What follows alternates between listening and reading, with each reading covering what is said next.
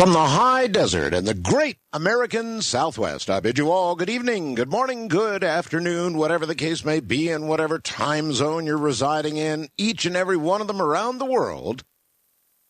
That's a long way. Covered by this program, Coast to Coast AM, the largest program of its type in the world. Great to be here. My honor and privilege to be escorting you through the weekend. The webcam photograph tonight at Coast to Coast AM on our webcam is Yeti. People have complained they haven't seen Yeti of late, and they haven't, because our new little one that we tend to favor photographically hangs around Abby. They are best buddies, and so when we've had cat photographs up in the past, it's been the two of them for the most part. Yeti is still here, well, happy, ruling his kingdom. And, oh, he is a ruler, too. There's a photograph of him taken about an hour ago. I would like to commend CNN, headline news. Been watching it for the last hour and a half or so. And they have been on the crawl at the bottom of the screen running all of the recalled pet foods. And I think they deserve plenty of props for that. It's a kind of an arduous list to read, but, you keep looking for your own pet food there. Haven't seen mine yet. And worrying.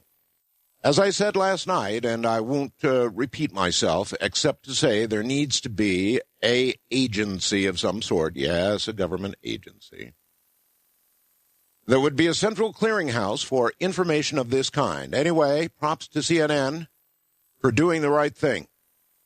God knows how many animals and how much grief they will save by doing that. We will get to unscreened open lines, but first, look at the news. Never good. The powerful Shiite cleric al-Sadr ordered his militiamen on Sunday to redouble their battle to oust American forces, and they argued that Iraq's army and police should join him in defending your arch enemy. The U.S. military announced the weekend deaths of 10 American soldiers, including 6 killed on Sunday. Security remained so tenuous in the capital on the eve of the 4th anniversary of the U.S. capture of Baghdad that Iraq's military declared a 24-hour ban on all vehicles in the capital from 5 a.m. Monday. Government quickly reinstated Monday as a holiday, just after it had declared that April 9th no longer would be a day off. Well, that's a way to start a revolution in a country. Tell everybody they've got a day off and then cancel it. In a rueful reflection on what might have been, an Iraqi government insider details in 500 pages the U.S.'s occupation, calls it shocking mismanagement of his country. A performance so bad, he writes, that by 2007, Iraqis had turned their backs on their would-be liberators. The corroded and corrupt state of Saddam was replaced by a corroded, inefficient, incompetent, and corrupt state of the new order. Otherwise, I guess it was fine. Don Imus is going to appear with Al Sharpton. Going to actually go on Al Sharpton's radio program just 5 days after Imus made racially charged comments on his own show. And by the way, Sharpton has not changed his mind about trying to roust Imus, says he'll continue to write the FCC a letter. The 15 British sailors and Marines held in Iran for nearly 2 weeks have permission now to sell their stories to the media. Ministry of Defense said Sunday that there's exceptional interest in all of this. The decision drew complaints from some opposition politicians who said the whole thing could tarnish the image of Britain's armed forces. A teenager once arrested alongside her mother in a prostitution case has now been accused of running an escort service out of her suburban Chicago home using the popular website Craigslist. Kimberly Peterson, boy, Craigslist been in the news a lot lately. Kimberly Peterson, 17, arrested after detectives doing a routine search of the site's classified boards found one including an offer to enjoy a beautiful blonde for X number of dollars per hour. All right, in a moment, we will look at the rest of the news. By the way, folks, I've been keeping track. I've got, of course, a very public email. Incidentally, if you want to email me, I'm artbell@mindspring.com. ARTBELL at mindspring.com or artbell@AOL.com. And I've been keeping track now for about a year of the amount of money that I've been offered due to, well, any number of things. Winning lotteries. Sometimes my email, apparently for some reason, just wins large amounts of money. And, of course, the ever-present passing of some Nigerian government official. Anyway, I've been keeping a running total, and thus far I have passed up, in about the last year, $113,457,927. That's a lot of money. $113,475,927. Just passed it right up. I'll keep a running total. All right, bees. I guess I have been receiving more email of late about the bee disappearance than any other single subject we talk about on the air. Einstein said if honeybees should disappear from the earth, so would plant, animal, and human life disappear within 4 years. An additional observation stated that we humans owe every third bite of food to honeybees. That may be underdone. There is a problem here in the U.S. that's been reported in around half the states now, and has now spread to Canada as well. The UK and 8 other European countries also are reporting the same problem. They're gone. The bees, Spain, Poland, Greece, Croatia, Switzerland, Italy, Portugal, Germany. This is getting really scary. One British Telegraph newspaper said that in London, over 4,000 hives. In London alone, that'd be 2/3 of the bees are simply now gone. Sometimes the dead bees are found, but often the bees seem to have simply been raptured. One of the strangest parts of the whole story, the mystery, is that in London, at least, no robber bees have invaded the empty hives to make off with the stored honey, which is usually what happens when hives are left empty. Chopping quotes John Chappell, head of the London Beekeepers Association, is saying, "It's frightening. The mortality rate is the highest in living memory. No one seems to know what's behind it. Nobody." The guesses range right across the board. On a recent conference call on the subject, Dr. Carlo thinks that the sudden demise might have something to do with EMF, electromagnetic radiation. He cites the startling stats that at present there are about 2.5 billion cell phone users around the world. While this, plus the explosive growth of cell phone towers, used to be the major concern, the problem has now been significantly exacerbated by the recent introduction of satellite radio. Now, I don't really buy into this, folks, but here's one person blaming the whole thing on electromagnetic radiation. So I have no idea what's causing the disappearance of the bees, but of all the stories we're following right now, this would seem to have the most immediate consequences for humankind. No food. No bees, no pollination, no food. So with all the things going wrong, this one would seem to be catching us the most quickly. Would you agree with that? I mean, we've got global warming, but that's out around 2040, 2050, when the really serious consequences manifest, if they're right. We've got the coming sun cycle looking toward 2011, 2012. But if 2/3 of the bees are gone now,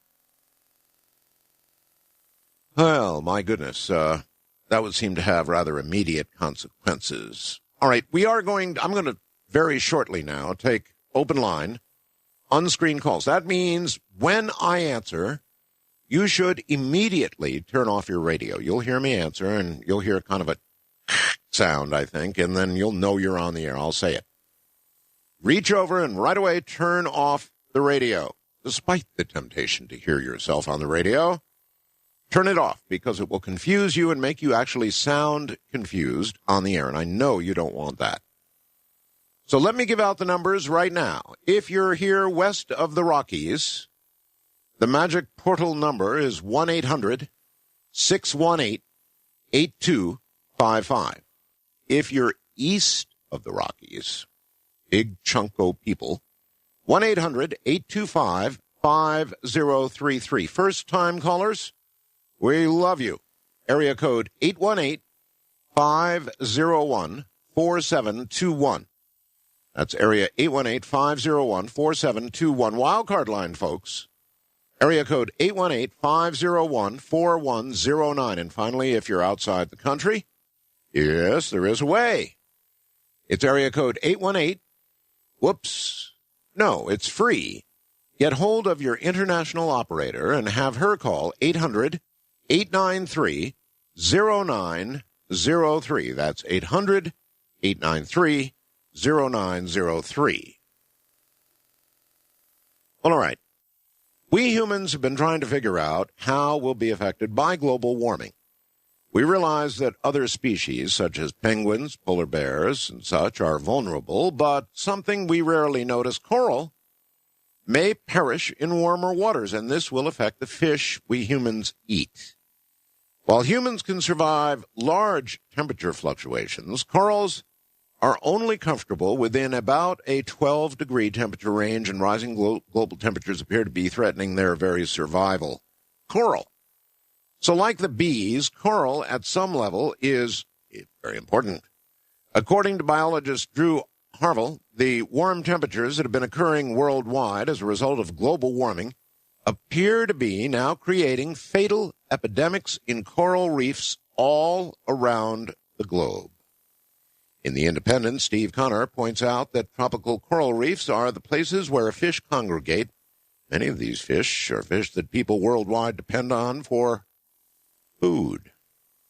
More than half these reefs are becoming degraded beyond repair. According to Connor, it would take an additional area of coral 4 times, it says, the size of the Great Barrier Reef, the biggest system in the world, to sustain current fishing levels. So think about it a little bit. The honeybees disappearing. I had a caller who said they were raptured, which I've sort of grabbed onto. I like that. That takes care of an awful lot of the food on land, and if the coral and other sea things just die, these dead areas in the ocean continue, we really will have a pretty significant food problem soon. Well, that climate study I told you about came out, but it did not come out untouched. They were fighting about the language. In other words, for example, how many people really will be affected? How many millions of people? Well, they're going to actually say how many millions? About 120 million. Hundreds of millions. But they changed that. They changed a whole lot of it. Scientists actually managed to get the last word, but they changed a lot of it. Some of the highlights: more than 1/6 of the world's population live in glacier or snowmelt river basins and will be affected by a decrease of water volume, and depending on how much fossil fuels there are burned in the future, 262 to 983 million people are likely to move into the water-stressed category by, here we go, 2050. Global warming could increase the number of hungry people in the world in 2080 by anywhere between 140 million and 1 billion, depending on how much greenhouse gas is emitted over the next few decades. Overall, a 2 to 3-fold increase of population to be flooded expected by 2080. Malaria, diarrhea diseases, dengue fever, tick-borne diseases, heat-related deaths will all rise with global warming. But in the United Kingdom, the drop in cold-related deaths will be bigger than the increase in heat stroke-related deaths. In eastern North America, depending on fossil fuel emissions, smog will increase, and there'd be a 4.5% increase in smog-related deaths because global warming will, of course, hurt the poor more. There'll be more social equality concerns and pressure for governments to do more. Lake Superior's warming is accelerating. Yeah, that's right, Lake Superior. Past generation Lake Superior has been warming even faster than the climate around it, according to a new study. Attributed to reduced ice cover because of milder winters, the warming has caused the lake's summer season to begin about 2 weeks earlier than it did 27 years ago. It is, said Jay Austin, assistant professor with Large Lakes Observatory on the Department of Physics at UMD, quote, a remarkably rapid rate of change. So no matter where you look, the environment seems to be morphing around us or under our feet, however you want to think about it. All right, here we go. Let's dive in. First-time caller line, you are on the air. Hey, how are you tonight? Yes. This is Epoch from Oregon. Welcome. So, what do you think about us doing the job of the bees? You mean flitting about from flower to flower and pollinating? Indeed so. I don't think it's impossible. I mean, we have the technology.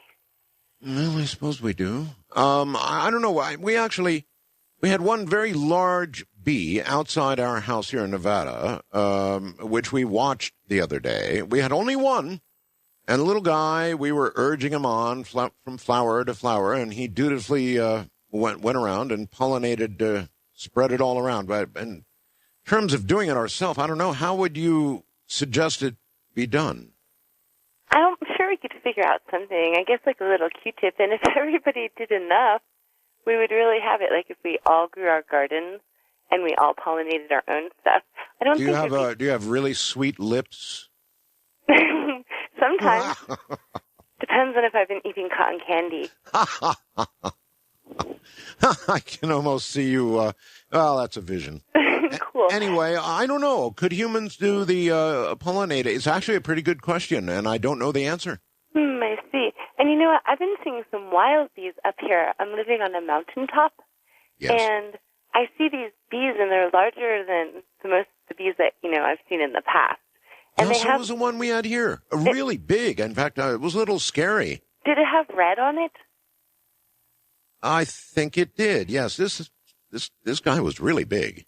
Yeah, monster ultra mega bee with red, and I've been seeing a lot of those more than like your average little honeybee. I don't suppose they've actually eaten the little ones, do I considered that, actually.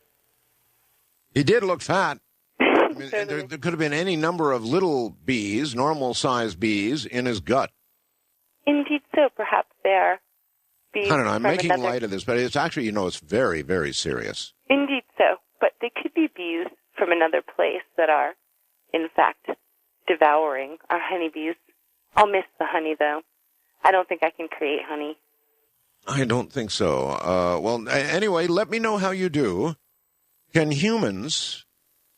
we somehow do the job of the bees? I actually doubt it.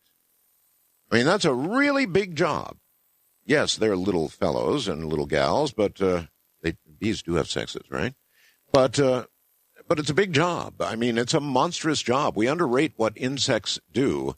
West of the Rockies, you're on the air. Hello. Hello. Hi, I was wondering if you ever experimented with marijuana. Why do you ask? Why would you ask me such a question? Just because I always wondered. Have you? Like, if you ever had any psychedelic experiences? Have you experimented? Yeah. You have? Yeah. Okay, and what's your phone number? My phone number? Uh-huh. And your address? I can't tell you. And what other psychedelics have you done beyond marijuana? LSD, huh? Dropped some LSD, did you?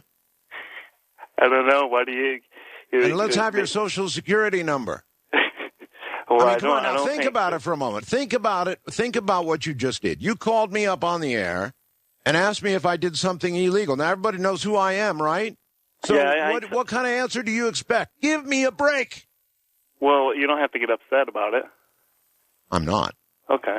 I'm having fun with you. You can claim the fifth, too, and I won't care. All right. I claim the Fifth Amendment against, what is it? Protecting myself and self-incrimination, something like that, right? What a question to call up and ask somebody on the air. Good heavens to Betsy. From the high desert in the great American Southwest, I'm Art Bell. From Whitley Strieber's Unknown Country, cars that fix their own dents are on the way.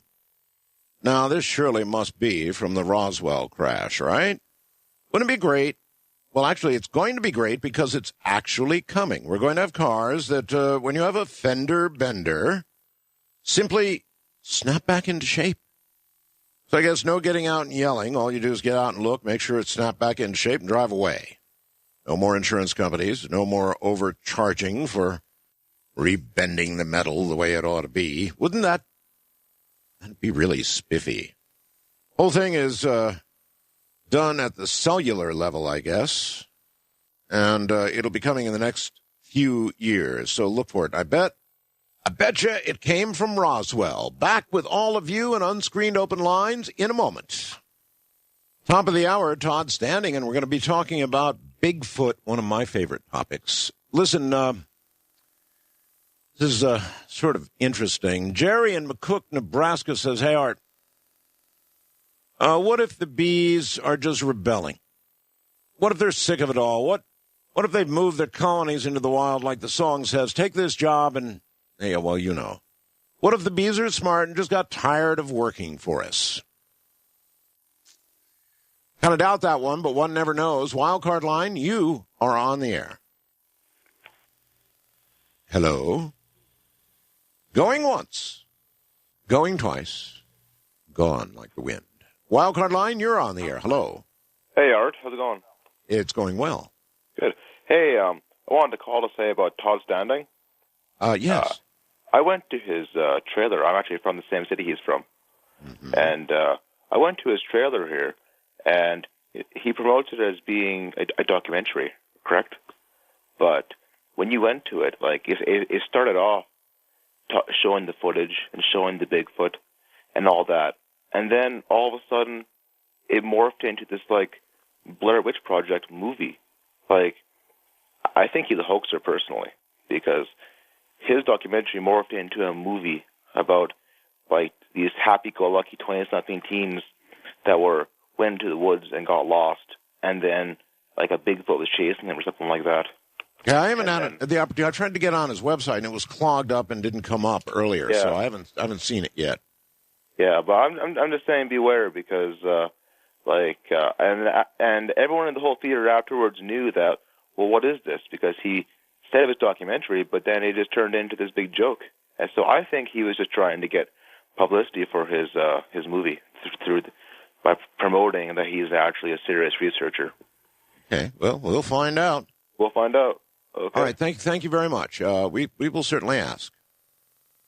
Let's see. Todd Standing is a documentarian. Yeah, he is a documentarian. Responsible for the website Chronicles and mini-documentary entitled Svanik.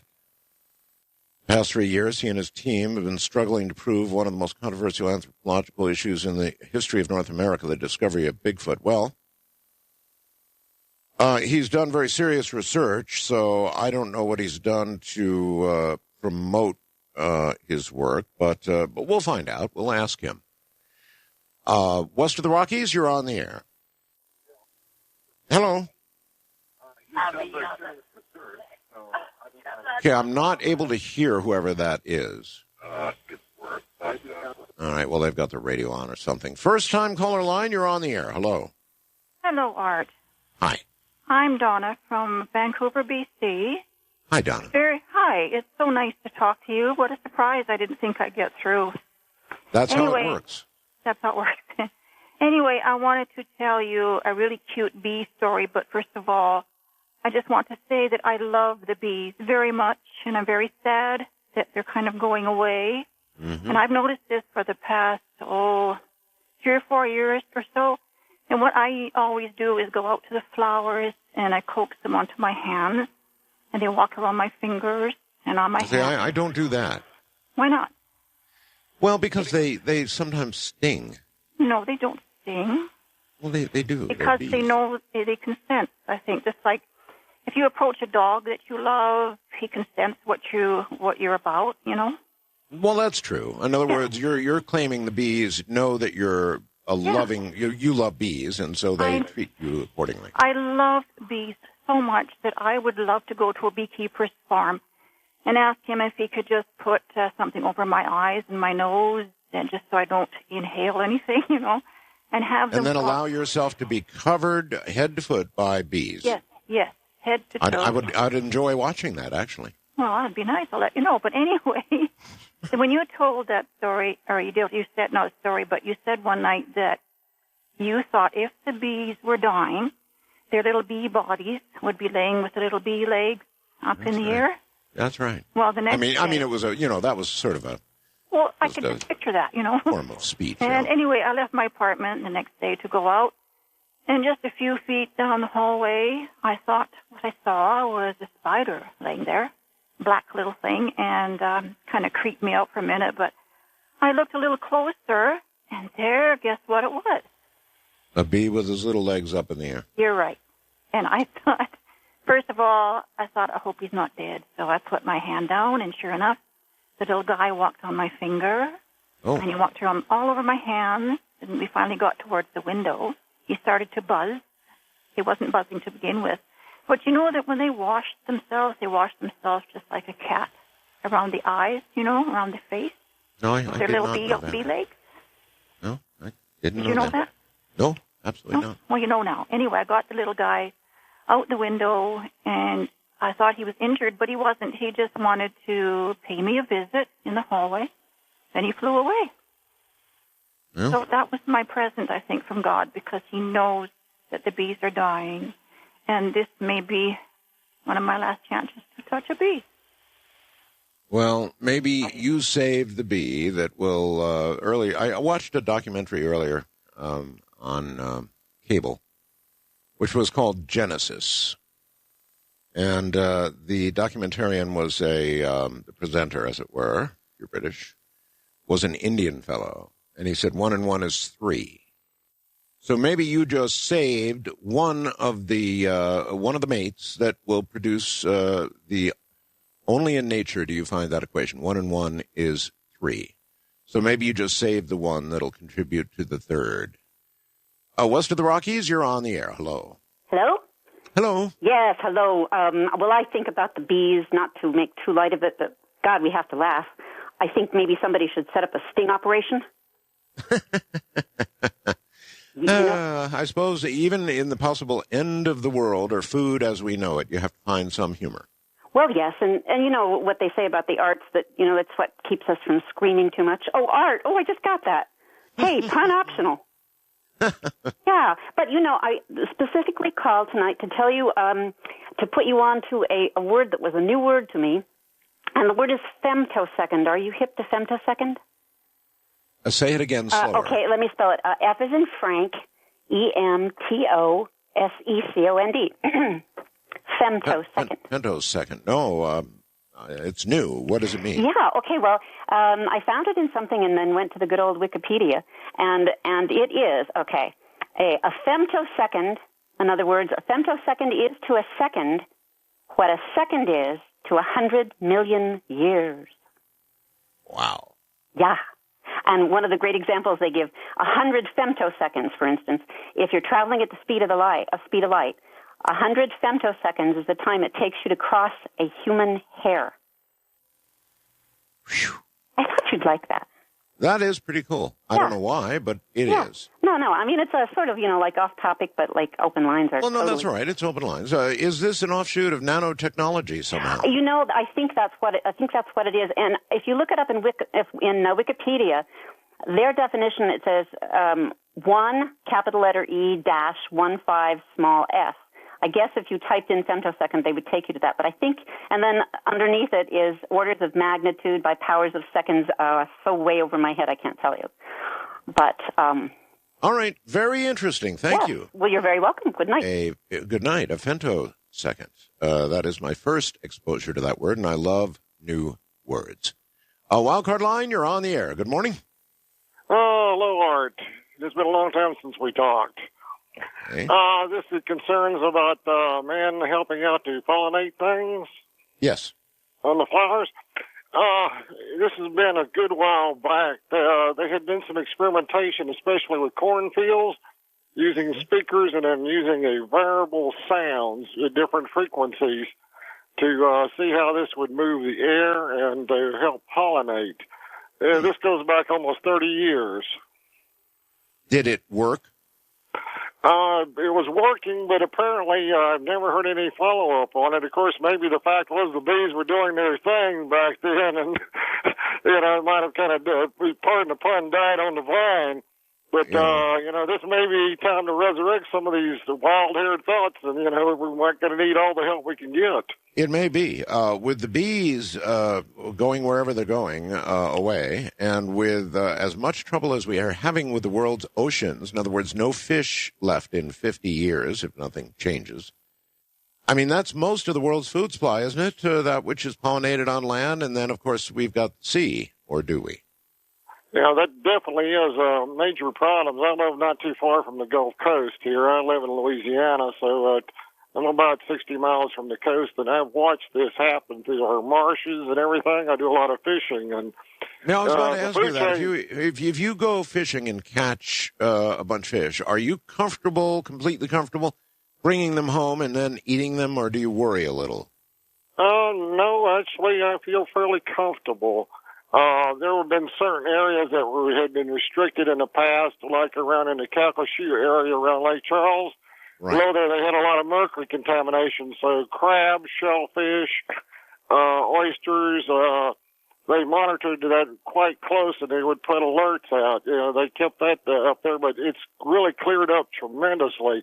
But there have been other problems, too. Of course, after Katrina, everybody was worried about the contamination in the marsh due to the oil and other chemicals that were dumped in there, as to wondering how long that was going to take it before it started dispersing to be to safe levels. But I haven't heard anything back that would say anything that was, prohibitive.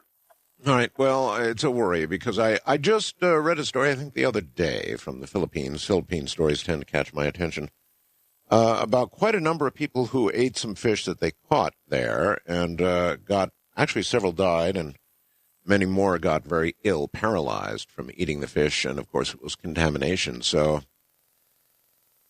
I don't know.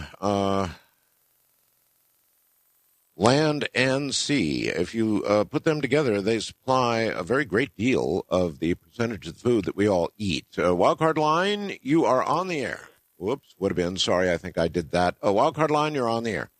Hello. Hi. Yes, who am I speaking with? The person you called. Yeah, well, I'm listening to you on the radio when you were talking to someone else. Mm-hmm. Well, now I'm talking to you. Okay, good. Is this Art?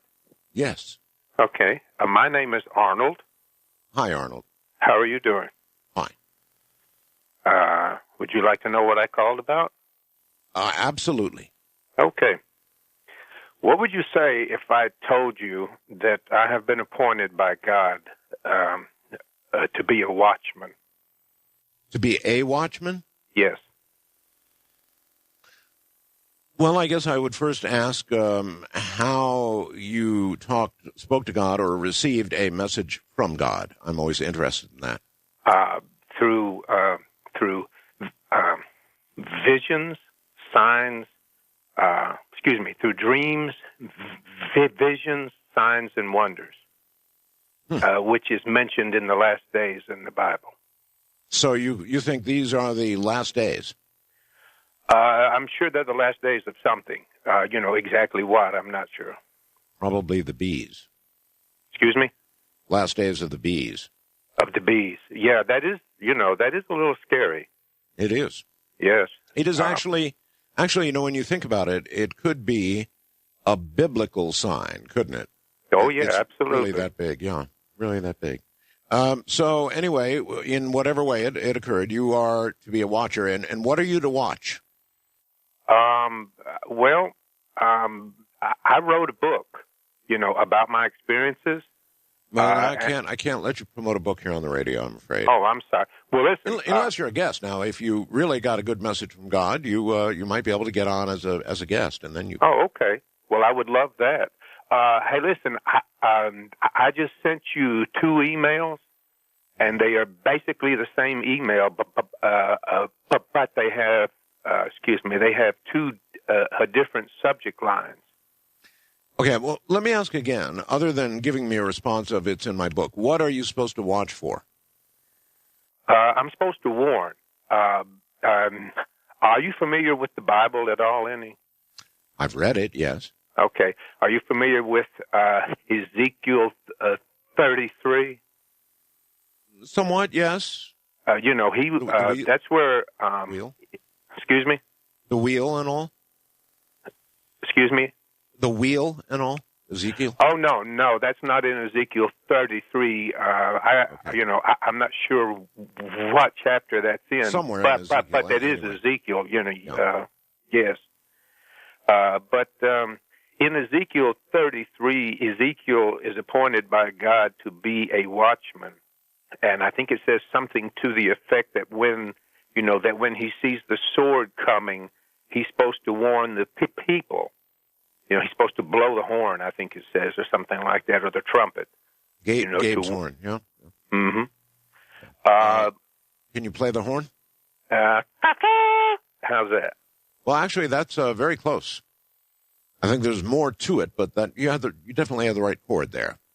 Wildcard line, you're on the air. Hello. Hello. Hi. Hi. How you doing, Art? Pretty well. Good. I just wanted to. I'm calling from Whitewater, California, and I had a little experience the other night. Well, actually, it was a long time ago, but it was in a dream. I saw what appeared to be God carrying a sheep herder's staff. Really? Yeah, and now, you're the second caller in a row. What are the odds for that? Yeah. He had he's been appointed as a watcher slash. I'm not appointed as anything, but it was just kind of at the time I was using drugs and I cleaned up, but I think at the time I overdosed, and that was God bringing me back to life. It was a vision that I had, and it was so real, and it was so gentle and kind and loving, and I just wanted to share that with you. Well, most people, of course, are going to interpret that as a side effect of the drugs you were taking. Yeah. And even you can't say for sure that it might not have been. Either way, whatever it was, if it got you off the stuff, then good. Yeah, and it did. All right. Well, congratulations, and stay clean. On the international line, somewhere out over the country, supposed to be anyway, you're on the air. Hello. Hello, me? You? Yes, great. Finally. Hey, Art. Hi. Where are you calling from? California. Oh. See, you're on my international line. What are you doing on that? Oh, sorry. Happy Easter. Bye. Okay, take care. You're not really allowed to do that. Not a whole lot of time, but east of the Rockies, you're on the air. Going once. Yes, hi. I was concerned about not only the disappearance of the bees, but the disappearance of our senior citizens, especially single ones that have been victimized by their families under the guise of helping and giving comfort and taking the power of attorney and taking their homes against their wishes. I've heard of that going on. I wish I had more time to devote to it, but we are dead right up against a break. So perhaps another time you and I can have more of a discussion about that. Actually, it is a big problem in the country. From the high desert, in a moment, we turn to Bigfoot with Todd Standing.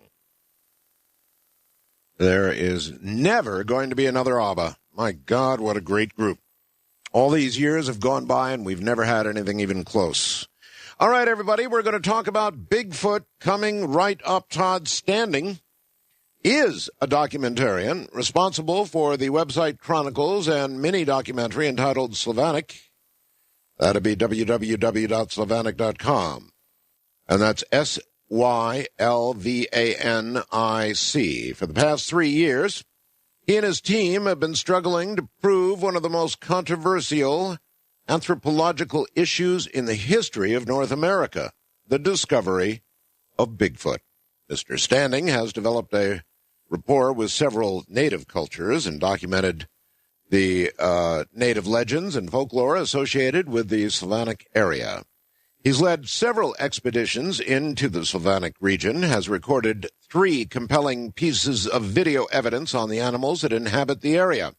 This species has been mistakenly thought to have become extinct about 100,000 years ago. Scientifically classified as Gigantopithecus, I guess it is, but more commonly referred to as, of course, Bigfoot. All of Todd's work is aimed at getting governmental legislated protection for this species before he proves their existence to all of us, the general public. So, in a moment, Todd Standing. Well, all right, Todd Standing, welcome to Coast AM. Thanks for having me. It's a pleasure to have you. It's a subject I really want to talk about. Before we get into it, during the first hour, Todd, some fellow called in. You may have been listening. Mm-hmm. Were you? No, I was not. No, you weren't. All right. Well, what he said was he watched something apparently on your website.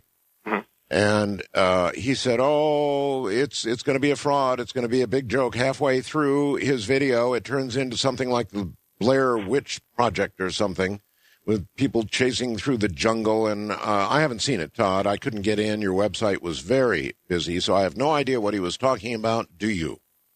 No. Perhaps if he came to the premiere that I actually had the film in Edmonton. But if you saw something on my website, I don't really know. The video, too, that's on my website is just simply, it's entirely a Bigfoot video. It's a Bigfoot stands up and sits down is the video that's there to the public. And so you're telling me there is relatively clear footage of a Bigfoot on your website in video footage? Absolutely, absolutely. And CTV took it and augmented it and brightened it right up and brought out what they put it through a big Avid program. And what happened? They were trying to disprove me, obviously. And what happened was back muscles came out, and they saw an elbow. So it's. Now I really want to see it. I can't get on. It's all busy. I'm sorry. Actually, it's all your fault. Actually, you guys put up my link coast to coast, and my site's been.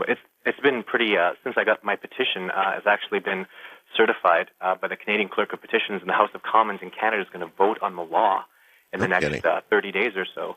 I've been getting some media and whatnot. I've been in a few newspapers. So I see. All right. How did all of this begin for you? I've talked to a lot of Bigfoot investigators in my life, and I'm curious how it began for you. Well, I was always the guy who said, told any of my friends, if you ever see a demon or a ghost, give me a call, because I know I went to university. I know Harvard and Princeton. They have, even the Inquirer, they have $1 million rewards for any proof of paranormal activity. And I always said, if you ever find something, give me a call, because we'll be rich. And actually what happened was 3 years ago, a friend of mine was going just for a hike in this Slavonic area, and his dog was killed. And, he's a friend of mine. We're not into paranormal stuff at all. And, I believe in science and what is definitive and what I can prove. Mm-hmm. Yes. And I just started investigating the region, and I started working with First Nations people. And through my website, I found a biologist who was a Bigfoot expert. And I never said Bigfoot the first year and a half of this. I didn't believe in Bigfoot. I had actually a hoax and mistaken identity theory that's on my website as well. And it seemed like a very sound, solid theory. And if you read it, it's something that it's almost hard for me to abandon, because about a year and a half ago when I recorded video 2 and 3 in the Slavonic region, I became a believer.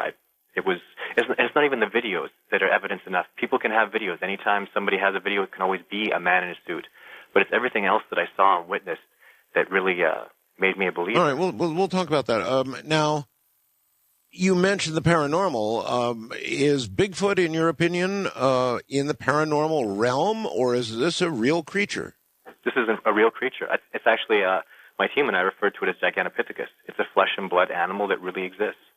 And once I show people how simple it is to realize the possibility of it, people will understand, well, why didn't we believe this the whole time? Like, this is just, it's not even some big mythical thing. It's just a species who just simply evades people, and they've been around since man came to the continent, most likely. So Gigantopithecus, they actually have bones and fossils of that are in China and India of a giant primate species that they consider to be most closely related to orangutans, and they just came across the Bering Straits when humans migrated here, and they've been living here ever since.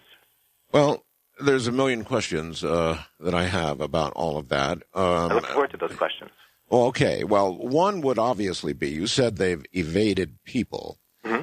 How have they done that? I mean, we are everywhere now. We fly. We've got satellites roaming the skies. We've got so very much out there that it seems almost, especially something the purported size of Bigfoot, how does it evade people?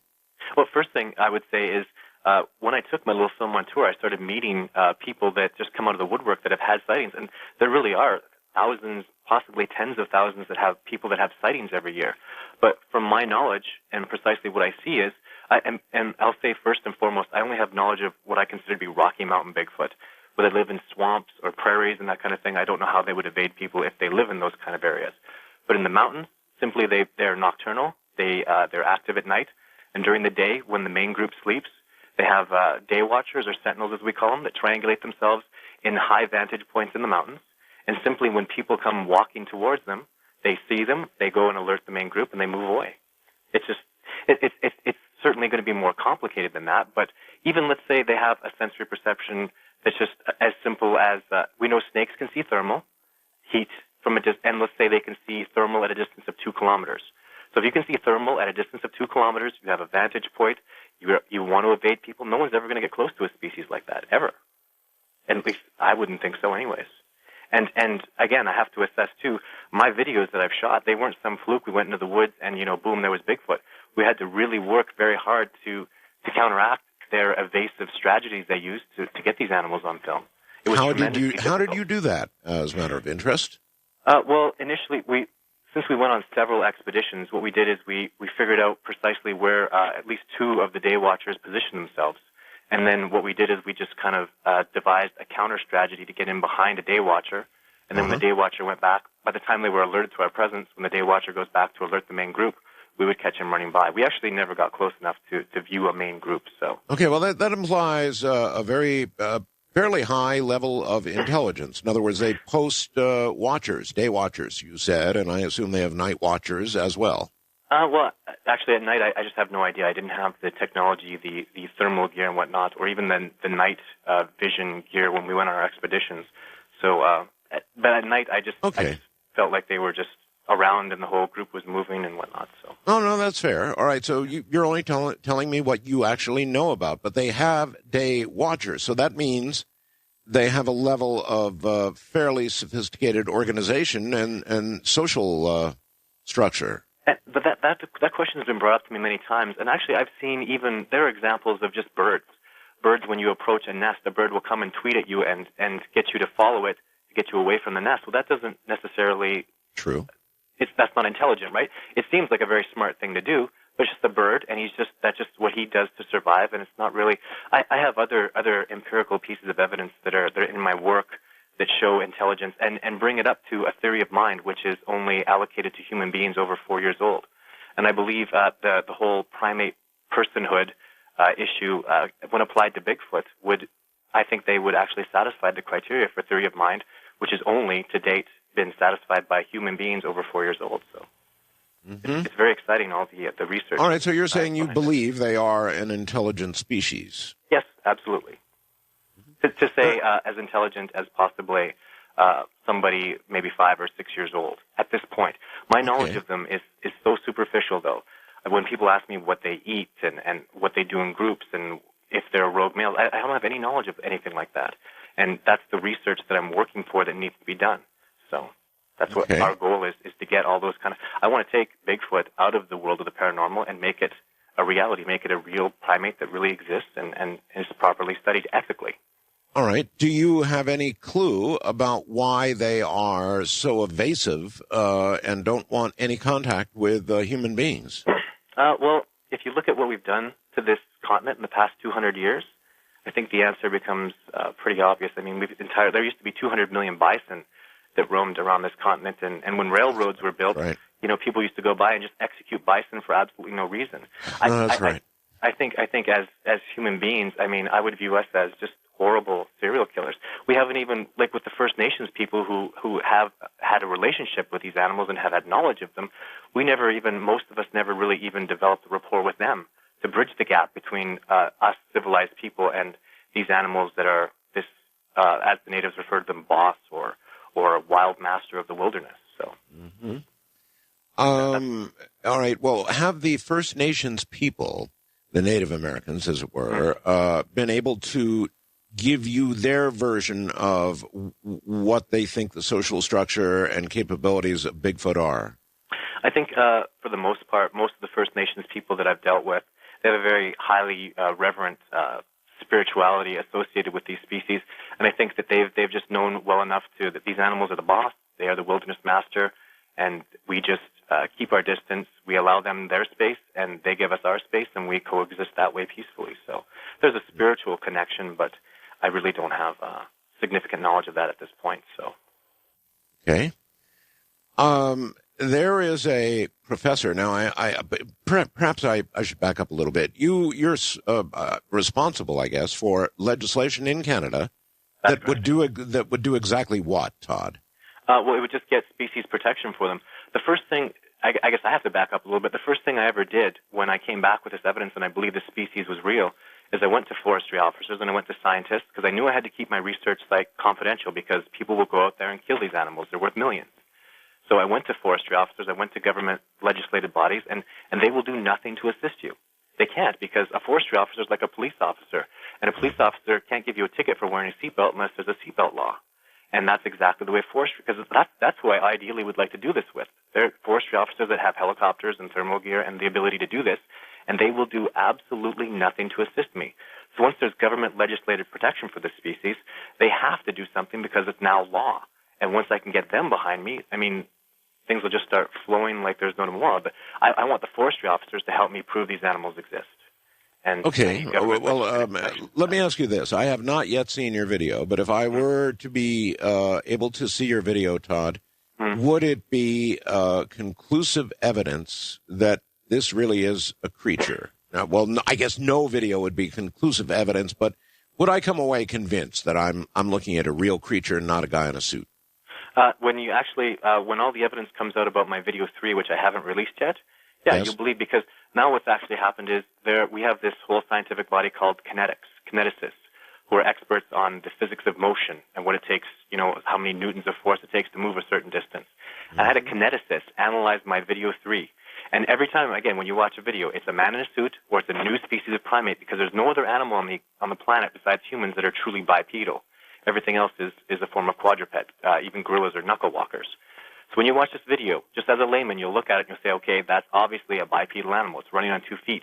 Well, this kineticist, when he first saw my information, he said, okay, well, I'll analyze this man. When he came back, he said, that's not a man. And I said, well, what do you know? He said, well, because in my analysis, the fastest man on the planet could not have done that in 24 seconds, and I just saw that animal do it in 17 seconds.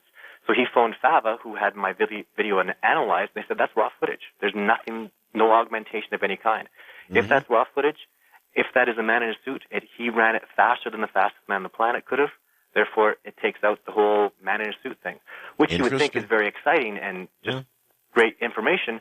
But to me, I'm beyond that. Like, I'm looking for a new domicile. I'm going to go shoot another video. I'm going to get more physical evidence. I'm going to get protection for the species. I need scientists involved to assist me in different areas of their specialty fields. And I'm just going to keep going forward with this. Video 3 is significant evidence, and once I get a kineticist to come forward and speak in my documentary, that'll be very significant. And all right, video 3 is not public yet, right? No, and the reason I've kept that to myself is because my website has generated virtually no petition signatures, maybe 100. When I go and have a showing, people come out to watch video 3. And when they come out, they sign my petition, and I've got thousands of signatures to that effect.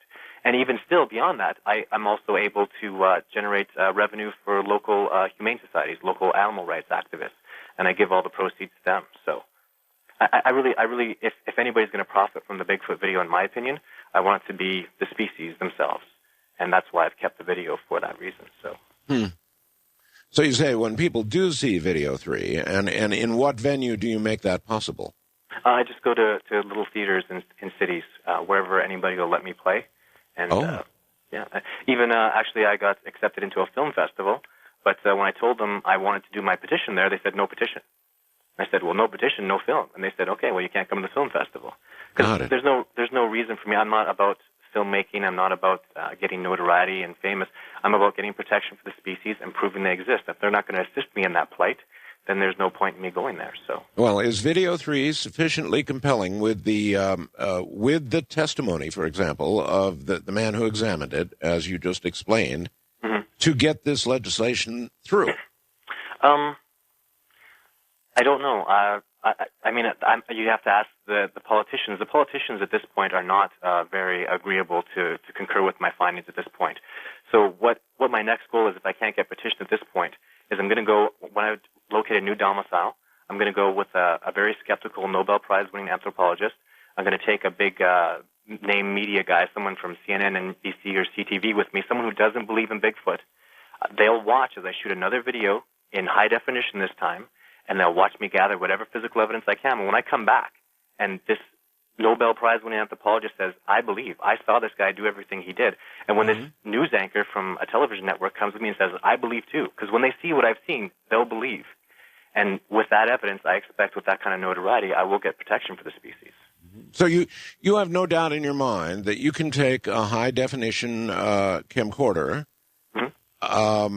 back into the woods, you know where to go and how to do it, and you can get some high-definition video and bring it back. Absolutely. Well, I can get within 50 yards of one of these animals, absolutely. And with a professional videographer and proper gear, even if I had thermal gear, I don't even, it would be amazing what I could do with thermal gear. I'd be really excited. But thermal gear is $50,000 to take that stuff with you. And night vision, when these animals are moving around at night, I would be very excited. I would love to do all that stuff. And that's kind of what my goal is to get that kind of networking ability and do all those kind of things. Well, I would think that clear daytime high-definition video would be better than anything in the thermal realm you could possibly get, wouldn't it? Absolutely. But I mean, for our own analysis and our own understanding of the species, thermal gear would help us understand what they're doing at night and if they are actually coming around and how they are manipulating and doing things. But the HD would absolutely be, and I wouldn't come back unless I had that. So, and I absolutely need that evidence. And I understand and you absolutely know how to go back and get it. Absolutely. Well, right now, the domicile that I had, the Sylvanic region, has been infiltrated. Bigfoot kill crazy people have discovered it. They've gone in with guns. I believe I've entirely lost that domicile. However, with that being said, I have enough knowledge to identify another domicile. And that's what I'm looking for right now, or that's what my team and I are searching for right now. And as soon as we have that new domicile, we'll keep this secret. We won't make the same mistakes we did before. And we'll go in and we'll ethically go in and not disturb these animals. We'll just get our video evidence, take only photographs, leave only footprints kind of thing, come back, use that to get protection for the species. And these animals are not immortal. They live and die like anything else. With the proper time and the ethical studies, we can actually find a body that's died of natural causes. Eventually, I will get a body. And I'll come back with the body, and then, we can go through the whole scientific process properly without having killed one of these animals. Well, that's another question. Why have we never found a body? I would probably allocate that likely to a very a significantly decreasing population. Even the fossil records of Gigantopithecus, they have very limited fossil records, and these animals have been around for arguably 6 million years.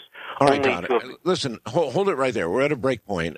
We've got plenty of time to explore this at our leisure, and you sound like somebody who knows what he's talking about. Todd Standing is my guest. We're talking about Bigfoot, and he's got a lot of new stuff in this area. I'm Art Bell. My guest is Todd Standing. We're talking about Bigfoot. Now, in all the years, I've done interviews with Bigfoot investigators, and one very special interview with a man who claimed he'd killed a couple. I have come to believe that probably they do exist, apparently in very small numbers, but I think there's very good evidence, actually, they do exist. Not impeccable evidence, but very good evidence. We'll continue with Todd in a moment. Just one Just one echo from the first hour, which is what I was about to say when my board op started World War III. Kevin in Topeka, Kansas, referring to a couple of the callers in the first hour, said, "Why does God only talk to wackos?" And I thought about that, and Kevin, you might want to consider at the same time why everybody who claims to talk to God is automatically branded a wacko. I mean, what if God is chatting every now and then with somebody or another? We automatically brand them all as wacko. If they talk to God, they're wackos, right? Be careful about that kind of stuff. All right, back now to Todd Standing. Todd, how many of these creatures do you think are still on Earth? I know that's asking for a big, giant guess. Mm-hmm. I'd like to say I have absolutely no idea. I discovered one domicile. I never got past the day watchers, never got even the ability to count how many were in the main group. So okay. I may have experienced the last domicile on Earth for all I know. I just have absolutely no idea. Even to calculate from the amount of sightings that are going on, it's just impossible. All right, no, that's a really good, honest answer, Todd. The domicile, as you call it, you found it, and you found it in this area that you made apparently now to your own sorrow public. What did the domicile consist of? Even though you didn't get a Bigfoot, you did get some video. What was the domicile like? Extremely remote, just almost inaccessible. It was beautiful. It was almost like going into it felt totally untouched by man. Even something I talked about a lot was just the species of deer that were there.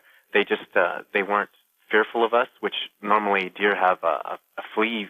They flee from you if you were anywhere near any distance of them. Sure. And it was a beautiful place. It felt like there was electricity in there. It felt like a very positive, good place, and it's upset everybody involved, including the First Nations people, that this place has been so violated like it has.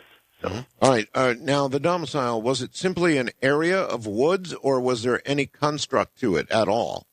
It was initially. I was under the impression that it was entirely encircled by an unbroken chain of mountains with only a few entrance points, which is actually not the case. There are several places you can get into, but the point was that there is a chain of mountains virtually all the way around it in different directions, and the terrain to get into it is just extremely difficult.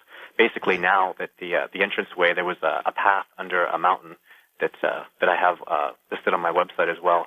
That used to be able to get into. Well, that's all caved in now. So the only way, really accessible way to get in without going way out of your way or helicoptering in is to rock climb in. So after okay, this, but I guess what I'm asking is, was there any evidence left behind of their presence? Were there crude tools? Were there footprints? Were there any evidence of, I don't know, food consumption or anything else you would look for in an area, for example, where somebody had been camping? Actually, there was a shelter, a Bigfoot shelter. There were a couple of things that we saw that were significant. Other things I can't really reveal because they revealed that this is a Bigfoot domicile, and somebody coming along would identify that as a possible domicile. But I sent you a press book and an interactive CD with a ton of information on it, and you'll see in there's some photographs of a shelter that were very significant to me because what happened was some animal took a big tree, bent it, and shoved underneath a log, and then piled up, branches on it. Now, my crew and I were there, and we're looking at this log, and it's, the three of us couldn't budge it. And the tree that was bent over, it had a base diameter of about 8 inches. So to grab this tree and bend it and shove it under a log, that just doesn't happen naturally. And it would have taken a group of 10 men to lift that log. So it was significant evidence to me. So. All right. What about? If this is where they lived, then one would expect to find some evidence, footprints, perhaps, leavings, as it were. In the Rocky Mountains, it's rock everywhere, and there are patches of earth here and there in the grounds. Even there are trails, natural game trails, but those trails are significantly worn in. You're not going to even get any kind of prints out of something like that, especially because Bigfoot is has a big, huge foot. He's not hooved. He doesn't make those little indentations in it. But when I was doing my research there at the time, our goal was to get video evidence because we were presenting that to a tranquilizer gun expert, an actual person who was retired, a forestry officer. And he said, if you can prove to me that you can repeatedly get within 50 yards of one of these animals, I'll go back with you and I'll tranquilize one. And that was our goal, and that's entirely what we were focused on. And when we were there, too, the reality of it is it rains a lot in the mountains. So you're looking for other kinds of evidence, and you're dealing with weather, and you're trying to survive because it takes a tremendous amount of effort to get out there. You're with food, and it's terrifying as well, especially at night when these animals are active, and you realize these are unpredictable species you know nothing about. So we really focused on getting our video proof just to show the tranquilizer expert, and that's what we came back with. So for us, it was a success just to even have that much. Todd, if you got too close, do you feel that there's any danger to you or your crew? Absolutely. If you did anything, if you were to go and tranquilize one of these animals don't see tranquilizer. They don't know the difference between a tranquilizer gun and a regular gun. And if you drop one of their own kind in a community of animals that are peaceful and harmonious, but they will defend themselves if they're attacked. If you go and throw a net over one of these animals, other animals are going to come out of the woodwork. And again, peaceful animals, but if you attack them, if you're trying to steal them away and put them into slavery, into a zoo, they're going to violently defend themselves like any animal would do. And that's something else I'd like to tell the people is don't try to do that. Don't try to tranquilize one of them. Because as the First Nations people put it, you'd take your last breath. You're taking on an animal who's very familiar with its habitat, who is a master of the wilderness, who is twice the size of a gorilla and probably twice as strong. And you go and you tranquilize one of those animals, and I'm telling people, they live in communities like virtually all primates do. They evade people in communities.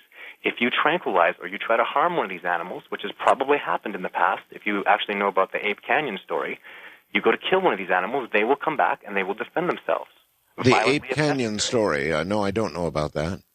It's just someone claims to have shot a Bigfoot, and when he went to claim the body, other animals came and scared him off, and then when he went back to a cabin, he was allegedly bombarded with stones all night long. And people go back there and look at the area and whatnot. But this is just one of the...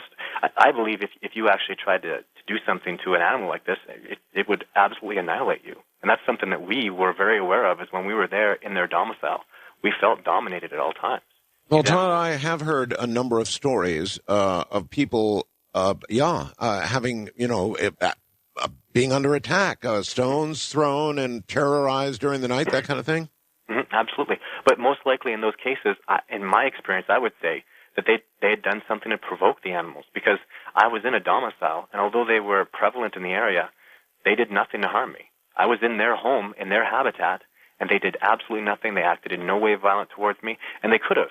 If they would have perceived me pointing a camera at them as a gun, they could have injured me, and that never happened. They never attacked or harmed me or my crew in any way. For how long were you in their presence? We only actually made it into the domicile the day that we shot the videos, 2 and 3. We were only there for 3 days. So it's a tremendous hike in. We ran out of food and just left and made it back to civilization as soon as we could. So, but we always knew that we hadn't given up the domicile, that nobody knew about the place, and that it would be our research site. Okay, how did the Todd? How did the word get out about where the domicile was? Before I'd acquired a good team that I thoroughly trusted, there was a gentleman who helped me shoot video 1, and when I came back with that video evidence, it became the Bigfoot community said, "Hey, do you think you saw Bigfoot?" And I had said no. I didn't even have that's my video 1, and you won't see it on my website because he took this video and he sold it. Some big money guy came in and said, "Hey, I think you found Bigfoot. I'll give you whatever amount of money if you take me to the domicile." And that's precisely what happened. Is he went back there, and if you go back there with guns too, these animals are just going to leave because these people are ignorant. They have no idea how these animals are evading you, and that's their whole structure is based on evading people. So if you go in there with guns, they're just going to leave and they're not going to come back. And I believe that's just that domicile has been lost to them, which is also very disheartening because it's out in the middle of nowhere. Why can't we give them that space? No, we have to go out there with guns and try to kill them because it's worth millions and the fame and the notoriety. Yeah, and so the word got out, and then I take it many people made the trek to the domicile. Is that correct? Yeah, well, absolutely. And even I've heard from forestry officers, they've asked me not to reveal the location because they just got the area under control because they had different groups of people out there with guns looking for something bipedal, which humans are. So you're out there in camouflage, different people shooting at each other. It was just a big mess. So, and even beyond that, other speculation and events that have possibly transpired out there that are really just, I just kind of have to go on with my next thing and learn from all the mistakes that were made, make sure they don't happen again. So, all right. Well, listen, Todd, you're now talking to millions of people across North America and certainly across Canada, all of Canada. So you're in a position now to give people advice. If they come upon a Bigfoot domicile or a Bigfoot creature, what do you advise them? Count your blessings. I mean, just really try to figure out precisely how you got into this situation, because this is the most evasive animal on the planet. What did you do, or what strange circumstance has transpired to give you that sort of opportunity? And don't be afraid. Even the First Nations people have told me there's a reason when you have these kind of confrontations or something happens. Don't be afraid. Just enjoy the experience. For God's sake, don't start shooting at them, because even if it is a man in a costume and this whole thing's been a hoax, if you kill somebody, it's murder. If you're hallucinating, and you have a high fever and you think you see Bigfoot, don't shoot at it. It could be a human being. But if it really is Bigfoot, enjoy the experience. Remember your surroundings. Remember everything that happened. If you had a funny feeling, if the hair stood up on the back of your neck, what you smelled, and just write all that stuff down. Write down as much information as you can, and report it to me, please. What about safety information? I mean, is there anything they ought not do? Other than not shoot at it. Just remember, you're a civilized person. You're out of your element. You're in the wilderness. Just don't do anything aggressive. Don't try to assault anything. Maybe even if an animal is charging at you, I've heard of, just leave the area. Don't go back there, because there's a female giving birth, or there's something special about the area, or I don't know what it could. You could be dealing with a homicidal Bigfoot. We have homicidal human beings, right?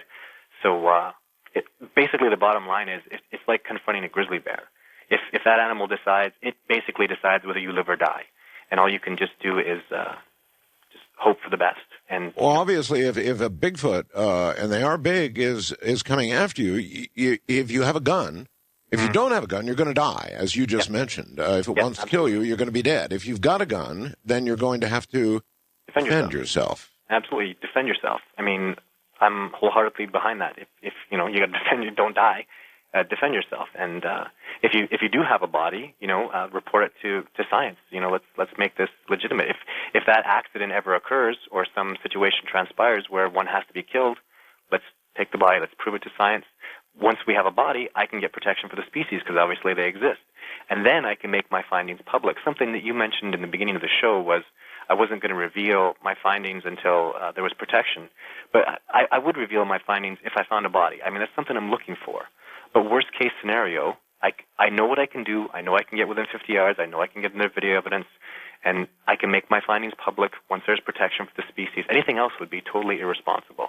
I mean, as you can imagine, Art, people are, this is like treasure. Killing one of these animals would make you famous and rich overnight, and there's absolutely no protection for them. If you could assassinate a whole domicile, and there'd be no ramifications whatsoever. You could drive right across the American-Canadian border having these animals hung upside down, and nobody could do anything, because as far as they're concerned, those animals don't exist. All right, let me tell you a little story, and you can tell me how you react to it. A number of years ago, Todd, I interviewed a man down in, I think, Texas, and he claimed that he shot 2 Bigfoot, and it was a hell of a story. He ended up burying these 2 Bigfoot near a stream, close to a stream. Yeah. And he was prepared, Todd, to actually take me to the bodies. And we entered into very, very serious negotiations about this. He actually had a map so he could get back to where they were buried. And we entered into negotiations. Now, he went to an attorney, and he spoke to his wife. And at the end of the day, it's a long story, but at the end of the day, Todd, he decided not to take me. I believed every word he said. I still, to this very day, believe every word he said. He didn't take me to the bodies, Todd, because he was afraid of one of two things. One, that that he would be charged with murder. He was absolutely convinced they were Bigfoot. They were not humans. They were Bigfoot. But there was this edge of serious concern, and in the end, his wife talked him out of doing it because he really did feel that he would be charged with some kind of crime. And I suppose that is possible, or would you argue with that? No, I would argue with that strongly. There's no, if you talk to even a forestry officer in the United States told me, he said, there are species of animal that you're allowed to kill. You're allowed to kill crows, for example. He said, I, as a forestry officer, would sit there and watch you execute crows all day. And those are a species that are proven and known to exist. He said, if you kill, somebody could walk by with a truck full of Bigfoot. I just have to shake his hand and tell him to be on his way. Unless there's some sort of biological concern. Other than that, there's absolutely nothing. This is not a species that's proven to exist, and there can be no legal ramifications whatsoever. And I know this because I've fought to get forestry officers to help me. And I've been to every branch in Canada and the U.S., and I've talked to these people, and they say there's nothing we can do because they don't exist. Nothing. It's in fact, that's kind of the sorry state of things, is that the discovery of this species is entirely up to private citizens. No branch of government will do anything to assist you, and except, of course, a branch of government that wants it for whatever reasons, because it would have a super soldier or some sensory perception that they might have. But there's really nothing but private citizens to make this discovery. That's why it's up to people like me to do this. All right, you're probably aware of, I can't think of his name, but there is a professor at a university in Washington who is urging that that somebody shoot and kill a Bigfoot so that we can do exactly what you want to do. Then he doesn't want any others killed. He just wants one body. And I would, you know what? That would just be such a scary situation because of my knowledge of them being so socially orientated. I think if you killed one of these animals, I don't think you would survive. I think people have tried to kill one of these animals. I've heard stories, and I actually have documentation about people that have either tried to or killed one of these animals, and they don't survive, period. You're risking your life. It's just like, it would be like the First Nations people explained it. It's like killing a grizzly bear cub. What are you going to do except when 10 moms come back? They've evaded people in social groups, this much I'm certain of, and they will stand together in a social group. If you go out and you try to kill one of these animals, which has probably been done before, you will not survive. Period. You've seen the gorillas in the mist where they have those gorillas come charging at you. They do their bluff charges. Yes. Can you imagine an animal 2 to 3 times that size, 2 to 3 times as powerful, and a group of them coming at you? I don't want to be there when that happens. And I'm telling people that's what's going to happen to you. This is a species that survives in social groups. Go ahead, try to kill one, see what happens to you. And do you think they bury their own dead, Todd? Just really not sure at all. I think, you know what? I think if somebody came across remains of a Bigfoot, they wouldn't know what to do with it anyways. Unless you're a primatologist or you have some thorough knowledge of anatomy, you could come across a leg bone and just think it's from an elk. And somebody could have one of these bones in their house and not even know it. So I have forestry officers that have come across stuff and they didn't know what the heck it was. So, but even besides that, when you talk about bones, Dr. Grover Krantz, who was a Bigfoot expert, did his own little survey for the decade of studies that he did. He asked hunters, how many bear bones have you seen? How many cougar bones have you seen? And he came up with 0. And I've been doing that study myself. I've never met anybody who's seen bear bones or cougar bones out in the wilderness because, we have porcupines out there. We have this ecosystem that consumes everything. And that's just the likely answer for that. So that's actually a very good point. All right, Todd, hold tight. We're at the top of the hour. You can take a little bit of a break. Todd Standing, obviously very, very serious about his work. Now, he's got some video, some very serious video 3, for example, that fairly conclusively proves the existence of Bigfoot. And those who see it get an opportunity to sign a petition. We'll talk more about that and Bigfoot in a moment.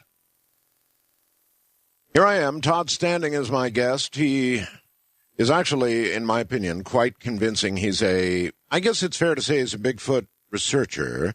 He's out to prove they exist and get legislation in place to protect them. And certainly all of that makes sense. We're continuing to explore what I consider to be a real... I really do believe that these creatures, somewhere, I suppose, between ape and man, smartly hiding from man, continue, albeit in small numbers, to exist. I do believe they're out there. Back to it in a moment.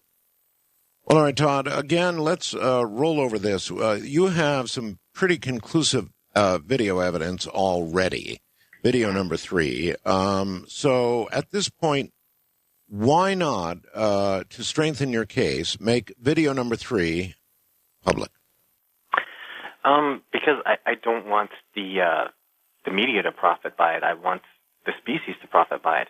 And I don't want to be a flash in the pan kind of guy that just, is the video of the week. If people are really interested in Bigfoot, if this is a real thing for them, they can come out when I bring my film to their city if I can, and they can view it that way. And again, I get my I'm only going to use this Bigfoot video to get protection for Bigfoot.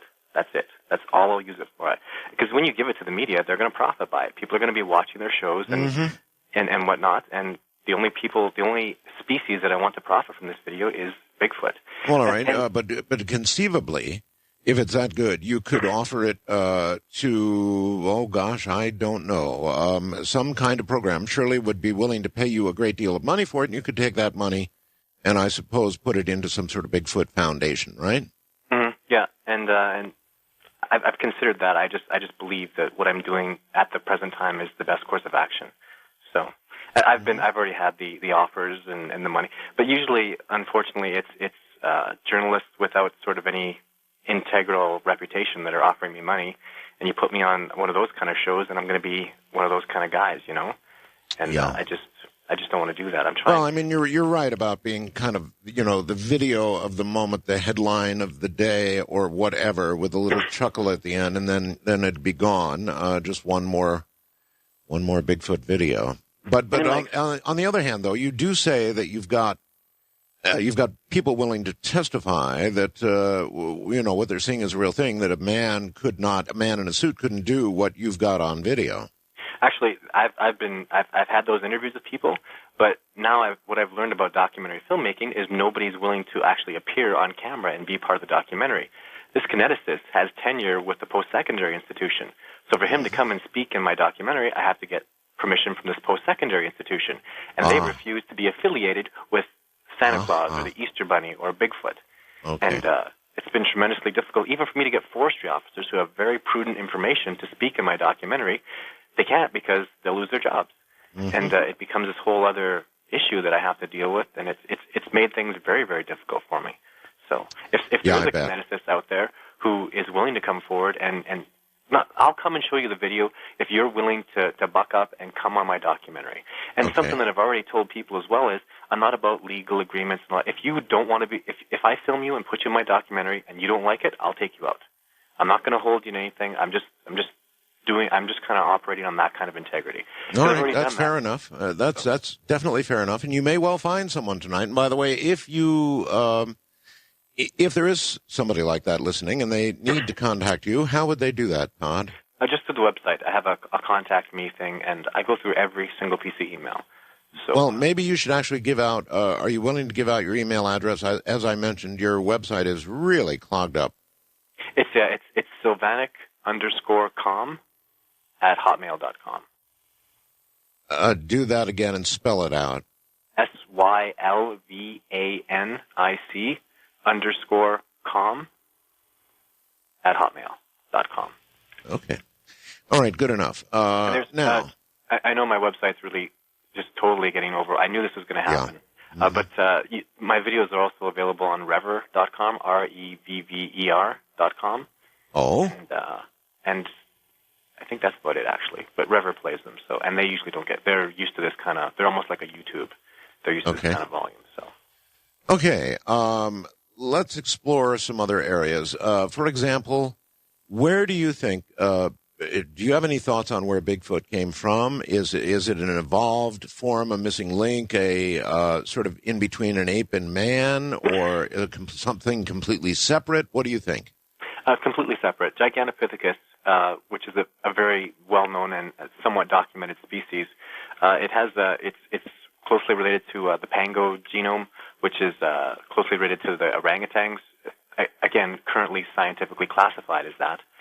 And they even have to the point where they actually have a very good idea of what the species, when it existed in China, ate, because they've taken, they've scoped the molars that they found, and they found that bamboo and fruits and nuts have been associated with those molars.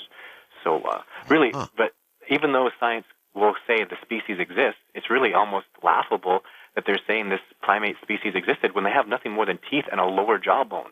They don't have an upper jawbone. They don't have a skull. They don't have a leg. They don't have anything. They have no feet, no back, no spine, no nothing. Only teeth and jawbones.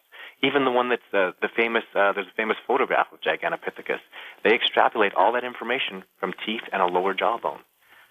So, but with that being said, science has enough knowledge about primatology where they can deduce that the species was significantly bigger than gorillas, and they actually existed, that it is a primate.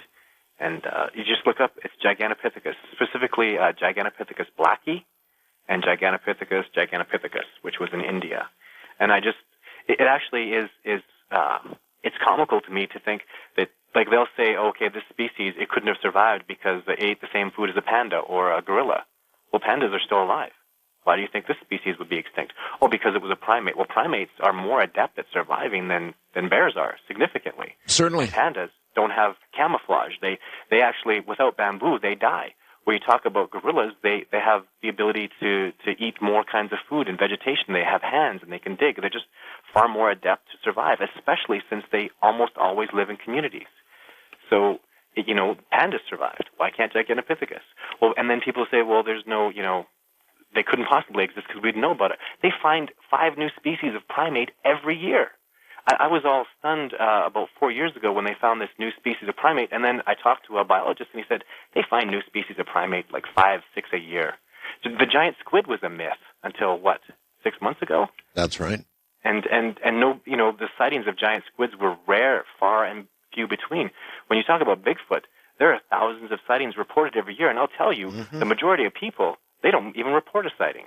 And they talk about the quote-unquote wackos, I hate using that term, that report this. The heck with that. There are doctors, lawyers, judges. There's an ex-president of the United States that believed this species existed.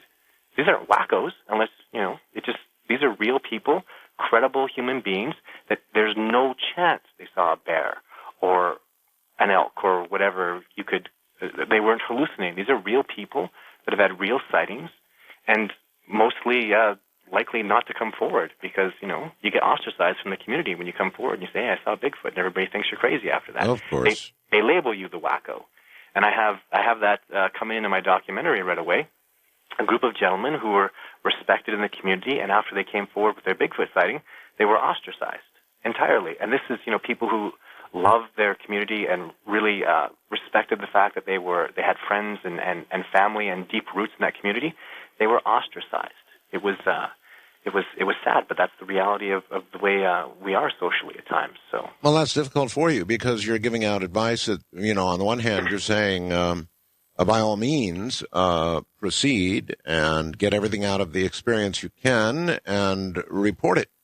But then on the other hand, you're saying don't report it. Well, report it to Bigfoot websites, people that are already believers. And that's actually the only way you can report it anyways. If you phone the forestry office, they'll hang up on you. If you call a radio station or media, if there's something bigger going on, they're not going to cover you. And most of the time they'll laugh at you and they'll do a crazy story about this crazy guy, and they'll just be for a big chuckle, right?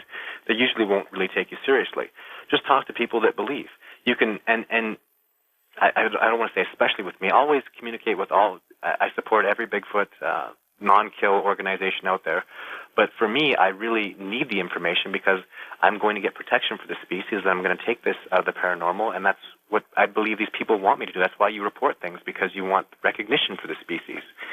And if you believe the species exists, please do take it. My petition is free. You just rip it off my website, you download it, and for the cost of a stamp, you send it to my post office box, and I will bring it to Parliament. I've already done it in Canada, and I'm going to do it in the U.S., and I will not stop until protection for the species is done or until I conclusively proven they exist. Now there is, before, there was nothing you can do, to my knowledge anyways. Now there is. You can stand up and you can make a difference. And at the very least, I'm just going to blow people away with what I can do and all the knowledge that I have. Okay, Todd. There have been a number of recordings of Bigfoot sounds, and I've had several that Bigfoot investigators regarded as credible and real. Have you heard some of these? And can you affirm? I mean, they're literally screams. Does that sound right to you? Well, I've heard them, and I've heard them online and in TV shows. I've never in real life. No, I mean. Again, it goes back to me, this is the most evasive, elusive species on the planet. They're going to do everything they can to hide. This is probably extenuating circumstances where they're mating calls or, there are certain times of year when elk make a lot of sound, but that's just not very often going to happen. Because elk, if they went around making lots of sounds, they're not going to survive. Animals are going to detect them. So the most evasive species on the planet, which I consider Bigfoot to be, the majority of, I haven't had a lot of experiences with them, and I've never heard them make any kinds of sounds whatsoever. That was going to be my question. You were close, and you've not heard a thing. No, even actually the profound odor, which is very significant evidence, even across the First Nations people. And I never really had a profound odor. There was one of my team said he smelled something at one point, but I was within 50 yards of one of these animals, and I never smelled anything. But that could be attributed to the fact that they're in the mountains, brilliantly crystal clear water, that they can survive in. They fish in that, and it's probably just, in that particular, like if you're going to see a Sasquatch in the swamps, I bet you he's going to smell awful because he's lurking around in murky, nasty swamp water. But Rocky Mountain Bigfoot, nothing significant for odor that I've ever discussed or ever taken note of to point. When will you next go out, Todd? Well, my team, my other two members, I have a paramedic and a biologist paramedic from Calgary and a biologist from Great Falls, Montana. They are going out on an expedition next weekend, and they're going to continue to search. They're really looking for a needle in the haystack when you're looking for a Bigfoot domicile. The difference with us is we know what the needle looks like. Everybody else is just looking through a haystack, and they have no idea what they're looking for. So we are very, very, and it's an exciting time for us because I think we have some really good leads. I have some very, I guess you could call them hot spots. And I think, as soon as we're able to recognize a domicile, I want to get that team together and make that the expedition will be highly publicized when we come back. I'm going to be very secretive about it as much as I can, but when I come back and I have the video evidence, I'll make it public because I want to get protection for the species and I want to have this taken out of the realm of paranormal and make it a reality. Okay, well, I'm sure you've seen a lot of the other evidence, the Patterson video and all the rest of it. What is your opinion of other presented evidence and video? Is there anything you consider, since you've actually seen one, is there anything else out there that you consider the real McCoy?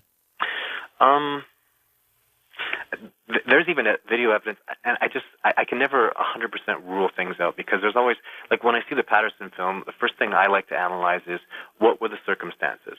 And Patterson was coming along a rocky area on horses, and now the most evasive animal on the planet is in an open space. She certainly would have heard you coming, and she did nothing. She kind of had a drink out of the creek. This is again my very loosely based analysis of it.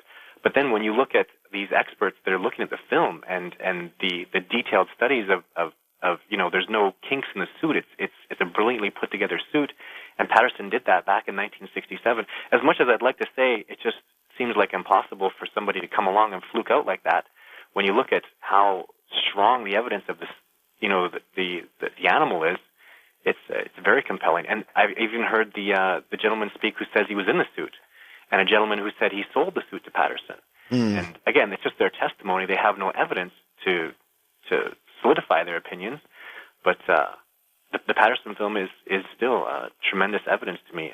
If Patterson did hoax it, the reason it hasn't come forth that it was a hoax because he did more than get extremely lucky. It was just a brilliant fluke. So, okay, Todd, what do you work aside from the work you're doing on all of this? Are you in the working world, or is this now, however you manage to do it, your income?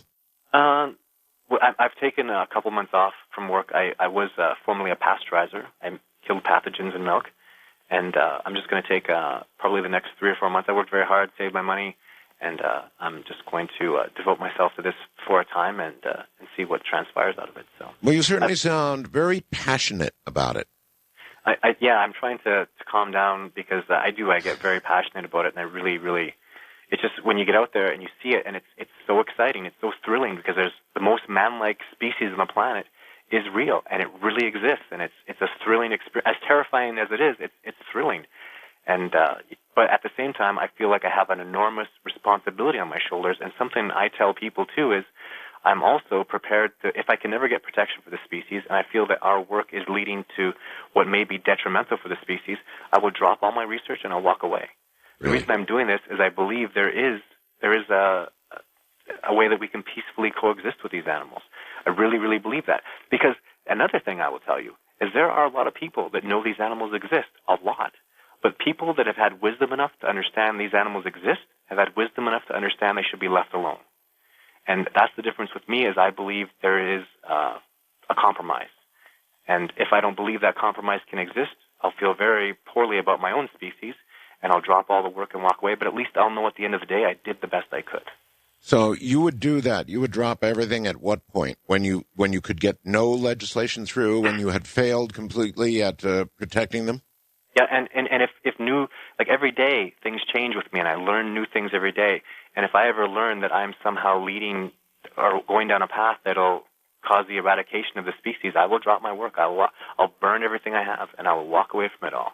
Because it's not about my notoriety. It's about the notoriety of the species and proving even just to my children that I'll have someday that, we are good enough.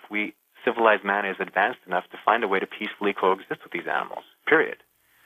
I want to believe that. Gosh, Todd, I wish I believed that. But if one was shot, or even in a more spectacular way, one was captured alive, you and I can both imagine the circus that would ensue. It would be horrible. But what inspires me greatly, too, is even I've been deceived, lied, and cheated, but I've found great men. I have 5 people that I implicitly trust that get offers all the time. Just sell this guy out, give us the information he has, and they don't do it.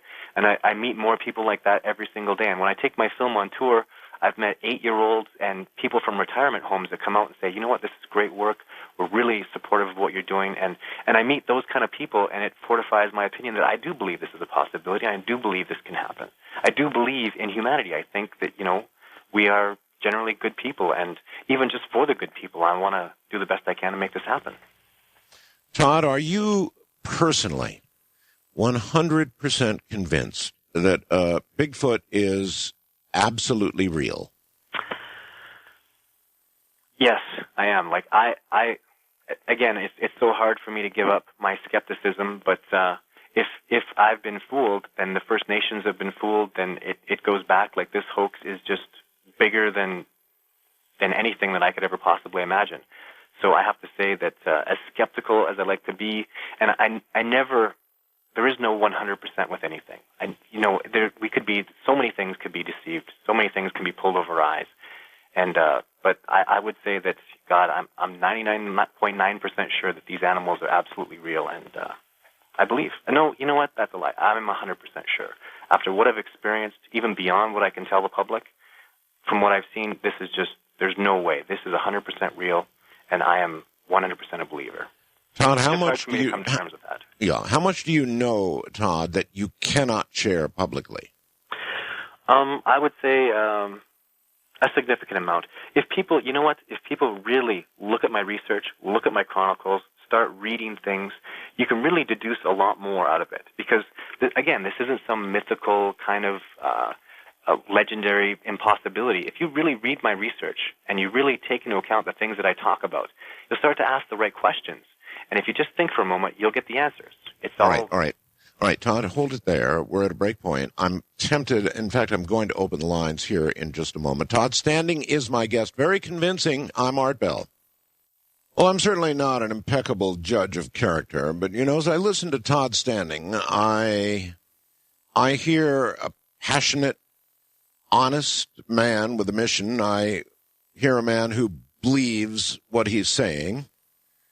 And I think that everything he's told us probably is going to stand up to scrutiny. Now, that said, what I'd like to do is give a preference to any of you out there who have had a sighting. Any of you who have had an encounter, and of course any of you who have serious, important questions for Todd Standing, I think it's a good idea at this point to open lines. But with what I've heard so far, I'd certainly give it an A. I'd give Todd an A.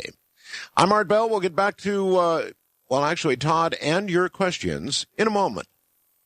I have no idea whether this message that I have is real or not, but I actually have a message from Bugs, purporting to be Bugs, from Texas, and I won't say where.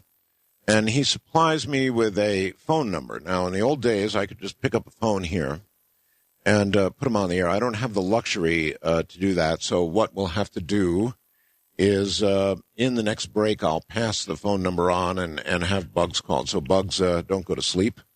I'm sure you won't. We'll get to you in the next segment. In the meantime, Todd, I'd like to bring some people on and see what they have to say to you. Sure. Okay, then here we go. This would be Billy in Somerville, South Carolina. You're on with Todd Standing, Billy. Hi, Mr. Art and Mr. Todd. I've been a big fan of the show, and I remember a previous show, Mr. Art, where you brought in a guest who spoke of the Nephilim, and putting it together, it seems to me as though these creatures are intelligent and have the almost supernatural ability to detect humans before we detect them and to disappear from us.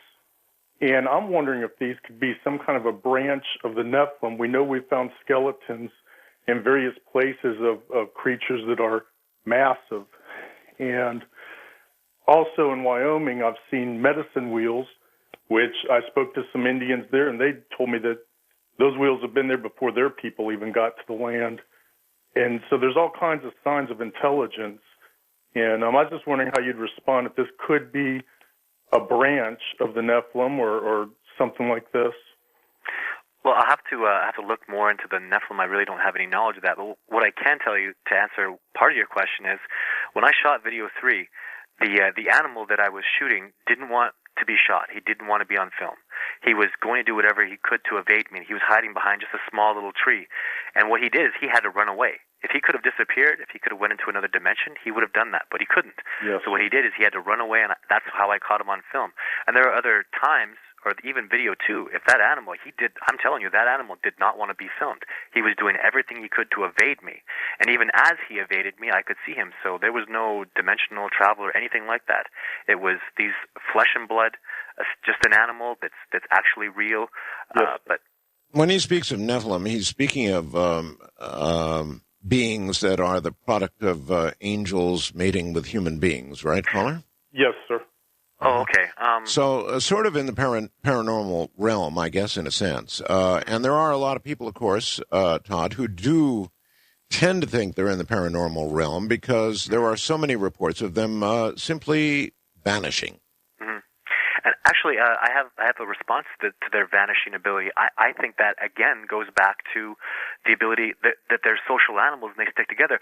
When an animal, for example, I believe that an animal that I saw was in an area where it couldn't escape. It was trapped.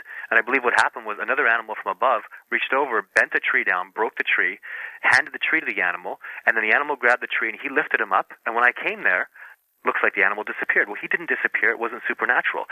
Simply another animal handed him down this huge log and removed the log after, and I have no knowledge of what happened. So that's not supernatural. That's just being a social creature and having, it's not even some kind of huge intellectual thing. It's just being smart enough to know your surroundings and how to evade people, because that's what they do. Mm-hmm. So, all right, Carol in Claremont, California. You're on with Todd. Good. Hi. I have a question.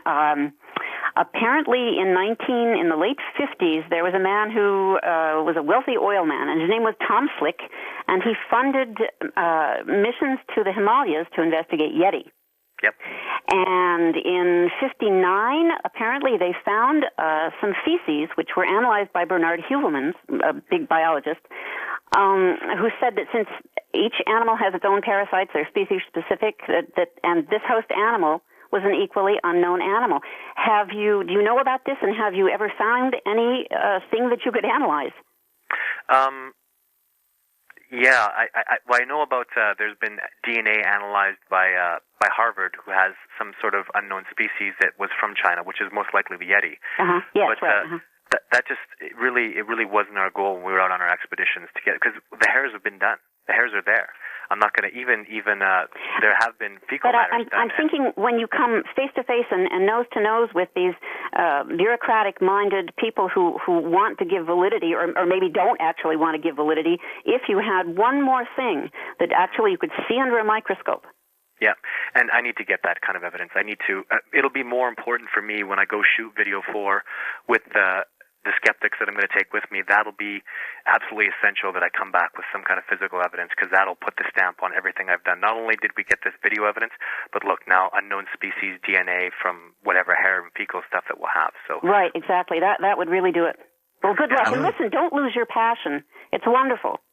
Oh, and thank you very much. And I don't intend to at all. All right, good. I believe that this is going to be a reality. I'm going to work very hard to make this happen. So well, please, if you have the opportunity, sign some of my petition to help us get I certainly will. I'm attempting to do that.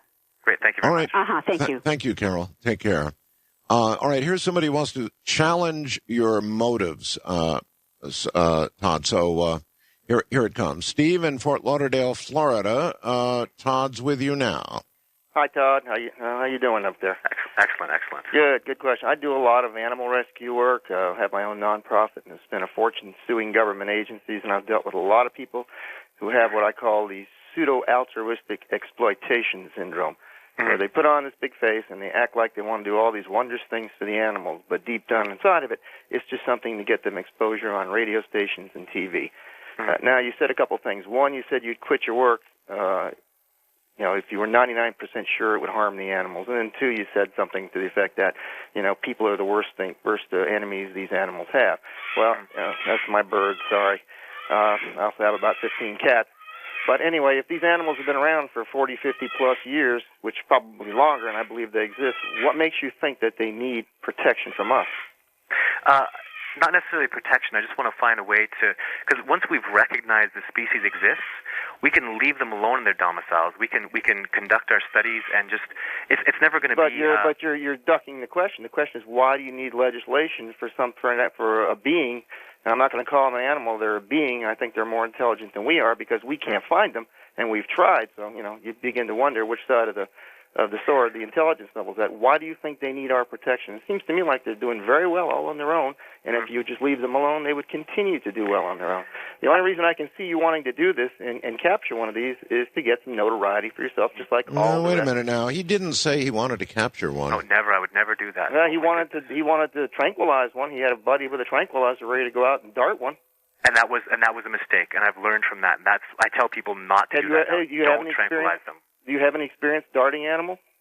No, but the tranquilizer gun expert that I had, he'd been doing it for 20 years. Everything. Right, but you've never darted one of these animals. Now, I have darted animals, and I've seen the reactions they can have when they come out of it. And if you're dealing with an unknown physiology and you inject drugs in them, you don't know how you could actually kill one of these things. That is absolutely correct, and that's what zoologists and veterinarians have been telling me. And that's another reason why, when you tranquilize one of these animals without knowing about their metabolism, you probably would kill them. It's most likely because we just know nothing about the species. So you're absolutely right, and I'm strongly against capturing them or tranquilizing them in any way. But your question, you were getting onto something really good there, and if we could just backpedal for a second, the fact that they can avoid. No. Why do I believe that a species that has survived for this long needs protection?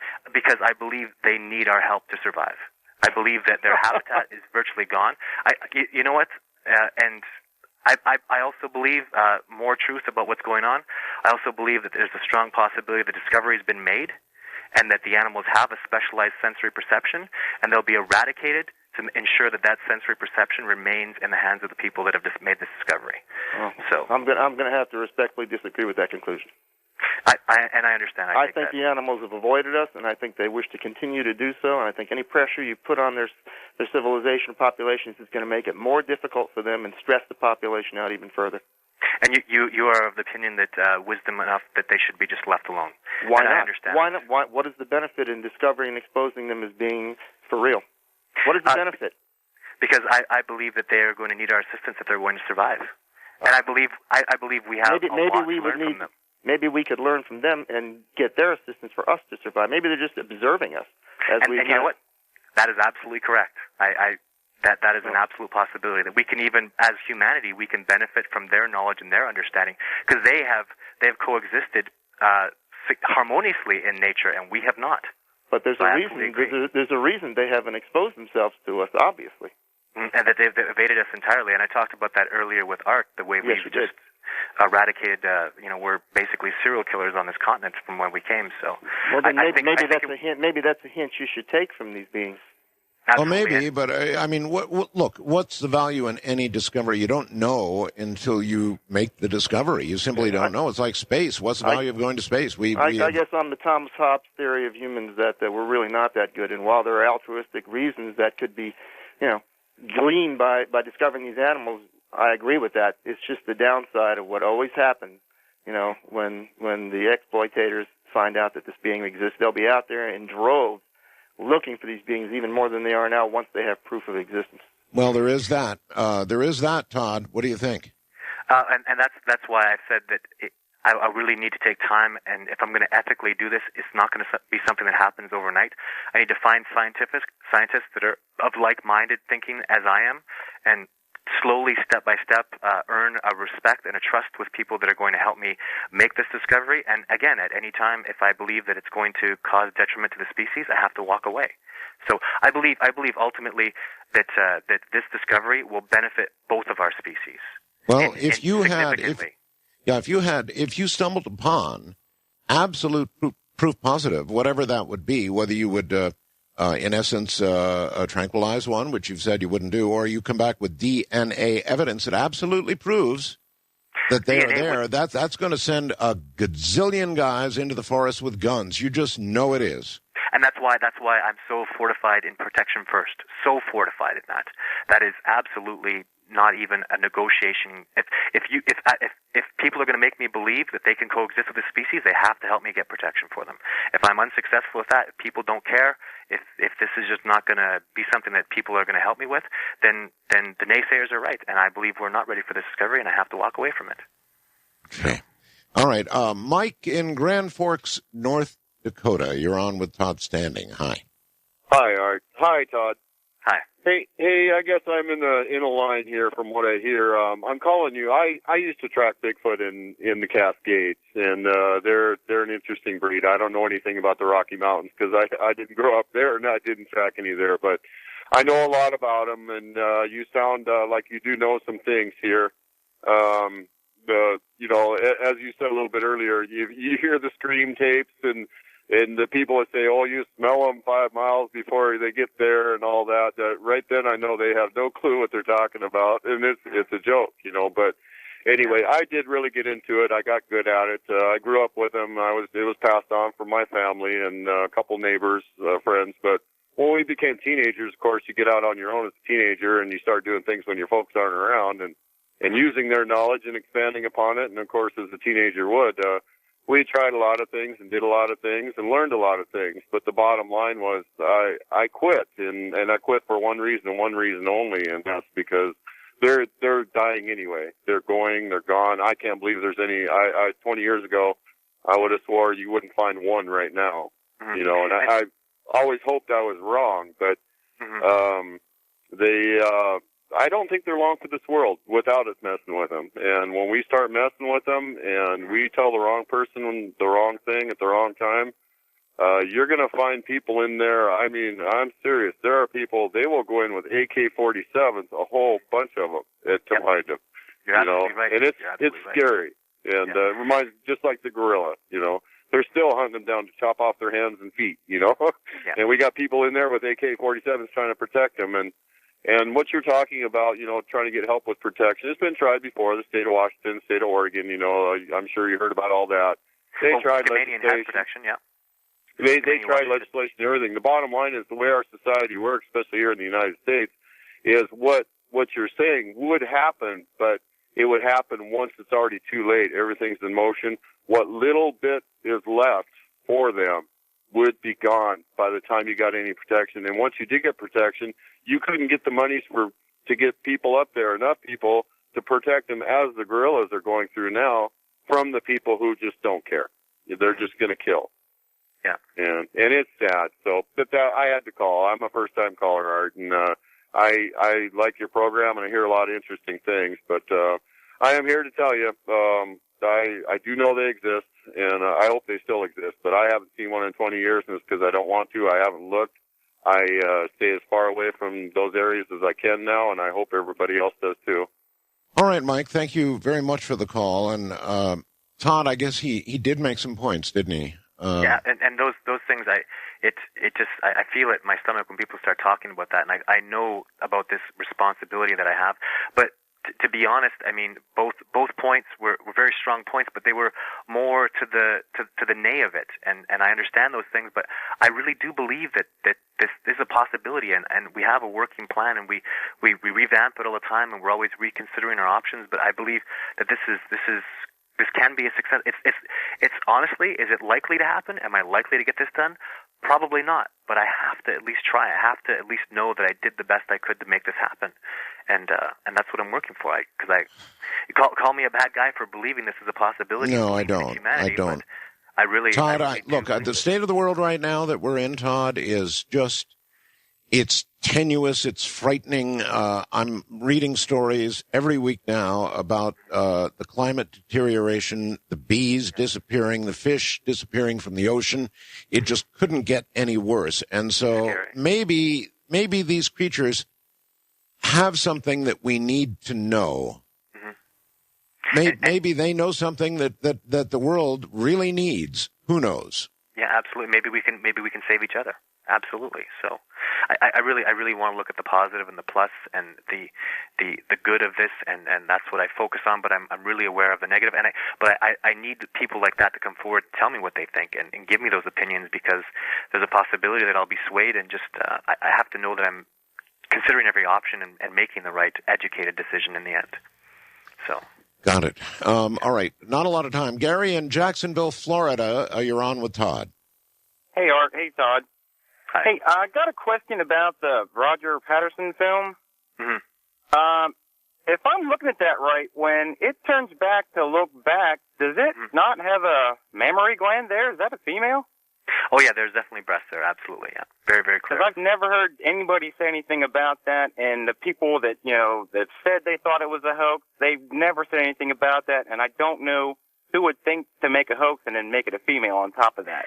Yeah, the guy who says he actually had the costume, there were no breasts for the costume, so Patterson would have had to make those breasts.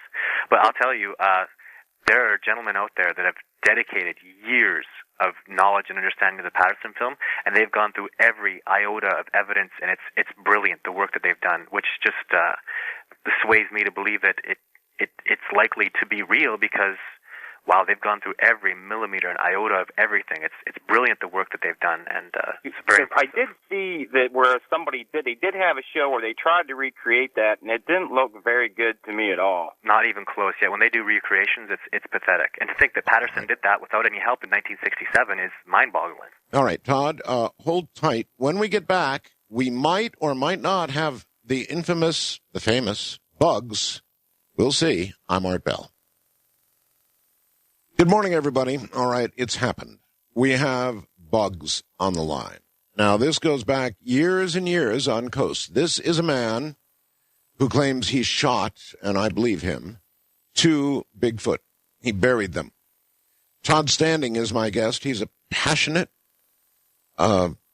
articulate, sensitive guy, and I believe every word he's saying as well. So in a moment, we're going to get him together, and we're going to get Bugs to tell his incredible story. We'll be right back. Good morning, everybody. My guest is Todd Standing. I'd like to now introduce you to somebody I haven't talked to in years and years. Is it really you, Bugs? It's really me, Art. How you doing? Hey, buddy. Great to hear your voice. How have the years treated you? Oh, I'm just getting older and slower, Art. Yeah, aren't we all? All right, Bugs, it's an opportunity I just can't pass up. Todd is here. Todd, you are here, right? Yes, I am. All right. I'd like to ask you to just sit back and listen and ask any questions you would like to ask as you listen to the story. Feel free. But I would like you to listen to what Bugs has to say. Bugs, best you can with the time we've got, tell us. You want it from the beginning? Yes, sir. Okay, I believe this is either December of 76 or January of 77. Me and a couple of buddies of mine by the name of Bird Dog and Jim were out hunting. Back and during that period of time, these varmints, goats, bobcats, coons, boy, they'd bring a lot of money. There was a lot of nights we'd go out and hunt all night, come home with $2,000. So this particular night, we was back up north, and we were making our run toward the house, and it's probably 4:30, 5 o'clock in the morning. And by the way, this is in Texas. It is in Texas. Panhandle of Texas. I guess we can That identify is that. correct. Okay, go ahead. And we were coming down this road heading south, and we wanted to come down by a creek, which I won't name at this point. And there was a wheat field on the north side of this creek. It was about a quarter mile wide and about a mile long. And before you got to the creek, there was a series of a hill you had to go up and over. And, you know, we travel about 10, maybe 15 miles an hour with the spotlights going back and forth looking for eyes.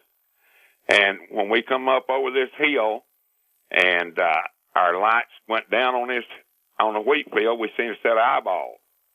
So we immediately put the spotlights on it. We drove on down, keeping it in sight, because at that point we was probably 350 yards from it. We drove on down probably another 100, 150 yards, and we were straight almost north of it.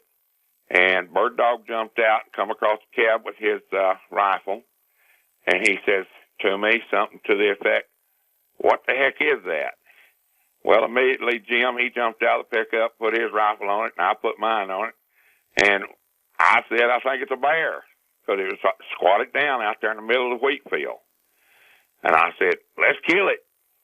We all three fired at the same time. It dropped. We jacked another round in the chamber, each one of us, and it got up and took off running. And we fired again, and it dropped again, and it ran and jumped over the fence, went down into the creek. We didn't know what the heck it was at that point. Didn't know if it was a bear or what, because it was running like a human. We went down and played around, whatever, till it got light enough to where we could see, and we went back down to the point where it jumped the fence and went into the creek, and we could see blood drop. We followed the blood drops up to a plum thicket, and we could hear a growling in there, and nobody wanted to go in the plum bushes to see what it was. Me being young and dumb, having a 44 Magnum pistol, I decided I'd go in the plum bushes. So I go in there, I guess I was in 15, 20, 30 feet, something like that.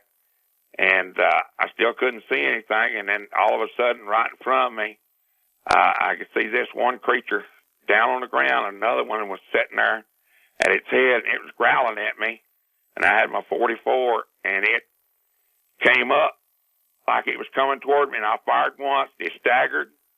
I cocked the hammer again, and it come toward me again, or leaned like it was coming toward me again. I fired again, and over backwards it went and hit the ground. And we got them out, looked at them, and Art, it scares me to this day still. That female had breast on her just like a woman. She had the female organs. The male had the organs. The only difference, they were covered with hair. yes, they were covered with hair, kind of a reddish brown hair, solid across. Their brow was a little bit higher than a human, but they had nose and eyes similar to human.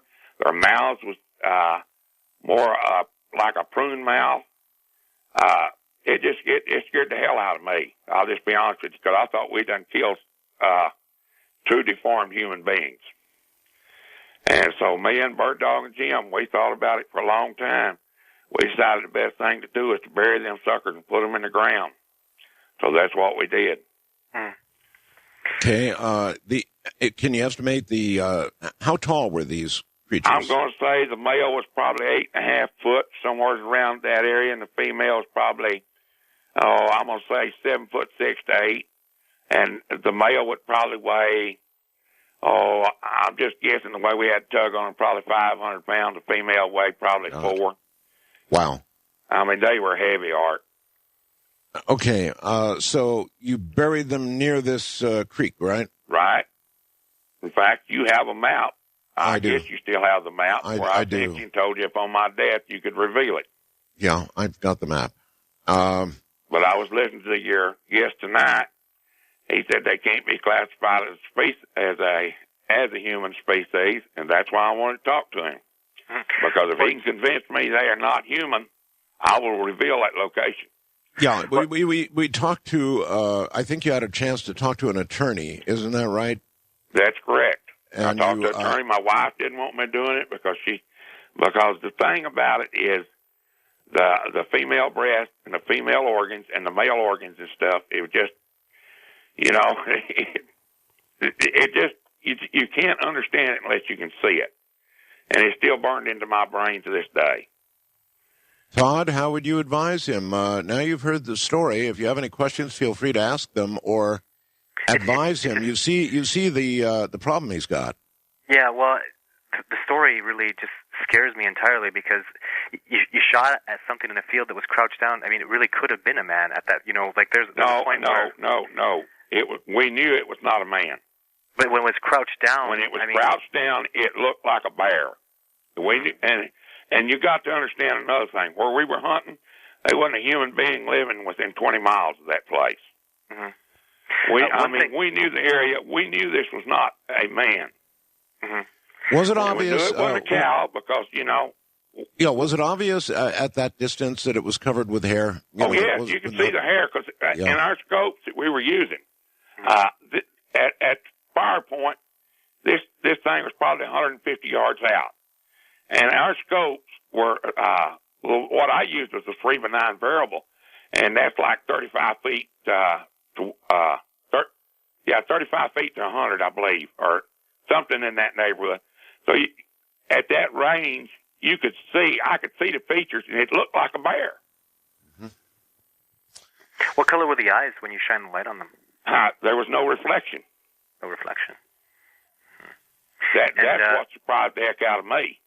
I wish I had it right now. In the video one that I did shoot, although there was a lot of augmentation and stuff done to it, it's on the website still. And if it's on Meta Cafe, it's my video, and I don't even have access to it. But there's a sound of a growling sound. Right. That a lot of that actually got me my biologist, because that's the sound that a Bigfoot makes when it growls. And you should ought to listen to that sound because it's very original. It's sort of people have likened it to sort of a chainsaw, or it was like a ticking. Well, to be honest with you, I have never in my life heard that kind of growl before. And that's what everybody says when they see the video one sound, is that it's just a sound like nothing's ever heard before. I mean, and I'll tell you what, if it's the same sound. I mean, I didn't know it at the time. It took me a while, but that certainly was not a human being. It was a new species of primate. And if it's the same sound, you certainly shouldn't be concerned. If you shot a species of primate, I mean, you don't take my word for it. Contact anybody, a wildlife officer, because those are the people that are really going to be involved in this. Contact them and tell them what would happen if I killed Bigfoot. Say it right to them. I have killed a species. It's very close. The DNA is probably going to be 99% the same, but it's not a human. It has hair and blood. And what they'll tell you is there's nothing we can do. There's nothing anybody can prosecute against you at all. So, even with that being said, though, would I trust the legal system? No, you certainly have a point in being concerned about that. That was in my point exactly. At that point in time, we went and seen an attorney because I was very serious about turning this over to mankind. Mm-hmm. I mean, what happened was a pure accident. I mean, it's 1 in a million chances of doing this. Mm-hmm. Everything was just exactly right at the right time. Mm-hmm. Bugs, they were both, without question, dead. Oh, yes. Both of them were dead. Right away. I mean, that female I shot was at 44. I used 120 grain, or maybe it's 150 grain hollow point, and it took a hole out of the back of her. Both shots did probably 3 inch diameter. Now the other one was hit 4 times. But all right, both of you know something about the wild. Now I don't know what the conditions are like in Texas where you are, Bugs, but. Well, I wonder from both of you, what do you think the odds are, Bugs, that you could go back to that location, dig, and find remains that could yield DNA? 100%. I know the exact location. And as far as I know, nobody's ever messed around it. Because there's only 3 people in the world, well, there's 4 now, my wife, 5, counting you, Art, that knows the exact location of this. Mm-hmm. Well, you know what I can say ultimately about this is perhaps it's a good thing that you didn't come forward ultimately, because again, if there was conclusive proof that the species existed and people went back and figured out precisely what transpired that got you so close to the animals, there's no protection for the species, and it might have created this kill crazy environment where people would start hunting them and find enough evidence to track them and start killing them, and perhaps it's for the best, because I do have time to try to ethically make this these animals a reality in the scientific community. But with that being said, are people ready for it? And I'm stepping forward very slowly, but it's perhaps for the best that your discovery wasn't made public at that time, because maybe people just weren't ready for it. Well, the only person that I've ever told the location and stuff like is my wife, and these 2 guys that was with me, and Art. And people know it's the Texas Panhandle. They don't know where in the Texas Panhandle.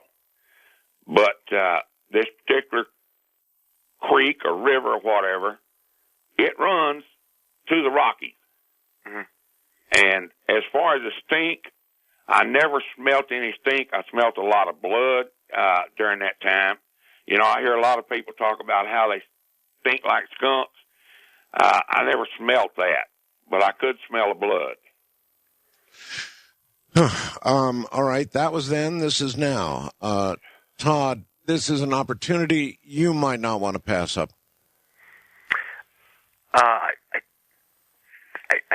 I'm kind of, I'm just shocked. I'm horrified by the story, because just doing this and even the animals didn't even try to attack them. They didn't show any aggressive tendencies, and they were executed.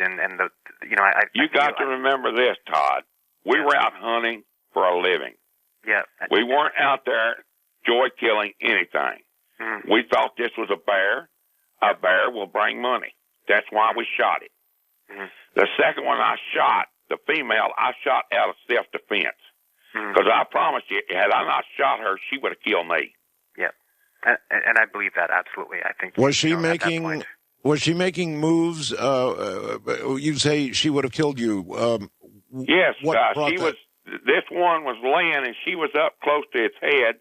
He was laying toward the north under these plum thickets. And when I got within about 15 feet, she seen me, I seen her. She got up and was fixing to come toward me when I fired my first round, Art. Okay. And I fired a second time, and it took her down. I would say even to be put on the spot with facing such a discovery of such magnitude at this point, that it would really I'd really have to think about it and discuss it and take some time to really because making this discovery at this point and having this much information, it's just it's tremendous, and I don't even know precisely what I'd have to think on it and whatnot. And I'll tell you what, Art, I'll get back to you in a few days with just a better deduction. I know there's an archived. People have told me about the original when the archive of the radio show that you did on this.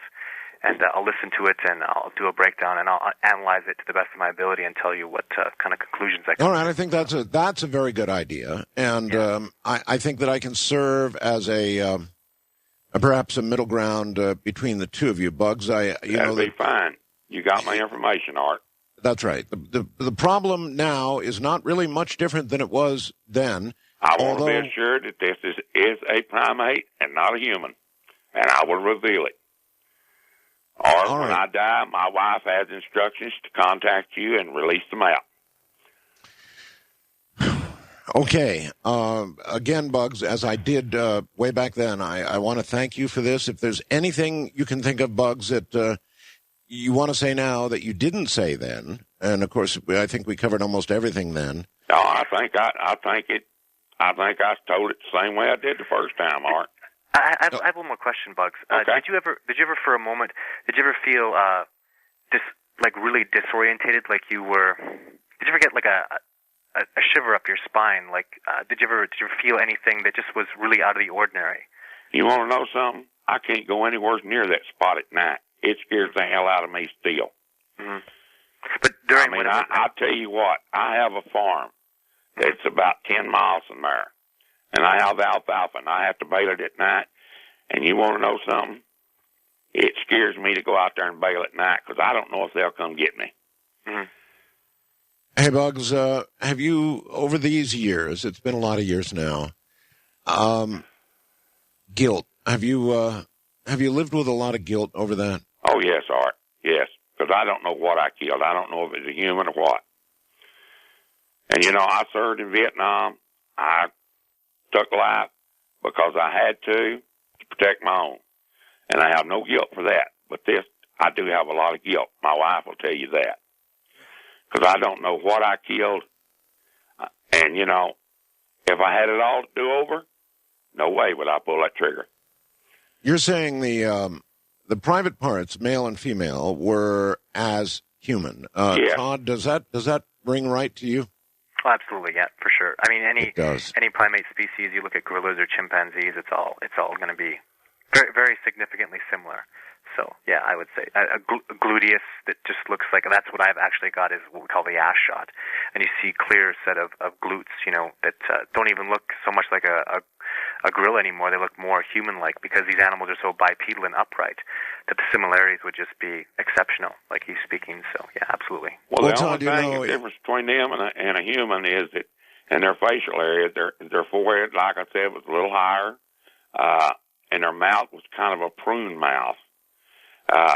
Their nose was a little bit pugged, and their eyes was basically about the same.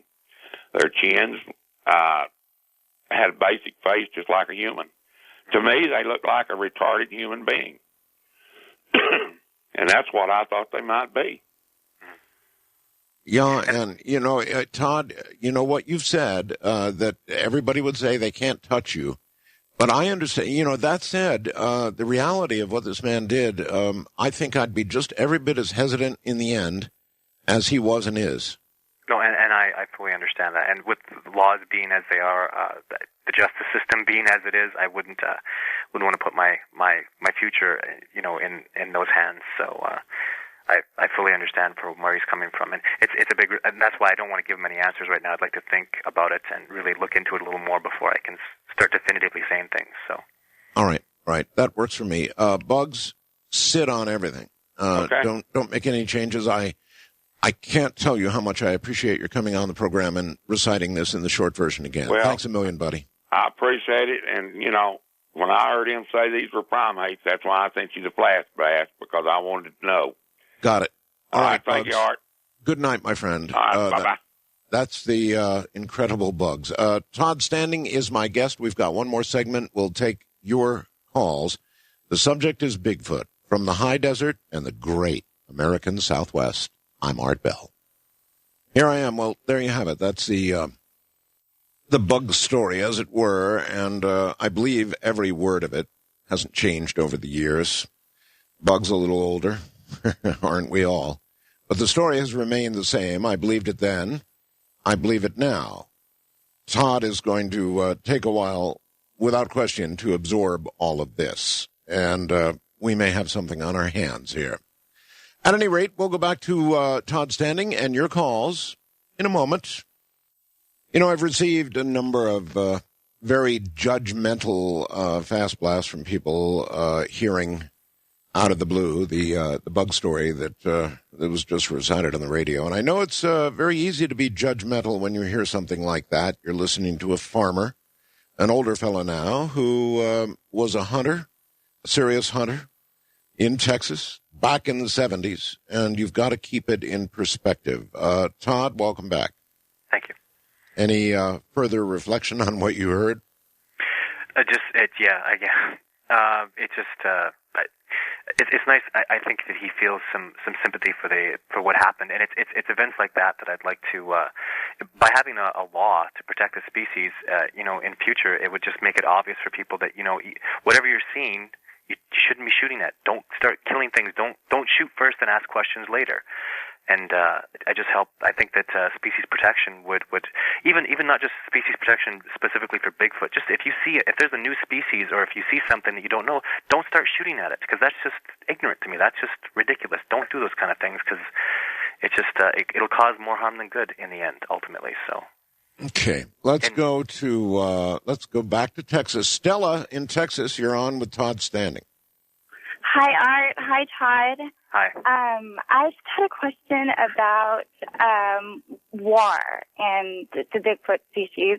I was wondering if they are like a flesh and blood, territorial, communal species. Wouldn't war be an inevitable consequence of just interaction, I guess?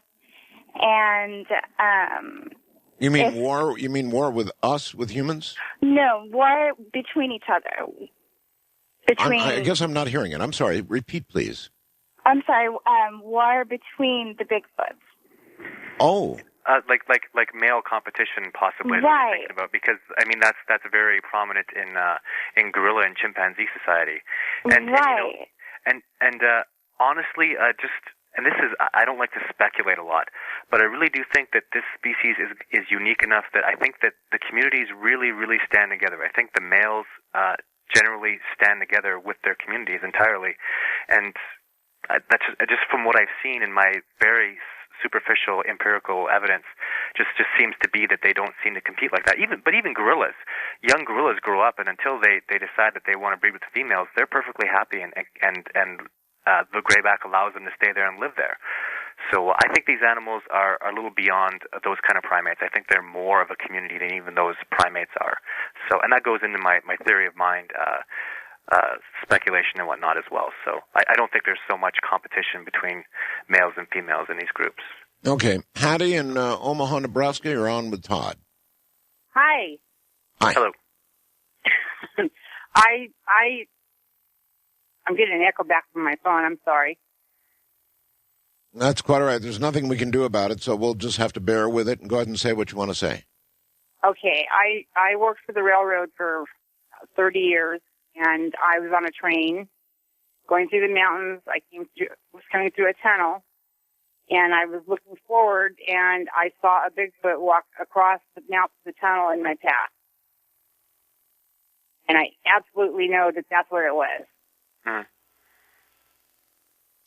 And did you have that's just a statement you're kind of making? Like you saw you're a Bigfoot believer is what you're saying. Like you saw. Well, I never really thought about them until I saw it. Mm-hmm. And I knew that that's what it was. And it didn't seem to be afraid of us at all.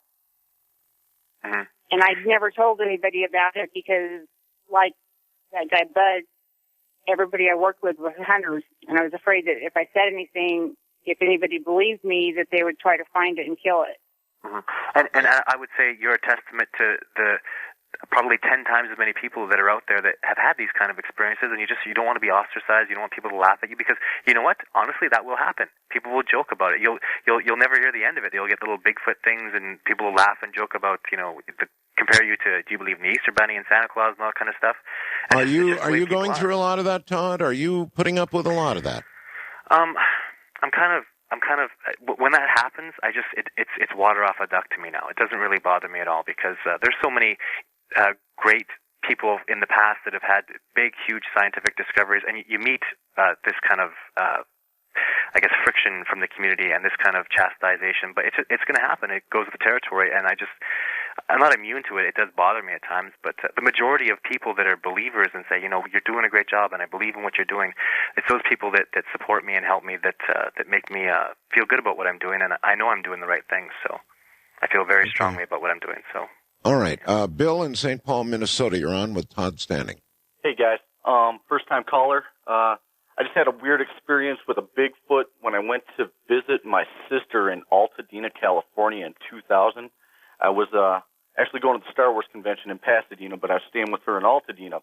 The first night we got there, I slept on the couch, and at about 2, 3 in the morning, I kind of woke up. I was moving around. I was on the couch, and I made eye contact with what looked to be, it had to have been 10 foot tall, and it looked like a Native American kind of male, and was looking at me. I was terrified, and I was trying to close my eyes so maybe it wouldn't see me or, make some contact, and it stood there, I guess, for another 30 to 60 seconds. And, I was kind of opening my eyes, kind of squinting, trying to see it. And again, like I said, it looked like a Native American about, 9 to 10 feet tall. Okay, I'm not clear. You were inside or outside? I was inside, right? And you go up the hill, and I don't know if that's the San Gabriel Mountains or something. It's been a while now, or what? Just right at the foothill of the mountains there. I think the Marx brothers used to own it or something. I checked it out, did some internet research like the next day, and said that there's people that had seen Yetis and stuff up there. But yeah, so I woke up and I was making contact with this, and I was inside sleeping on the couch, and it was looking in like it was trying to check out. We were new to the area, so maybe he was trying to figure out, what we were doing there. New people in his area there, right? So he just wanted to see what was going on. So he came and checked it out, and like I said, I was squinting, and I was trying to see it, just terrified. And after about 60 seconds, it just walked away, And I was up for the next 4 or 5 hours, terrified. I was on the couch. I couldn't get off the couch until my brother woke up in the morning with me, and I'm telling him the story. And my sister said, she's seen lots of weird stuff there, and she has since moved from that house because there was so much kind of weird stuff going on around there. So, just kind of that was my encounter. Like I said, it didn't look like a beast of any kind. It looked like a native that was like 9 to 10 feet tall. Okay, Bill, I listen, I appreciate the story. Todd, how many reports do you get of these creatures? Certainly they stay away from civilization for the most part, but occasionally, I suppose, they brush up against it, or if something new is built, as was the case there, maybe they check it out. Are there many reports of that? The inquisitive, like that, I would call that just a statistical outlier where an animal is actually kind of making a contact. And actually, there's a lot of people that claim to have, a lot of prominent people in the community.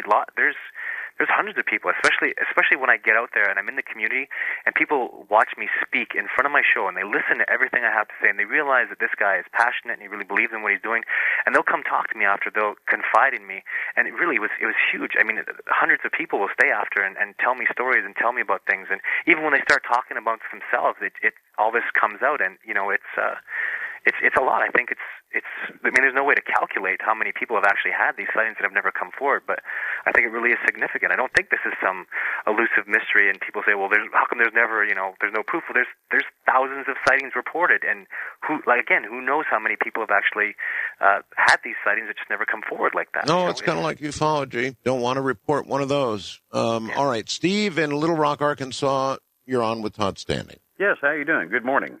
Good morning. Just don't know how many people, Todd, you've had to have come actually face to face. We had an experience, it's been almost 30 years ago, where, we were just, I jumped out of a car with a flashlight, and I'm standing face to face to this creature. I don't know, about 8 or 9 foot tall. I would say somewhere over 7 foot. But he was built like a human, covered in hair completely. I didn't notice any odor or no noise. We startled him, and he was as startled, it seemed like, as much as we were. Mm-hmm. This creature turned and ran off into the woods, off the side of this little road where we were at. We chased it, I would say 100 yards or so in the woods before we lost it. But it was just an experience that I've told people about, and they think you're crazy. Mm-hmm. Looked into it a little deeper. There was a sighting about a year prior to that in this same area by a Little Rock police officer, and started doing some more digging. And there was another sighting prior to that. So, there's something to it. And when you tell people about it, they think, well, you're nuts.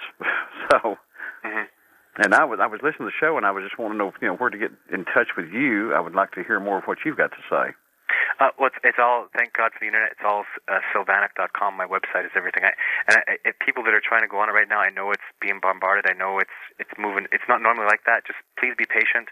If you really have something to say, please take the time there'll be in the next couple of days where it'll calm down a little bit, I think, and you can contact me, and please do send me all the information you have, because I want to hear everything. And there's no piece of information that is not important with your experience.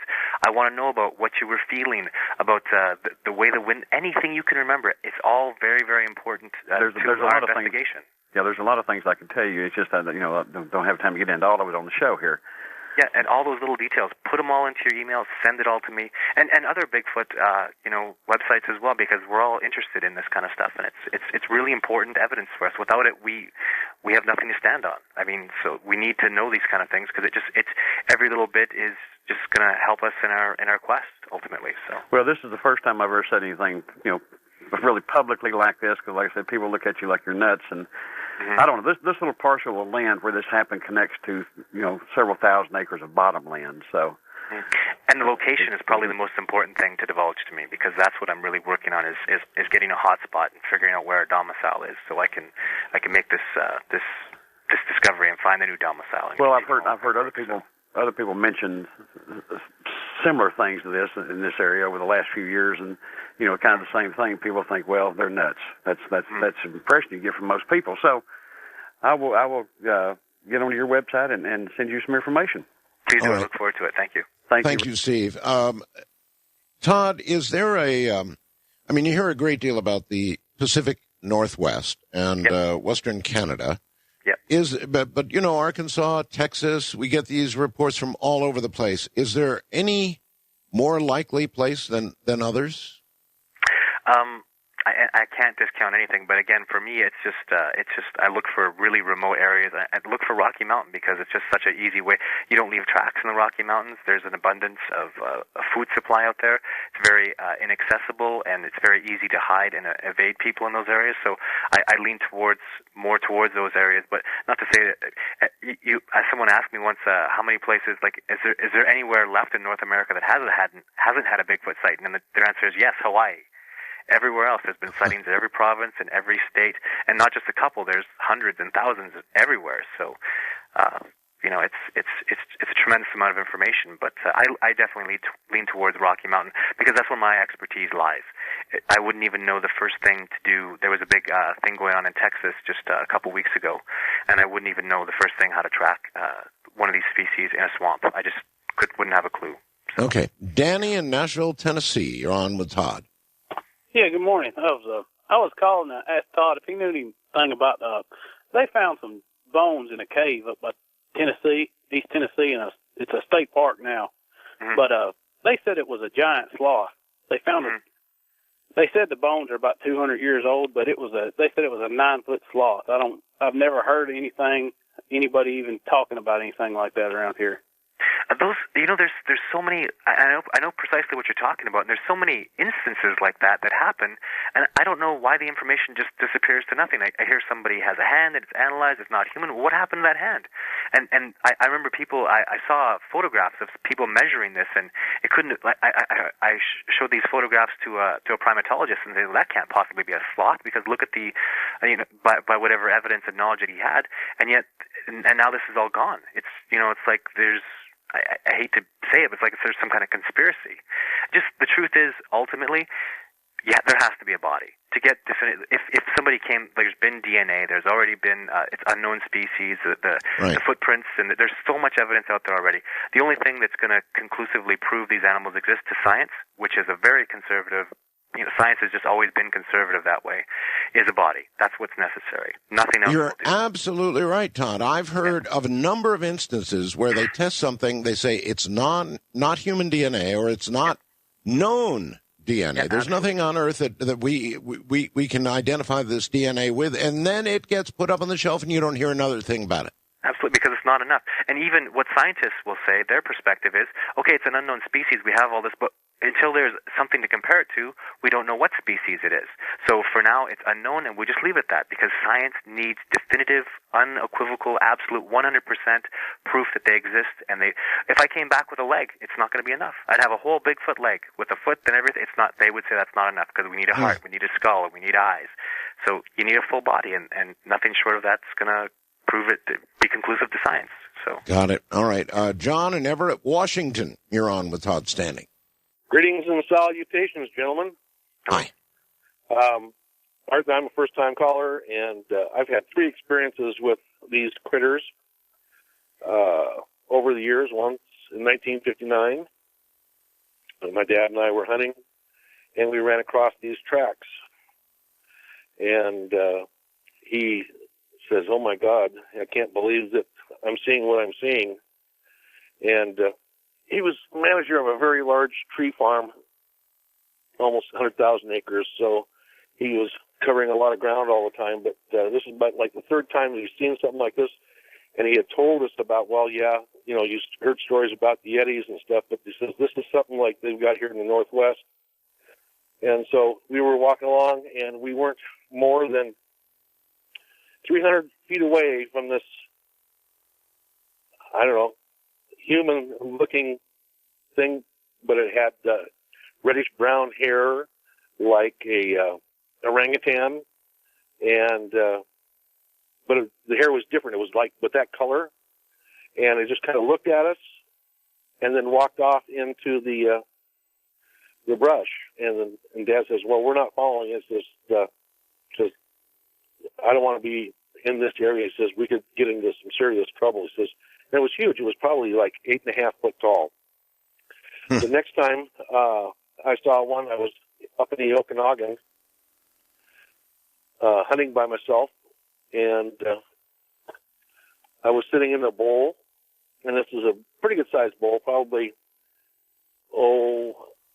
a good caller. Listen, mile across. Caller, listen, we're out of time. We're out of time. Can you do me a favor? Yes, sorry. Put it together, and this goes for everybody because, you know, the calls are just stacked up. So if everybody would be so kind, and you would be so kind, as to put the details, everything you can think of, in an email and get it to Todd Standing, I'd appreciate it. Todd would appreciate it. We'll let you know what the follow-up is with bugs. That's really something. And, Todd, again, if you would give out your email address one more time, please, clearly. Yeah, it's SYLVANIC _com, COM, @hotmail.com. Okay. You can Google my name, Todd Standing, or you can Google Sylvanic, and or just do a search for those either one of those. It'll take you to my website, sylvanic.com, and then there's the contact us.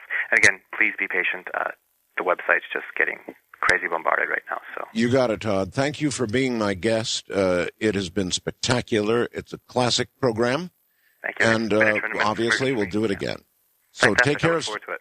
Okay, take care, my friend. Good night. You too. Good night. And George will pick the gauntlet up and run tomorrow night. I'll see you next weekend from the high desert. I'm Art Bell. Good night.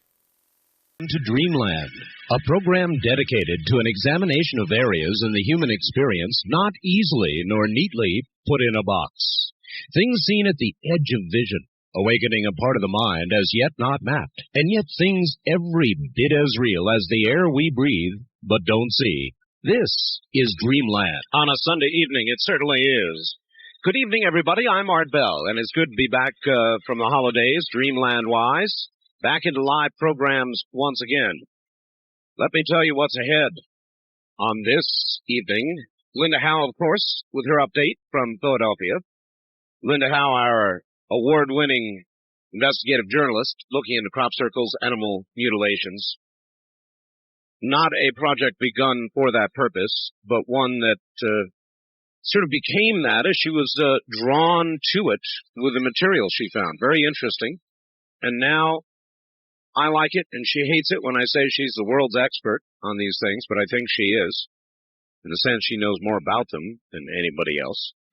I'd like then a Native American, a Hopi Native American named Robert Morningsky. And this is a particularly interesting opportunity to interview Robert Morningsky because he is going to be retiring. He's got probably about another 30 days, I'd say, on the lecture circuit, and then it's over. The public side of Robert Morningsky is over. So I feel honored to get the interview this evening. I would like to welcome a brand new affiliate, number 161, and that would be BJAM in Bemidji, that's Bemidji, I hope, Minnesota. Welcome to the program, 1360 on the AM dial. All the way to Philadelphia, Pennsylvania, and I hope, Linda Howe. Linda. Yes, Art, I'm here, and I wish you a Happy New Year. Thank you. The storm has really been something, but... well, what is it like where you are? I guess it's a little heavier further north, but Philadelphia, that might be right in the... What's going on? Well, it's very odd, the wind patterns. Down at the airport, 26 inches at the airport. It's a record. And a friend of mine over near Atlantic City just called and said that he's looking at about 20 inches on his deck, and that's right near the ocean. I've got drifts that are up 4 to 5 feet on my deck, but the snow has stopped where I am. So it's very patchy, and then as you go up north, I guess New York and further, they're just really getting it badly. Well, so much for opening the government tomorrow. That's right. And it is January, and it is supposed to be cold and snowy here. So, well, in the past 3 weeks, more unusual animal deaths have been reported in several places, including Montana, Oregon, and the continuing mystery of the Puerto Rico creature known as the chupacabras goatsucker. 2 days ago, there was another attack on goats near San Juan, and on Thursday, December 21st, near Guanica on the southwestern coast, a mechanic named Osvaldo Claudio Rosado was up for some reason at 3 o'clock in the morning washing his car. He walked toward the patio of his home to shut off the water faucet where the hose was connected, and suddenly, without any warning, he was grabbed from behind.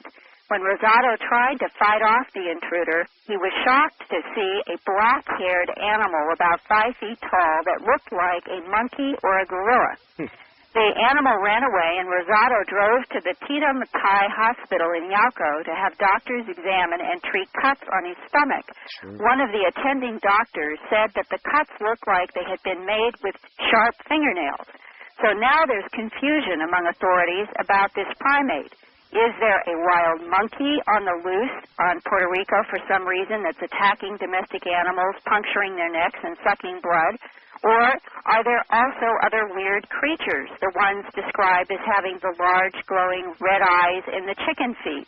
Or could the chupacabras be a variation on the infamous Bigfoot creature long associated in the United States with animal mutilation cases? Linda, do you know offhand whether there are any animals that we are aware of in the mainstream scientific community that, in effect, are vampires, other than bats, perhaps? Right off, I can't say with certainty an answer to that question, but it's a good one, Art, and I will do some further research and see, because this Puerto Rico story continues, and I will be doing more interviews, as a matter of fact, this week, and it's becoming very germane to find out if, in fact, if there are any primates who have ever done anything like that. So I will do some more research. Very good. And in another recent Puerto Rico attack, 6 sheep were found dead, and the owner said that rigor mortis never set in. According to him, the animals never stiffened up after death, which is unusual, but has been noted in some of the classic animal mutilations that I've researched in other parts of the world. And similarly, another dead animal that did not seem to stiffen at all was a pregnant heifer discovered at the Tim Howard Ranch near Klamath Falls, Oregon, on December 21st.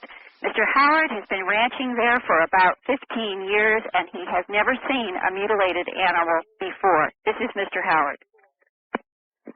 She was laying on her right side. Her tongue was cut off right at the gum line. Her left eye was missing. Her left ear was gone, kind of cut around in a little bit of an oval shape, and just took out like all to the bone. And then we noticed that the tits were cut off, and the back, just below the tail, was cut out in an oval shape, getting rid of the rectum and the female parts and stuff like that. Was there any fluid oozing from any of these cuts?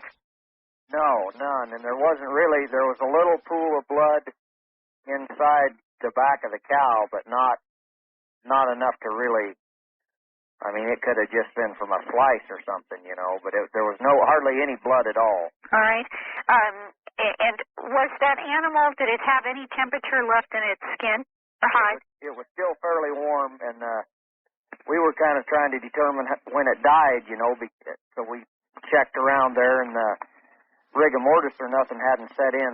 The animal was still a little warm, and the joints all moved and everything. The cow was bloated up, though, and she stunk. Now, Now, as a rancher who has been around and raised cattle for a dozen or more years, what was your first reaction to the cuts themselves? Well, it wasn't ripped and torn. It was a fine cut. And it was, usually when an animal gets a hold of it, they tear the hell out of things. And it was nice, smooth cuts and no blood. There's usually blood everywhere when a predator gets done. Right. Now, what was the ground like around the animal? Was it moist or dry or? A little moist.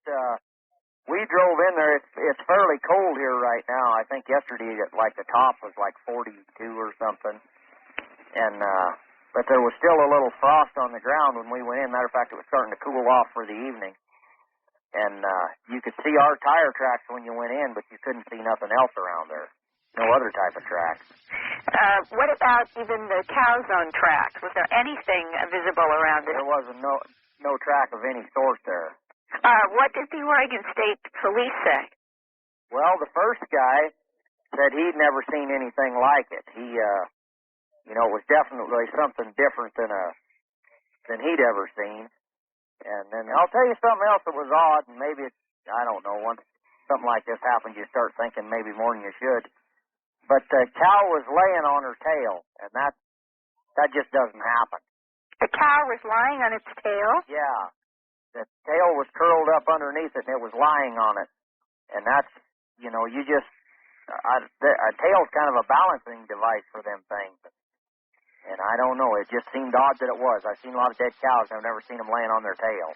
Almost as if the cow was set down in the air onto the ground at the rear and on the tail, and then the rest of the body laid down. I could go for something like that. I could believe that. And another thing is there's no sign of any struggle around the cow. I mean, cows don't die easy even if they're sick. They froth and kick around, but there's no sign of nothing with this one. It's just laying there with its head downhill, and that's not very, to me, that's not very likely either. Right. Now, what about where the teeth were removed from the udder bag? They were just, looks like they were pinched off or cut off or something like that, and all four of them had a kind of a little black ring around them. Again, almost as if exposed to some kind of heat. Yeah, I would say so. And it's like with the tongue yesterday, it was at the base of the teeth where it had been cut off, just like if you'd followed its mouth around and cut it off. Huh. And it was dark colored. Do you find that the fact that the coyotes have not attacked this carcass is unusual? Yeah, I'd say there's something wrong with the carcass if the coyotes won't eat it. I asked Mr. Howard if he and his family had noticed any unusual lights or helicopter activity over his ranch, and he said that they weren't aware of any, but would start looking more at the sky. And 2 days after that interview, he called again, amazed at what he and his wife did see shortly after we first talked. Last night we got ready to go to bed. It was probably, 11:15 or so. And the dog was barking outside or something there. She looked outside, and for some reason, she looked up north here, and there was 2 or 3 just kind of flashing red lights. Or I wouldn't say they were red, but they were kind of an amber color. And then one of them was blink, and then the other one was blink. Well, we watched there a while and couldn't figure out what the hell would even be up there, because it was, it's quite a ways out. And then a little bit off to the left, there was another one that was just a clear kind of a flashing light. It's pretty in an open sky. I mean, it couldn't get no more open than that. And then way off to the right, there was another kind of it was kind of a clear-looking light that was kind of blinking. So there were at least 4. Yeah, at least maybe 5. And this is a part of the sky that at this time of year, you know it, and have you ever seen lights like this there? I've never seen lights up in there anytime. And how long did you watch them blink? Probably 10 minutes. Then what happened? They just stayed blinking there. We just watched and watched and watched, and it all stayed the same. It did look like there was either another one in that pack that was 2 was in, or one of them was moving up and down, Mm-hmm. But I mean, it had to be probably 40, 50 miles away, probably. So you went to bed while they were still out there blinking? Yeah. And is this in anywhere the general direction of where you had the heifer mutilated? No, it was no. It's they were in a distance. The lights were in quite a distance. Mm-hmm. And the heifer was how far from your house? Oh, probably a mile here. Okay. But where the lights were, as far as you're concerned, was so much further that. Oh, yeah. But what would be over there, 40 or 50 miles? Cattle and farmland, and yeah, that's all this country is out here. Now, I've been working with an Oregon investigator, Roy Myers, who was able to get tissue and pasture grass samples from the Howard mutilation. And Dr. Levengood in Michigan and Dr. Altschuler are about ready to start work on those. So in a couple of weeks, I should have a report on Dreamland about what they found. All right. The interesting thing is no rigor mortis. All right. That's right. If there's no rigor mortis, that means there has to be a basic chemical, hopefully detectable change that has occurred in the samples. Right, and it has come up occasionally in the past, but getting tissue, which this time around we've got, it will be very interesting to see if we can confirm the high heat at the excision lines and if Dr. Levengood can find these same metabolism changes in some of the plants.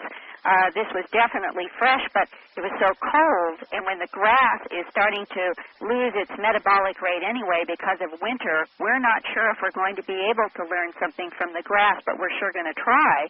And we need to get to these animals when they are as fresh as possible. And so I welcome reports from our Dreamland listeners. And if they want to get a report to you or get your books or any of your materials, you're now going to tell us how to do that. Yes, and I just also wanted one other note that I'm interested in finding out if anybody has been seeing any unusual triangle-shaped objects in the sky or rectangle shaped.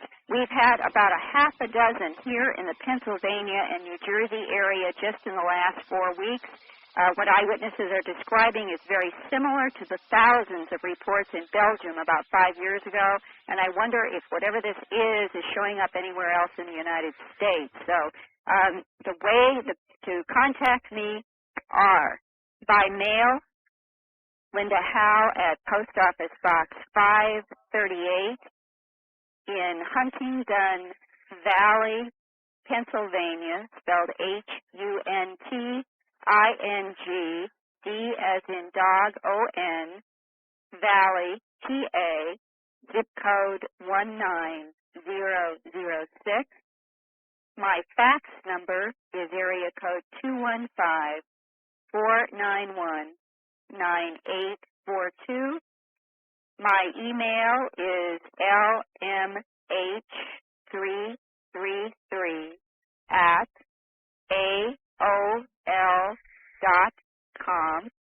And for information about my books and documentaries or to leave a brief message, please call my toll-free 800 number, and that is 800-707-9993. Again, that's 800-707-9993. And Art, I would say 1996 is getting off to a hectic start. Oh, it's going to be an interesting year. I feel it, too. Very exciting. Yes, you can feel it. Linda, we'll look forward to hearing from you next week if, that is, your phone lines are up and your home is not buried.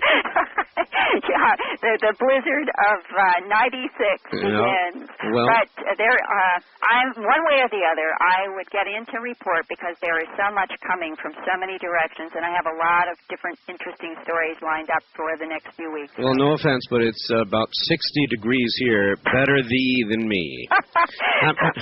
Well, at least we have gorgeous springs and summers. Yes, you do, and you can look forward to that. You think about that all tonight, tomorrow. Thank you, Linda. Good night. Thank you. That's Linda Howe.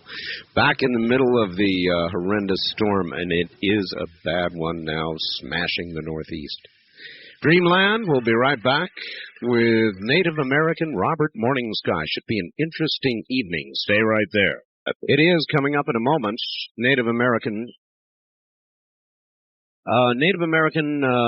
Robert Morningsky from the Hopi Indian Nation, and we will talk of many things.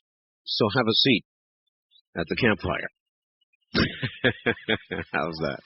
One of the best and shortest ways, I think, to introduce Robert Morning Sky would be to read you what Duncan Rhodes said about him. He said, "One of the most remarkable people I have ever met is Robert Morning Sky. He has two sides. On one, he is an accomplished American Indian dancer, an artist, and on the other, he contains the ancient knowledge of generations of Hopi Indian elders. He originally came to Australia to attend one of the festivals held every summer. While there, he came across some of the more radical UFO information circulating about the country these days. I say radical in the sense that Bill Cooper, John Lear, etc., are considered radical by orthodox UFO researchers. So, he found himself being asked about matters relating to aliens, UFOs, etc., during his talk circles in that area, bombarded with questions. The thing I found most incredible about speaking with this full-blooded Indian medicine man is that he spoke in the presence of aliens in the USA as if they had been here all along. What's more is that he's never read a UFO magazine, never been to a UFO conference, never heard of the main UFO lecturers, and yet he's saying the same things as many of them. What I can say is, he impressed me greatly." That's Duncan Rhodes. This is the end of... Let us go to Robert Morning Sky. Robert, where are you located? I'm in Phoenix this evening, sir. Phoenix, Arizona. Yes, sir. I guess you're on a lecture circuit, so you're flying around, huh? Yes, I am. Thank you. It's been quite a hectic year. I'm on the last leg, as you mentioned earlier, and I look forward to retiring. And so that will be the end of generally the public life of Robert Morning Sky. Yes, I say that with a measure of sadness. I'm very proud of what we have done in the short year. I will honor a few engagements that take us beyond February the 1st in the United States and then in Germany. But the pace has been horrendous. We did 45 lectures and workshops in 48 weeks. I have 3 more to go in the last 4 weeks. And the response, and I'm very, very pleased and very honored to have had the kind of response that we've had from the general public. Duncan Rhodes in Australia, he's the publisher of Nexus magazine, was extraordinarily kind to us when we were there a couple of years ago. I would like to count him as a friend. It was through his encouragement that we actually decided to speak out in the United States. And so come February the 1st of '96, with great pride and again a measure of sadness, I will retire. It is time. I have done everything that I could to fulfill a promise to my grandfather, and the time has come to rest. All right. Then let me ask you this. Why are there not more in your shadow? Why are there not more Hopi Indians? Why are there not other Indian nations that speak out publicly the way you do, or that have people that speak out publicly? I'm sure there are some, but frankly, I haven't heard of them. And so what's going on? Well, there are absolutely good reasons. Now, let me begin by correcting a very common misconception, and I want to make sure that people understand that Duncan Rhodes has made an error in his quote, and several other people have in their comments about me. I am Native American. I am Hopi and Apache, full-blooded. I am not, however, a medicine man, a shaman. I am not an elder, never have claimed to be anything of that sort.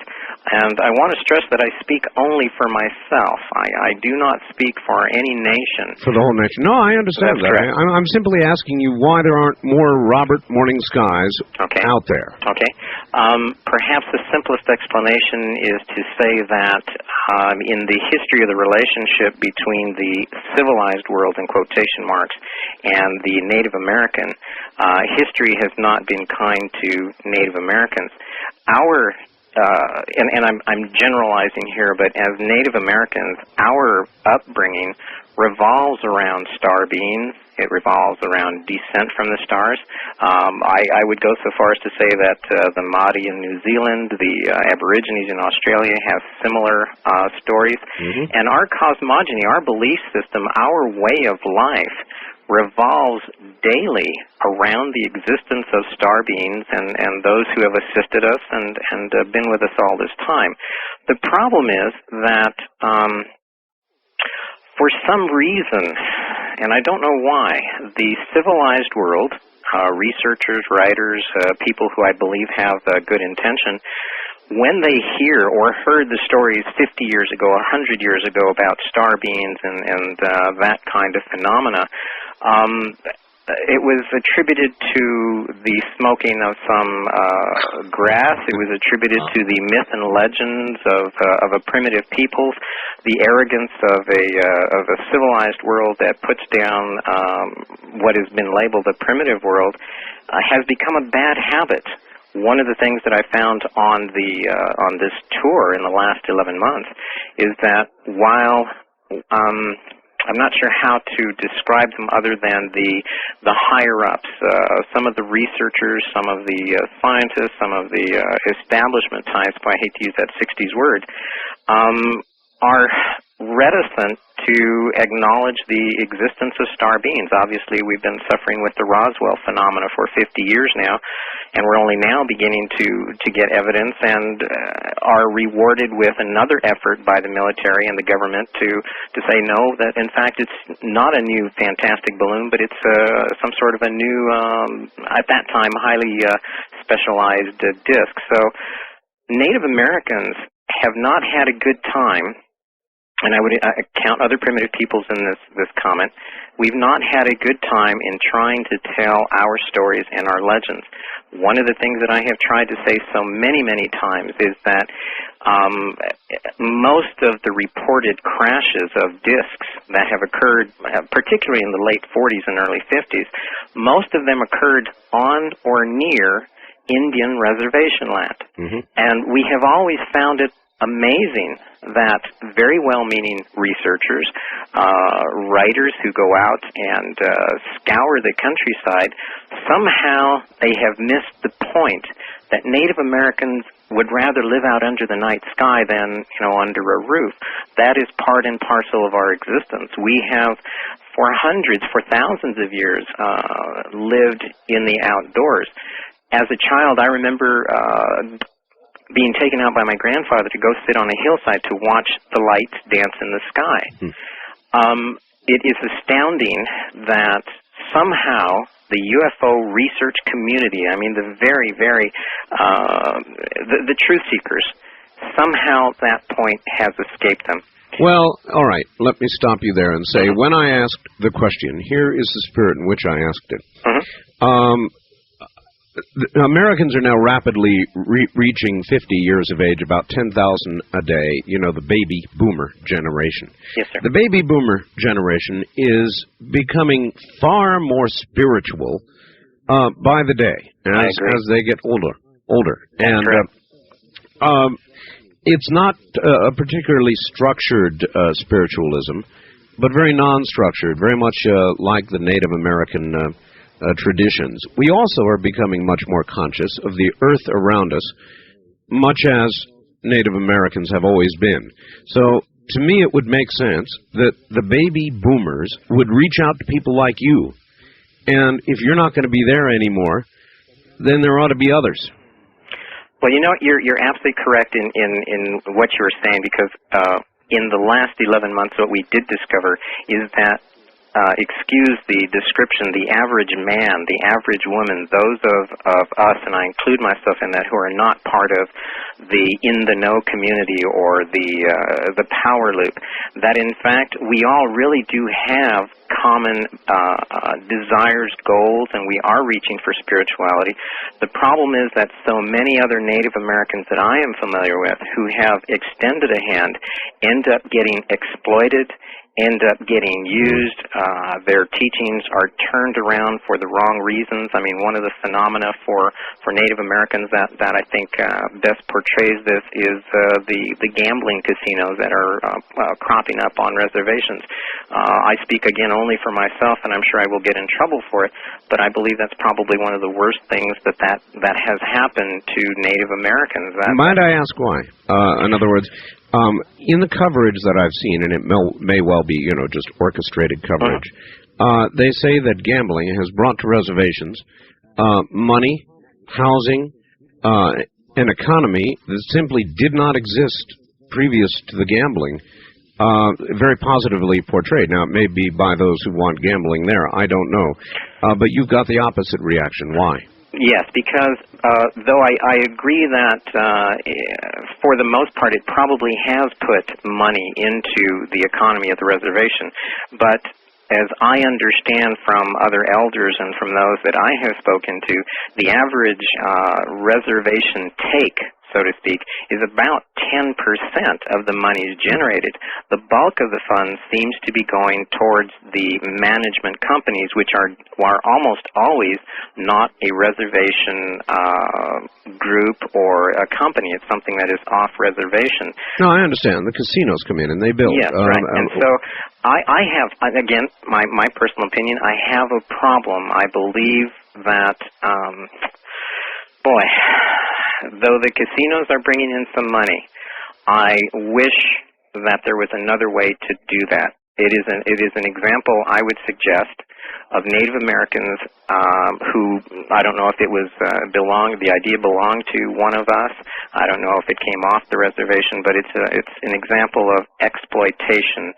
It is good, but I think it could have been a lot better had Native Americans stuck to their guns and done it themselves. Well, of course, that requires a lot of capital, and it's something they didn't have, so I guess... That's the sadness. That is, again, without dwelling on it for a long time, that is one of the reasons that the circuit tour that I'm doing will be ending. It's costly.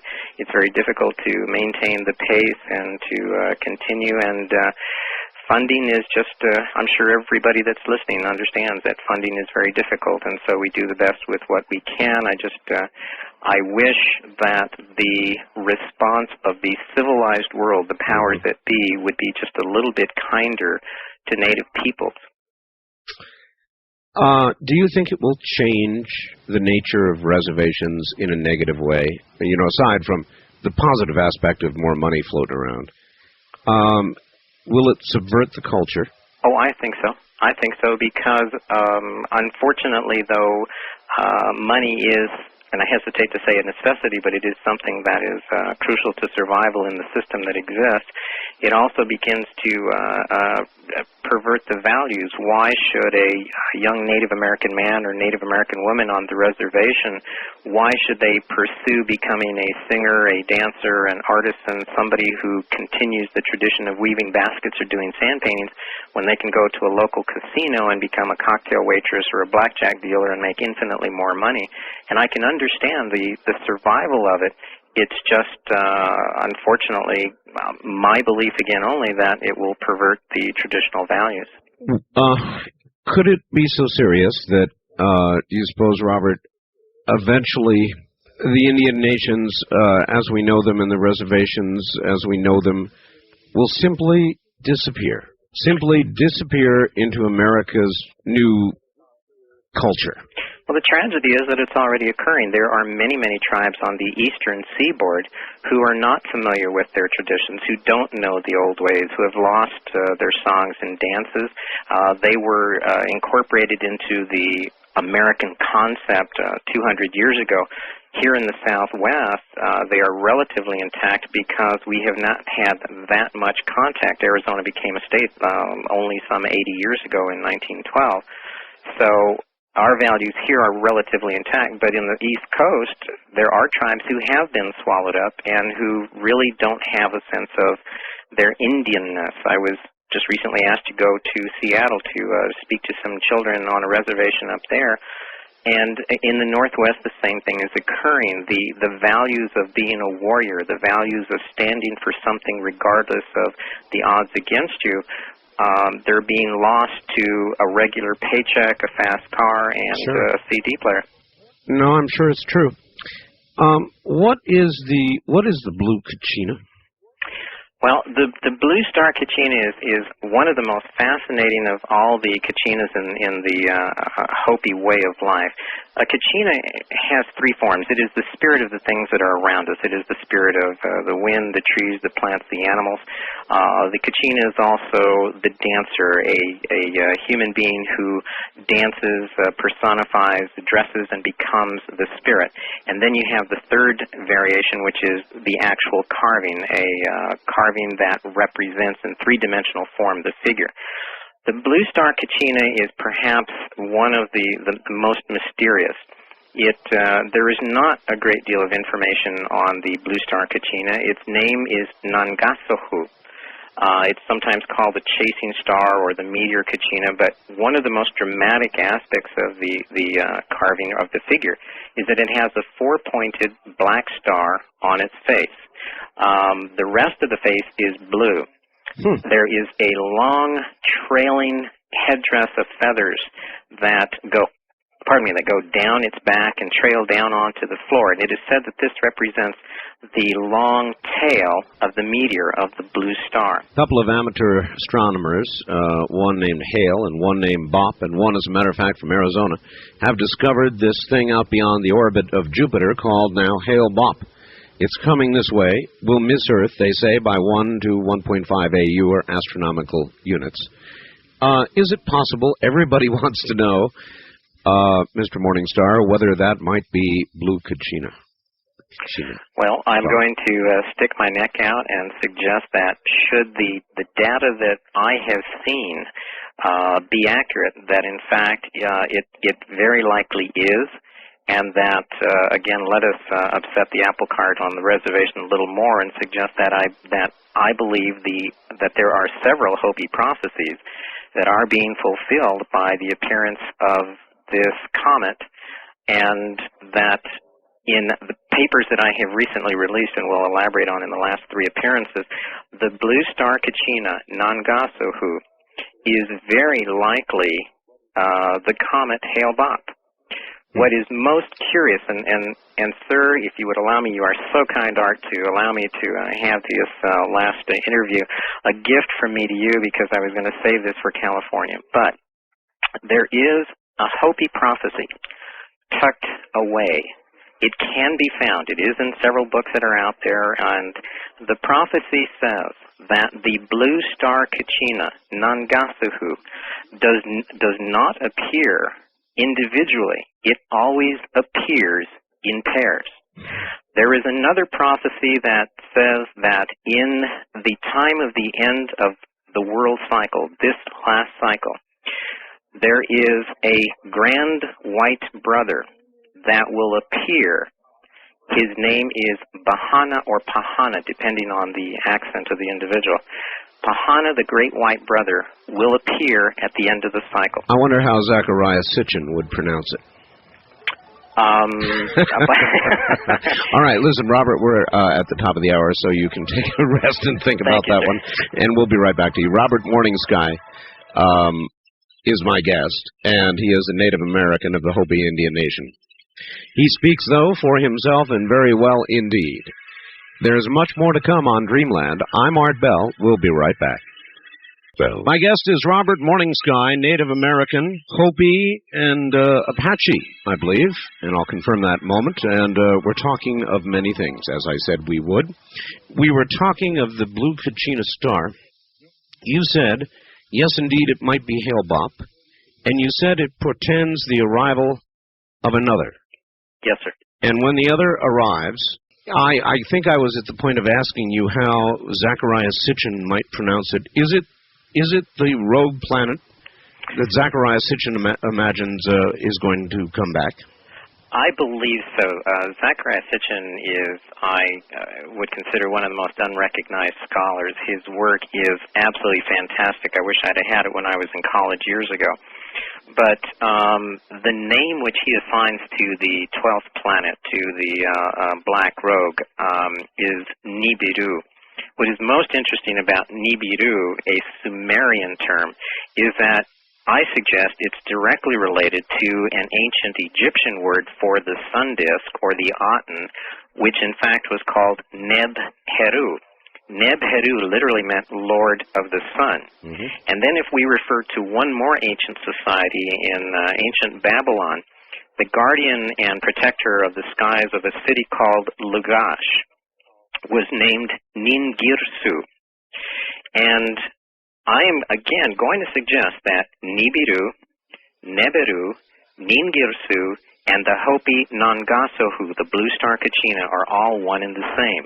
And that, again, should the data of the Hale-Bopp comet be accurate, and at this point I'm relying on the experts, it has every appearance of being the visitor that we will see in early 97. Hopi prophecy, however, if all of this is accurate, Hopi prophecy suggests that approximately 7 years later, we will be visited by its second, older big brother. The curious phenomena of Hale-Bopp, if the Hopi prophecies apply, I am going to suggest that there will be a blue face, a blue corona, a blue aura. There will be some blue factor to the appearance of Hale-Bopp. And Big Brother, which will appear in about 7 years after 97, will probably have a white face. It will have a white aura or a white corona. And when it gets here, as in the MASH song about suicide bringing on many changes? Well, I don't think it's a time for suicide. On the other hand, I'm sure some people might argue. No, I wasn't arguing for suicide. It will bring with it many changes. Absolutely, and we are, I believe, already beginning to witness these changes. I bow to the words of a gentleman who I have a tremendous amount of respect for, who calls it the quickening. And I believe that many things are going to be happening, not just the earth changes that everyone is talking about and making predictions about, but also changes in mankind itself. There will be a speeding up of events and biological processes. One of the things I've suggested this last year on the tour is that women will find that their monthly cycles will shorten. They're going to find that what the pregnancy stages are going to quicken. I am going to also suggest that we're going to find some anomalous changes in the actual birth of children. We have already, for example, on the reservation begun to witness the birth of children with 6 fingers, with 6 toes. These are not just a useless appendage, but a fully functioning, unrecognizable sixth finger. And you're giving me a lot of news here. I've not heard a word about this. Where has this begun to occur? These have been reported on the Navajo Reservation, which is in the Four Corners area here in the Southwest. My understanding is that there are some reports like this in Alaska.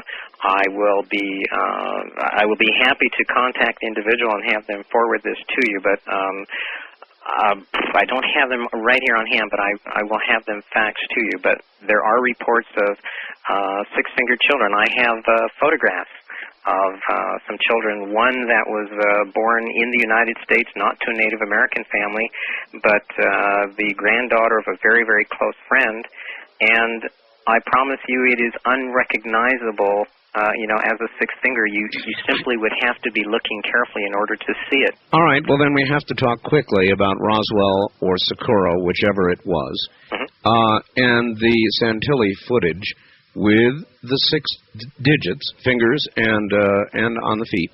That's correct, sir. And again, there is, believe it or not, I suggest a link between the Hale-Bopp comet, its return, the surfacing of the film of the 6-fingered figure in the Santilli tape. I just today received a fax from Mr. Hesseman and Mr. Santilli, and there is most definitely a link between the birth of children with 6 fingers and 6 toes with the surfacing of the Santilli tape, which shows the 6-fingered hand and the 6-toed.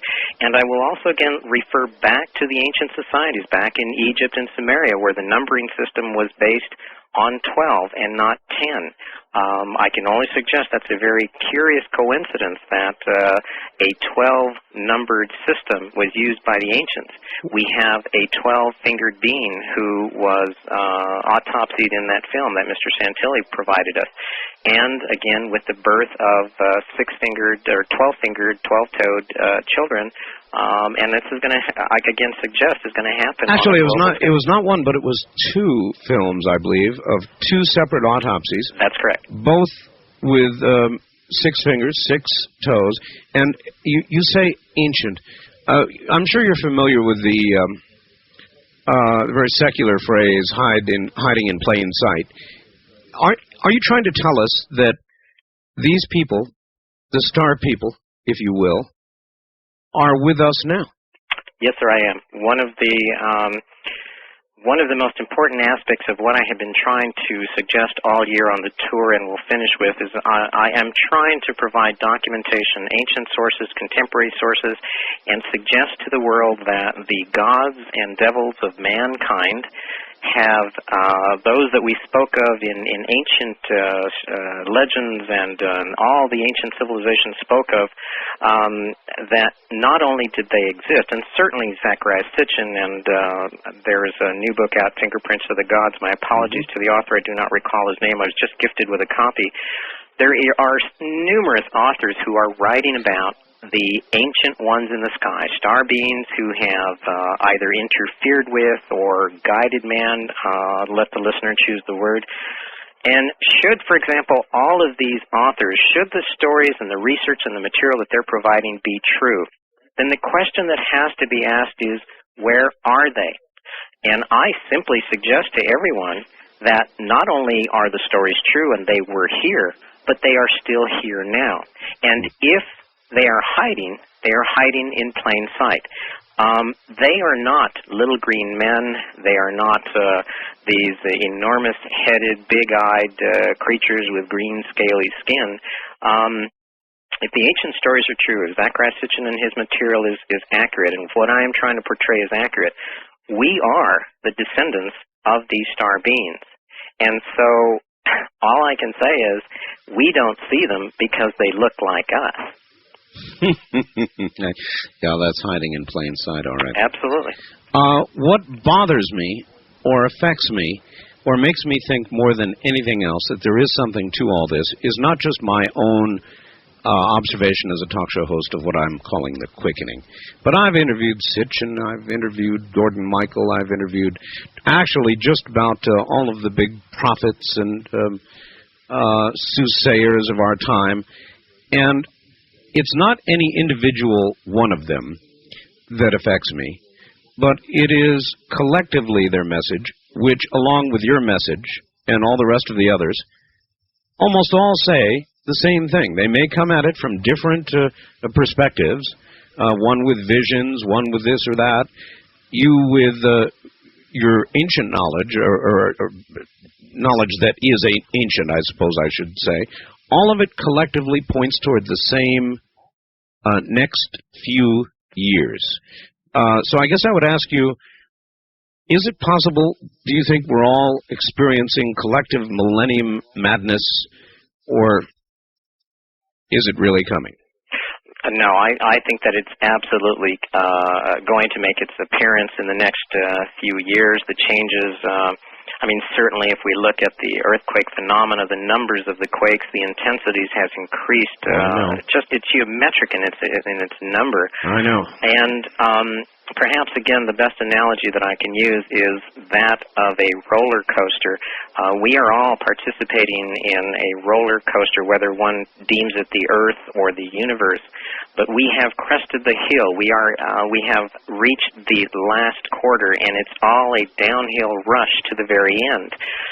As this occurs, as we come speeding down off that last hillside, there are many people who are going to be frightened by the quickening. They're going to be frightened by the speeding up of the event. Some of them are going to want to bail out. On the other hand, there are some who will enjoy the ride. There are those who will toss their arms up in the air and let out a great big yell, and we're going to enjoy as this particular ride comes to an end. Which group are you in? I'm going to throw my arms up, I'm going to powwow, and I'm going to dance. I am not predicting the end of the world. I am not a doomsayer. I believe that the world as we know it will change. Yes, there are going to be some very interesting things that are going to occur. Perhaps the most dramatic is that the light switch is going to get turned off and no one's going to be able to turn it back on. The question is, can an individual survive without electricity? And that's a very, very real question that we have to answer. The world will change. It's interesting because in a lot of parts of the world they do it every day on a regular basis with no problem. Here in America, when the electricity goes off, just about everything we use to function in life stops. Exactly. I've got a fax here, Robert. See, I'm sure you'll agree with this, or maybe you won't. Art, on why there aren't more Native Americans speaking out as your guest, Robert Morningsky. It's because most are perceived in an ill light. Look how most are portrayed as alcoholics who need the government to survive, or in movies as some kind of superstitious simpleton. My wife is Navajo. While she doesn't know a great deal about her heritage, her dad does. He regales us with tales of the lore of the Navajo and the strange occurrences in the San Luis Valley in Colorado. They are their art. It's just that they tell those who will listen. That's from John in Morgan Hill. Oh, I absolutely agree. That's absolutely correct. It's interesting to be on the circuit and to hear individuals who claim to be searching for the truth or looking for data, and yet when we begin to tell the stories, I'm not sure why the reaction is as this gentleman has said, but he's absolutely correct. They just simply do not listen. The wonder, however, of this last year for me has been that I have found that people at this time, and I'm not sure why, but they are listening. I think we are bonded from long, long ago. There is a difficulty when I speak with other elders because they are concerned that when I speak of these things that perhaps those who are not Indian will not understand. But I have a problem with that. I believe a warrior is someone who has a type of heart. An Indian, a Native American, is someone who has the type of blood.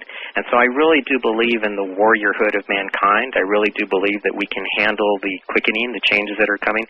And I really believe that if the higher-ups, if the powers that be would leave us alone, I don't believe we'd have half the problems that we have on this world today. Many of the prophets that one might speak to would suggest that these coming changes that we all seem to know are coming can either be lessened or modified or negated altogether by human behavior.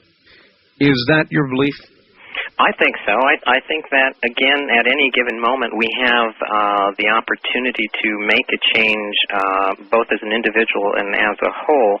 The problem that I have is believing that we will be able to get together with a common direction. Unfortunately, we have too many, again, powers that be, from institutions that are oriented towards religion or education or economic sources, bankers, politicians.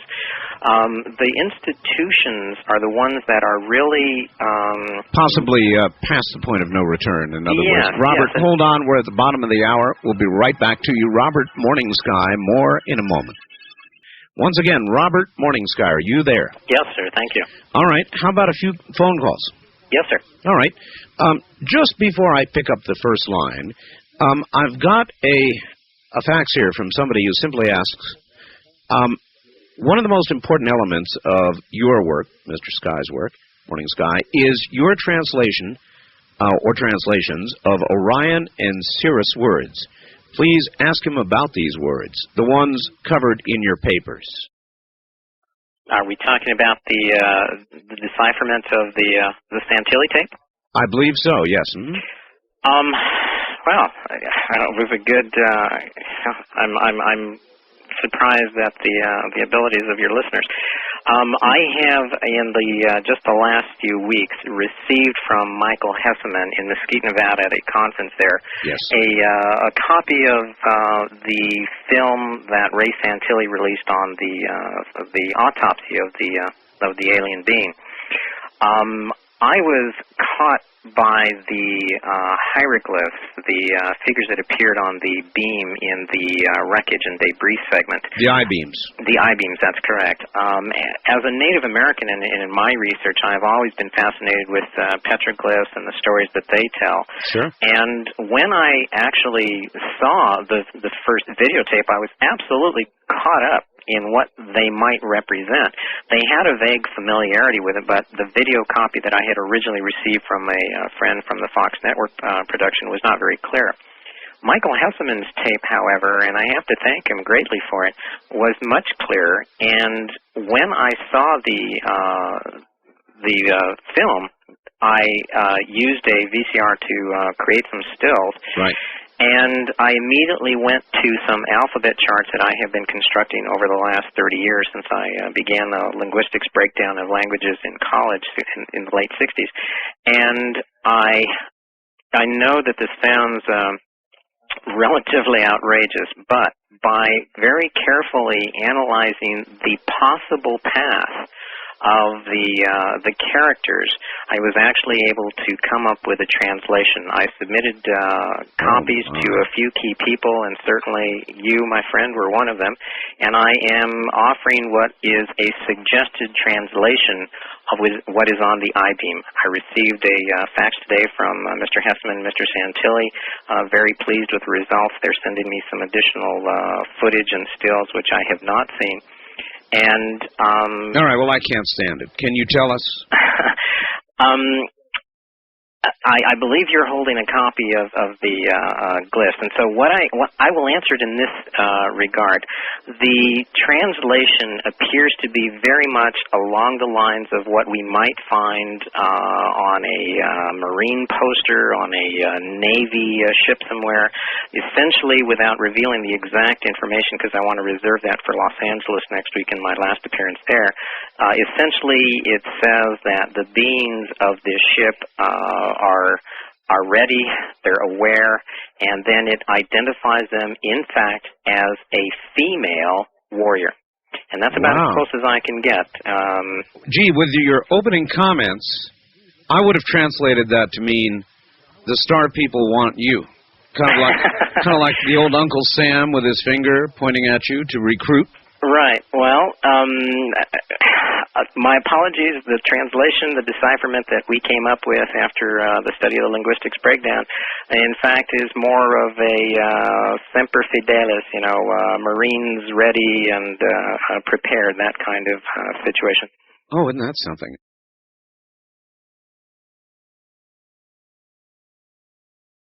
This is the end of Side 1. Please leave the... Let's go to the phones. West of the Rockies, you're on the air with Robert Morningsky. Hi. Hi, how you doing? All right, where are you, sir? My name's Kirk. I'm calling from Santa Ana. Santa Ana, all right. Yeah, I have a question. With all the billions of comets floating out there in the Oort cloud, at least that's what astronomers say, is that there's this big cloud of comets floating out there that periodically get nudged out and they drift into the solar system. What makes you guys think that this particular pair of comets that was recently discovered, as you say, is this Kachina? Oh, all right. First of all, we have only discovered, to the best of my knowledge, one comet, and that is Hale-Bopp. But the question is a fair one. With respect to that comet, why that one? Well, I am reliant upon the data and the information that is given to me by other researchers. Again, I want to stress I am not a physicist, an astronomer. I am basically no one. I am an average man. I'm a dancer by profession.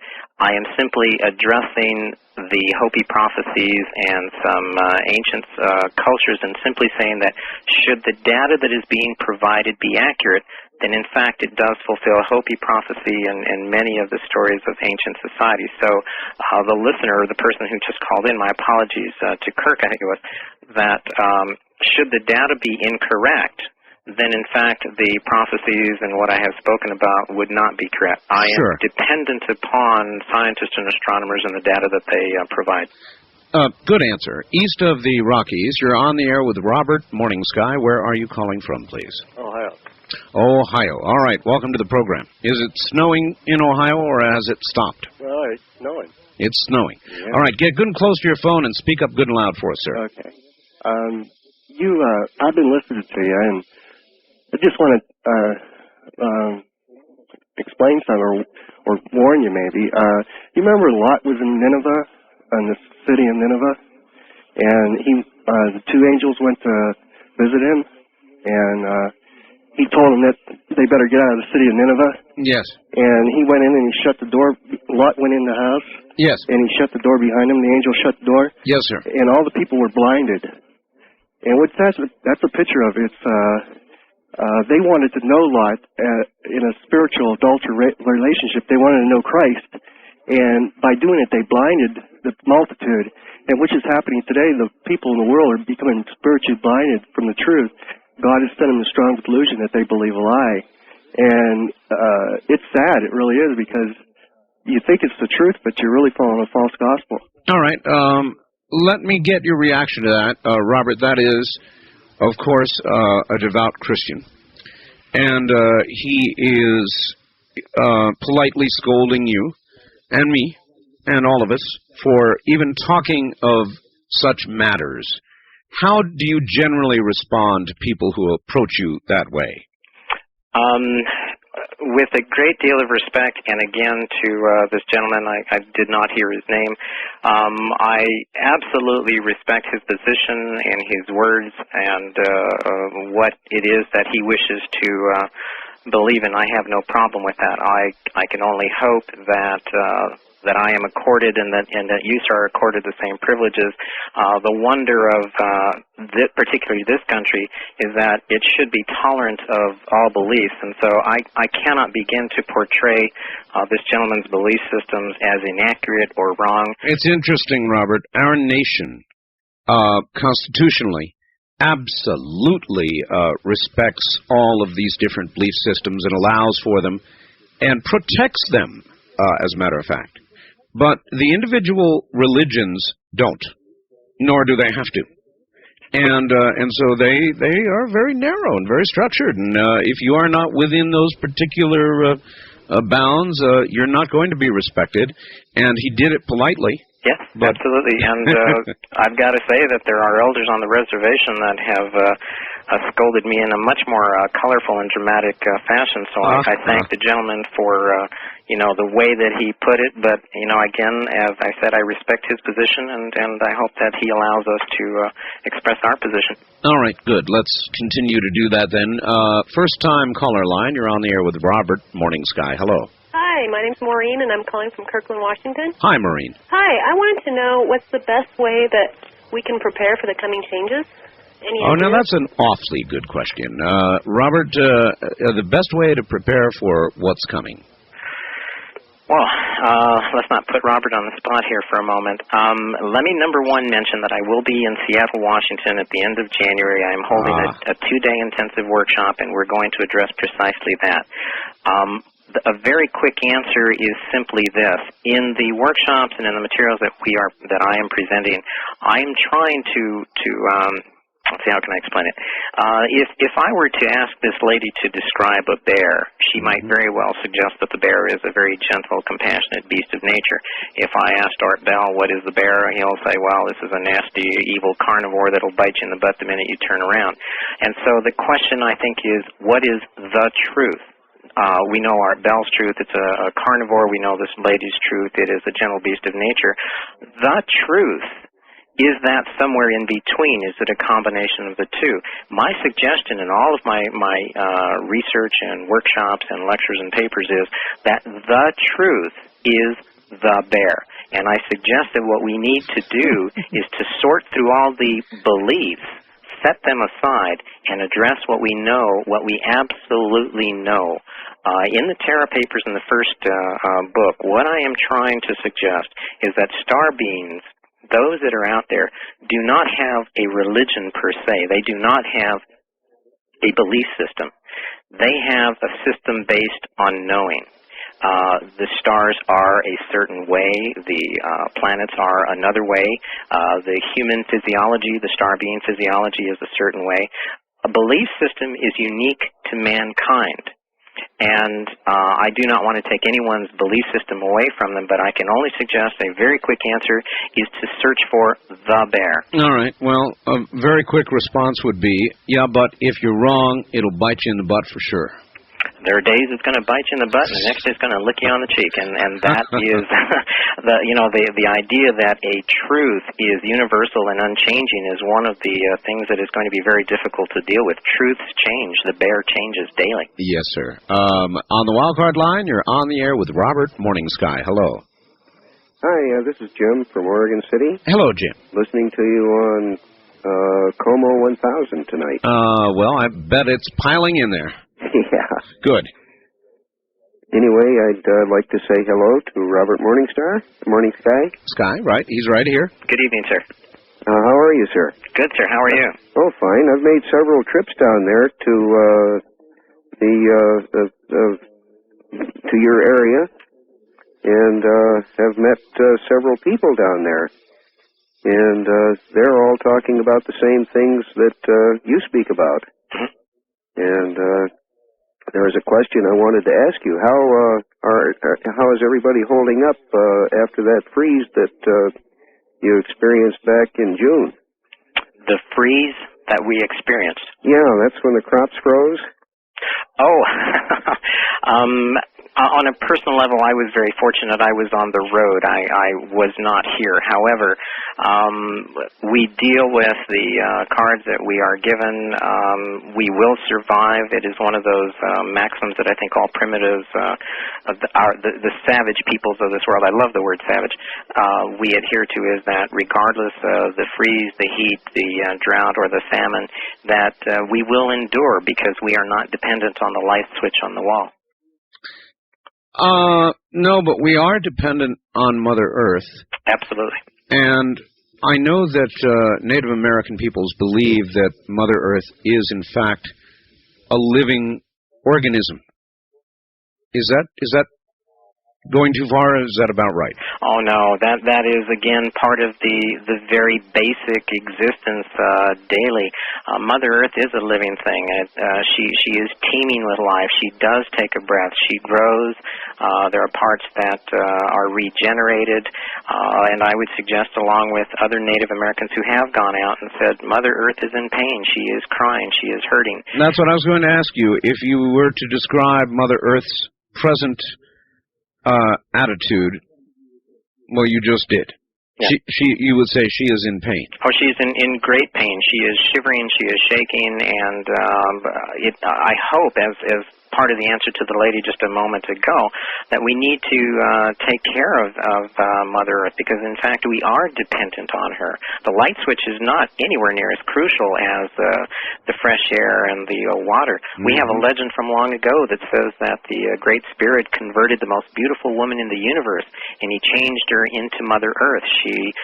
Her hair became the grass, her blood became the rivers, her bones became the very stones themselves, and we are all descended and born of Mother Earth, and we need to take care of her as we take care of our own mothers, our own grandmothers, our daughters, and our wives. And it's absolutely vital. One of the answers to the previous question was we have to be aware that Mother Earth is in pain. Robert, I don't know where I got it.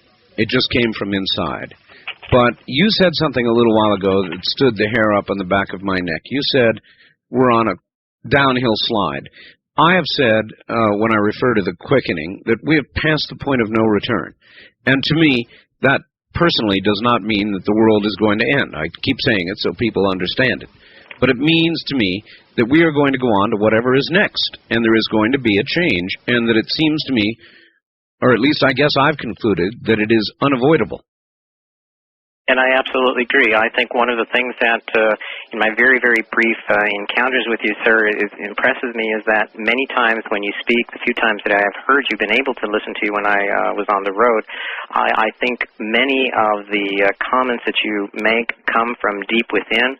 I think many of your listeners, I think the reason that they're listening is because it strikes a chord deep within. The answers are there. So we just need to recognize them. But I absolutely agree with you. There is the end of the world as we know it, meaning the systems, the institutions, and the ways in which we punish ourselves. Those will change, but it is not the end of the world at all. On the other hand, I'm sure a banker on Wall Street would think it is the end of the world. You and I, I'm sure, will go out and powwow and we'll dance all through the night at my campfire. That's right. There are many worlds, and thank you for the kind words. Perhaps it would be summed up as I summed it up once when we did a what if, which of course everybody dragged out and changed as if to say that I said some comet was coming to hit Earth. I didn't say that. What I did say was that if a comet should be coming to hit Earth, I think that after, considering it carefully, I would sit right here as long as I could and talk to you, probably get a good observation post, and we'd all watch it come in together. That's a sort of a dance, I guess. You're on the air with Robert Morning Sky. Where are you calling from, please? Hi, this is Mark from Honolulu. Hi, Mark. Hi, Art, and Robert, hi to you.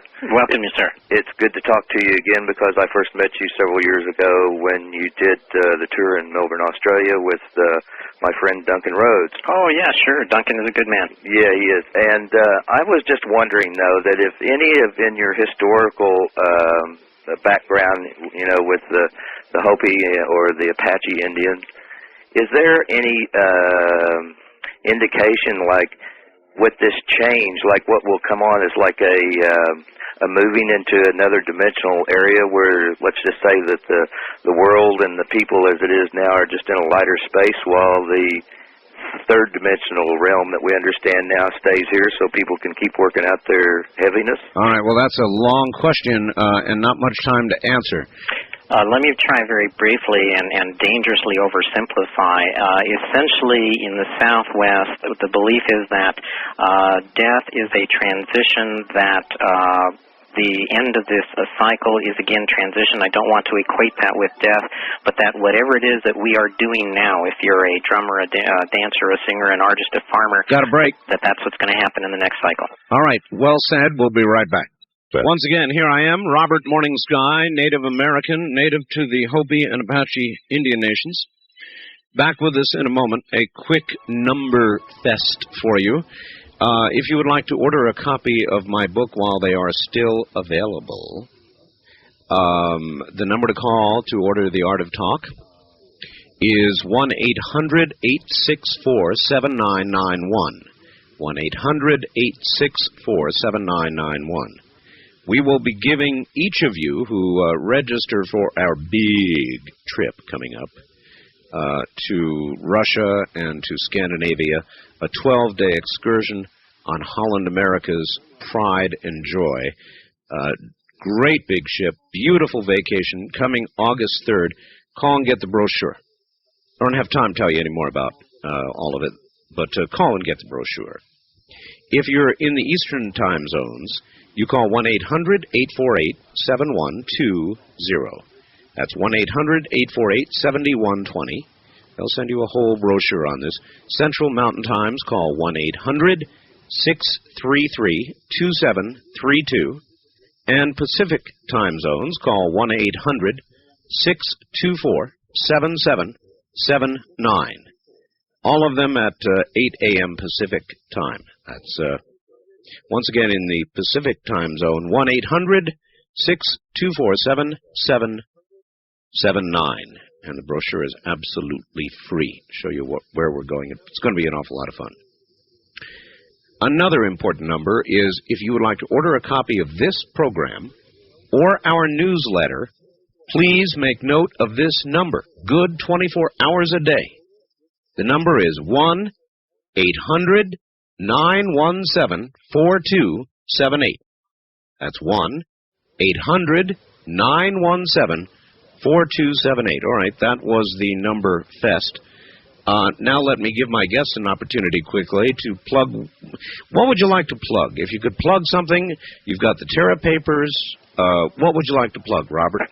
Well, thank you very much, sir, for the opportunity. One, let me plug Art Bell and say that I'm very pleased to say that there are a few warriors on the quest for the truth, and I'm very very happy to be able to know that Art Bell is going to continue with his quest. So I am honored. I'm very, very honored. I will, for, again, the rest of this year for me until February 1st, I have the Terra Papers, which is essentially the summation of the research on the history of mankind, the hidden history of mankind. We are releasing next week in Los Angeles the report on Hale-Bopp and the Santilli glyphs, the decipherment. People who would be interested in reaching us, in my retirement phase, I hope to be able, should the interest be there, to take people on vision quests and to take them on expeditions into the Canyonlands to show them some of the data that we use to put out our books. They can reach me at, I have a phone number, area code 602-996-6324, and our fax number is area code 602-953-0129. And I invite those people who live in Los Angeles. My last appearance in Los Angeles area is next weekend. In Seattle, I'll be there the last weekend in January. And then my very, very final appearance, I intend to powwow and dance madly, will be in Austin, Texas, the second weekend of February. And well, you are heard in all of the areas you just spoke of, so... Oh, well, good. Well, I invite everybody to come out and dance with me, and hopefully we make some sense with the lectures and workshops, and we will toast Art Bell when we do this. Robert, thank you. You're more than kind. East of the Rockies, you're on the air with Robert Morningsky. Hello. Hi, Mr. Morningside. Good evening, sir. Where are you, sir? I'm from Flint, Michigan. All right. And I have a couple questions. One is, do Native Americans really think differently or have different ideas about things like success, serenity, and fear? Again, I hate to speak for anyone other than myself, but I think if you look at friends' books, material that is out there, it should be pretty evident that we do have a different perception of what success is. We don't measure it in terms of money, but in fact of moments of happiness and feeling proud. I know that people don't understand it when one of the things that we teach in the Warrior Way is that we should be able to wake up every morning and say, it is a good day to die. That does not in any way manifest a death wish. What it says is that I have lived my life to its fullest. I have said I love you to those that I care about. I have done the best that I have could and defended with honor the integrity of being a warrior. And so the perception of success, I can confidently answer that yes, but again, I do not speak for anyone other than myself. Yeah, I understand. The other one is, well, I have some friends that, they were white until fairly recently, and they've become like overnight Indians. I'm sorry? Yeah, I'm sorry, too. You want to run that one by us again? Well, they started going to sweat lodges, making handcrafts, and reading Native American philosophy, and I was just curious what your opinion is. Oh, I see. All right. What he's saying is they're going native.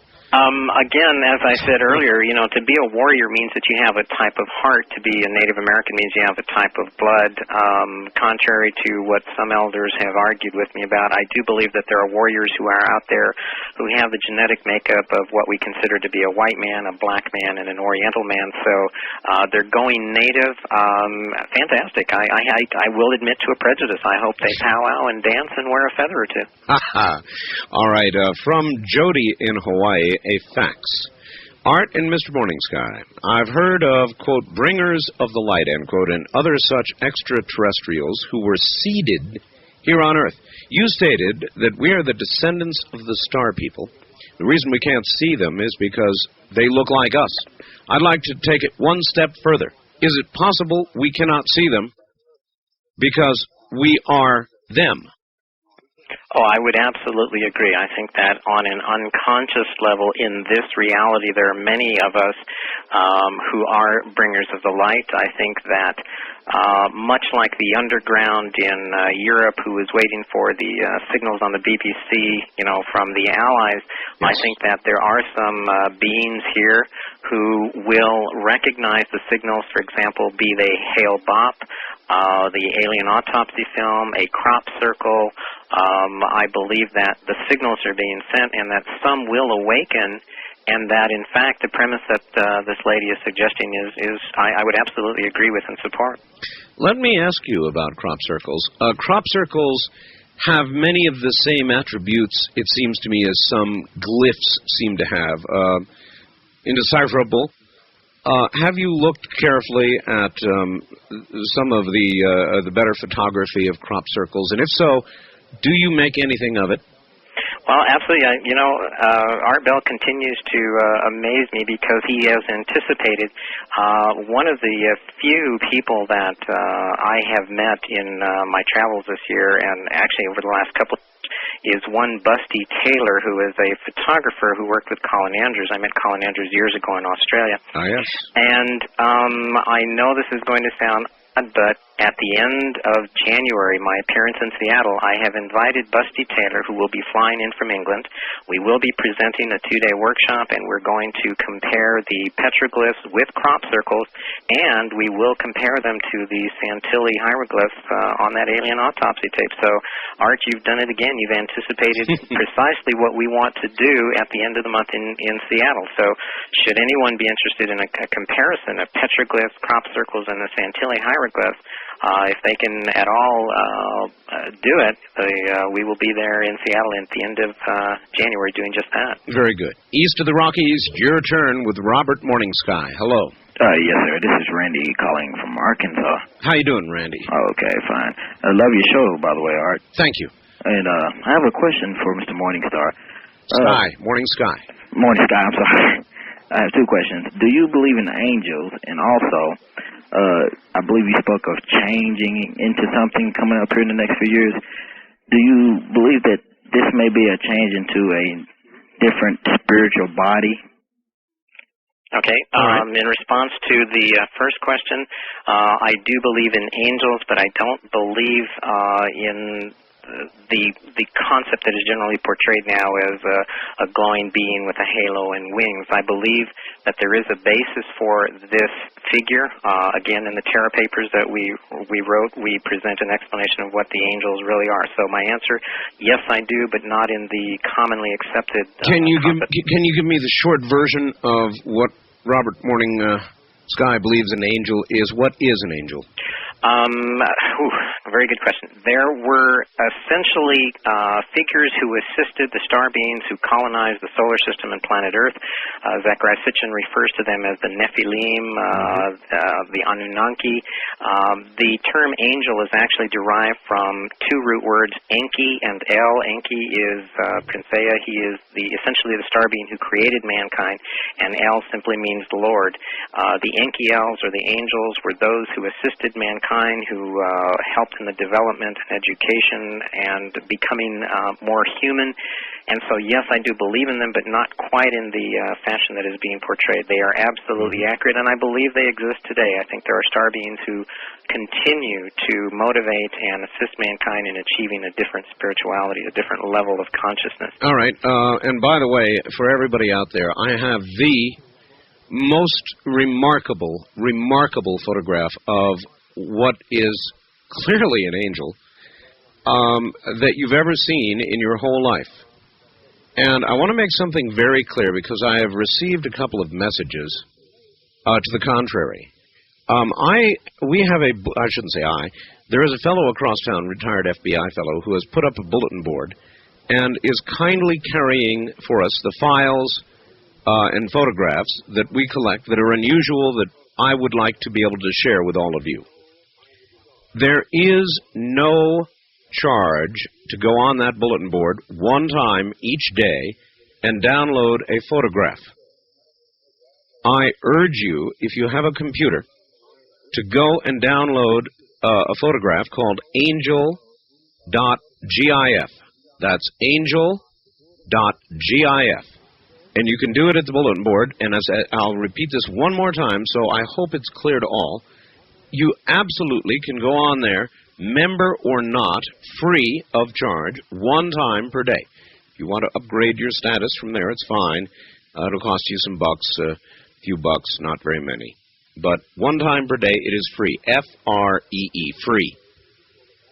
The number to call to get into the bulletin board is area code 702-727-1111. 702, area code 727-1709. And we're going to be talking more about that photograph, so if you can lay your hands on it, by all means, do so. And our phone lines west of the Rockies, you're on the air. Hi. Hi, Art and Yes, Robert, sorry. yes. Good evening, sir. This is Todd in Bellevue, Washington. Yes, sir. I'm a Christian also, so I wanted to be respectful and say that I appreciate that you believe what you believe. And I wanted to ask, the Bible does teach that there will come a time that there will be, for better lack of term, a one-world religion where everybody will become more spiritual but no apparent specific religion. And that seems to be where we're coming to, and that's why so many Christians believe this is the end time. And I wanted to ask if he believes that there's a possibility that he has been deceived, because there are so many people that believe different things. Someone does have the truth, and obviously Christians believe they have the truth.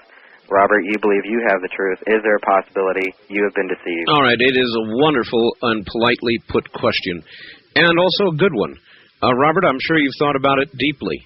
Absolutely, and I'm sure that the gentleman realizes that if I did not acknowledge the possibility, that certainly I would be very, very foolish.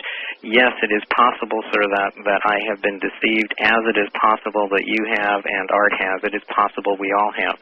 I believe that what we need to do is to really, down in our guts, we have the answer deep within. And I would actually probably agree with your opening statement that where we are going does probably lend itself to the concept of a one-world union. I just hesitate to use the term religion. A one-world union. A common spirituality. Well, what about a common governing body? I have a problem with the word governing. I would prefer to use the word sharing, where you and I share, where Todd shares an equal responsibility in deciding the direction of the masses, I guess. Are there too many of us on Earth? Too many of us? Yes. I have been to powwows where there are 1,000 dancers on a football field, and that's probably the only time that I could say that there are too many of us, just because I'm selfish enough to want to dance. Are there too many of us on planet Earth? Yes. No, I don't think that there are too many of us. Whatever numbers are appropriate for the time is what is occurring. Fascinating. All right. West of the Rockies, you're on the air with Robert Morning Sky. Hello. Yeah. Hi, Art. Hi. I'm calling from Carson City. My name's Marty. Okay, Marty. KOH. Glad to have you. Hi. I'd like to ask Robert a question in regards to the, does he believe that there were other beings living on other planets, the other planets like the Moon, Uranus, Pluto, so on and so forth? Close-in planets? All right. Robert? Yes, our research and the materials that we have collected essentially support the idea that there was life on other planets. The two most obvious candidates, and I believe that time will show that there is or was life on these planets, are those that we call Venus and Mars. Certainly the face on Mars has to be a very, very strong argument for the existence of some sort of civilization on that planet. I take it you have followed Richard Hoagland's work closely. I have only just recently been introduced to it, and I'm going to suggest that the same kind of phenomena will be witnessed on Venus. All right. Oh, my. Well, that is an interesting prediction. Robert Morning Sky is my guest, and there's more if you'll stay right there.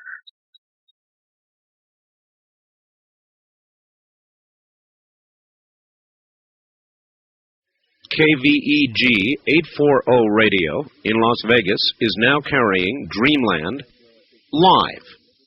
And just to show you, they didn't tell us they were going to do it, but I notice these things. So KVEG 840, thank you. Now, we're about to go back to Robert Morning Sky, but I think he will enjoy the following facts. I know I did. It is from a man named Michael, and I guess up in Oregon. He says, Dear Art, Your guest and discussion tonight are very interesting as usual. What you said about how we'd react if we no longer had electricity reminded me of a pretty good story. It goes like this. A young bride was showing off her new home to her dear old grandmother. Of course, this included her very modern kitchen that was filled with electronic appliances and gadgets galore. After the full tour was complete, Grandma asks the young lady, if you had to give up all your modern appliances and conveniences except one, which one would it be? So the granddaughter thought for some time, finally replied, well, I guess the one thing I just couldn't do without would have to be my refrigerator. The grandmother smiled and said, honey, I'd pick running water any time. And I thought you might enjoy that, Robert. That's fantastic. Great story. Great story.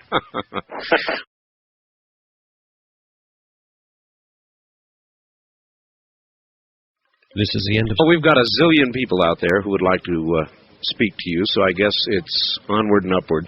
West of the Rockies, you're on the air with Robert Morningsky. Art, Robert, good evening. Good evening, sir. Where are you? This is the Magic Christian calling from San Buenaventura, California. All right. Good trip, California. Yes, Mr. Morningsky, I'd like to know if in the Hopi traditions or prophecies there is anything that would correspond to a prophecy made several places in the Christian New Testament about what we have come to know as the rapture, the sudden disappearance of a great deal of people, human bodies off the face of the earth all right. In one instant. It is an interesting question. Is there any corresponding legend at all? No, I am not familiar with anything that is remotely close to that phenomena. That does not mean it's not there. Again, I don't want to speak for the elders or any Hopi individual, but I am not familiar with anything that is even close to that. Good enough. East of the Rockies, you're on the air with Robert Morningsky. Hello. Hello, Mr. Bell, Mr. Morningsky. Yes, sir. Mr. Morningsky, you were talking about a brother or something that's supposed to be 7 years after the comet Hale-Bopp, or? A relationship. Well, in other words, Hale-Bopp will portend the arrival of another. Where are you calling from, sir? Utica, New York. Utica, New York. All right, and your question is about, I presume, the other? Right. The other, I think, Robert, is roughly what Zechariah Sitchin refers to as the 12th planet. I am suggesting that, again, if the data is accurate, that this figure, this Hale-Bopp comet that is going to be appearing in 97, is very likely the 12th planet Nibiru. The Hopi prophecies that I am speaking of are about a figure called Bahana, the Great White Brother, which I think is a very loose translation. But I am suggesting that there will be a brother to Hale-Bopp, which will probably appear roughly 7 years after. Would it be a comet? Yes, sir. If Hale-Bopp is a comet, then the brother is a comet. Yes, sir. Right. And it would be larger? Or? I believe it will be larger. Yes, sir. Well, there was a comet in 1811, and it was supposed to be recorded to be about a million miles in diameter. Have you heard anything about that? I'm sorry, I'm ignorant of that, sir. Well, that would be, I don't see how anybody could call that. Well, I guess it could be a comet. I suppose if something was in a rogue returning orbit, it would be called a comet no matter its size, but a million miles, oh my. West. First-time callers call area 702-727-1222. Hold it. Oh, okay. We are not allowed to put last names on the air. It is but one rule that we must follow. So let's just have you give your first name only. Okay. And tell us where you are. Oh, my name is Gregory. I'm from Norman, Oklahoma. All right. Yeah, and hi, Art. Hi. I wanted to ask Robert, you know, this is going to sound really off the wall, but I think that you all mentioned Jung's collective unconscious, and I heard that about this alien I-beam from the warrior woman. The glyphs, yes. Well, you know what's really strange about that is that Jung believed that UFOs were manifested from man's belief in them, and it's almost as if the I-beam would be like the structure of the female creativeness of the universe, and the warrior woman would be the collective unconscious. What does Robert think of that? I'm not quite sure I understand the thrust of what you are saying. I can only suggest again that the decipherment that we are offering to the research community, I do not know actually what its contents are. I am suggesting a translation which is much more innocuous. It's much more simple. It simply was addressing what a warrior woman might say. I am ready, I am prepared, that kind of thing. You may very well be correct. The problem that I have is that the videos and the slides I have seen do not show a complete beam. It does not give us the context. It only gives us a couple of small pieces. Well, it would be sort of like the bone, or like the noggle. I guess what shamanism would say would be a part of the noggle. It's an interesting premise. I can see where we might be able to argue that. I just personally don't have enough of the beam hieroglyphs to really be convinced of that, though I think it's certainly a plausible idea that you've presented. Okay, right. Thanks a lot. Right, thank you very much for the call, sir. And on our first-time caller line, you're on the air with Robert Morning Sky. Hi, Art. This is Mike in Montana. I've faxed you several times in the past. I'm sorry, Mike. Where are you? I'm Mike in Montana. Montana, all right. Right, I've faxed you several times in the past. Yes, sir. Robert, I have a question concerning Panaha, and in the past we had heard that Panaha was in fact the Tibetan people. I'm not attached to any viewpoint, but I'd like to know what you have to say about that. I have had several people indicate that they believed it was either the Tibetan people, the Aborigines, or possibly even the Dogon in Africa. I've also been exposed to at least one gentleman who claims that the Hopi have declared him as Bahana. Again, I simply don't believe that we are talking about a physical being. I think that we are talking about the phenomena Hail Bop, its brother. Certainly the possibility is that the translation speaks of a physical being, but the actual ancient Hopi, I do not believe says that. All right. So little time, so much to do. West of the Rockies, you're on the air with Robert Morning Sky. Hi. Hi. Earlier you guys were both talking about Mother Earth, and I just have to say that is my feeling, actually my opinion, that there is no Mother Earth, that there is just a planet which is a thing, and it is more or less a creation, but it should never be worshipped, because we should worship the Creator, God, not the creation or the creation process. All right, let us find out if that is in fact what is worshipped. Robert, is the Earth itself worshipped by the Hopi, by the Apache? I am not familiar with any Native American peoples. I'm not familiar with any peoples, be the Aborigines, Zulu, Maori. I'm not familiar with any that worship Mother Earth. What we are saying is that we need to be respectful because we are part of its existence. I do not believe that it is just a thing. It is as real and alive to me as any human being. One of the problems I have, and again I speak for myself, is the arrogance of a civilized world that chooses what is alive and what is not. I just have a real problem with that. But in direct response to the question, no, we do not worship Mother Earth. We hold her in high regard. We hold her in as high a regard as we do our brothers, our sisters, and our parents. Well, that's an awfully good answer, and I'm glad the question came up, and maybe it will prevent it from coming up again, but I wouldn't depend on it. Robert, they're trying to catch you, and they're Christians, and it's all right. It's just, I guess in a lot of ways I tire of it. I knew that you did not worship the Earth, and thinking of the Earth as a living thing is not the same as worshiping it as you would an idol, which is what he was suggesting in sort of a slightly flippant way, that you are idolizing a mere thing. Right.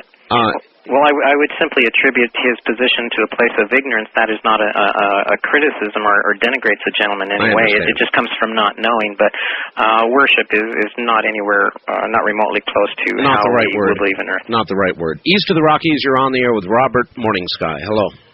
Hello, Art. This is Dave from Cape Coral, Florida. Glad to have you. Get good and close to your phone, sir. You're a little hard to hear. Okay. I was wondering, that was a good lead-in from the other caller.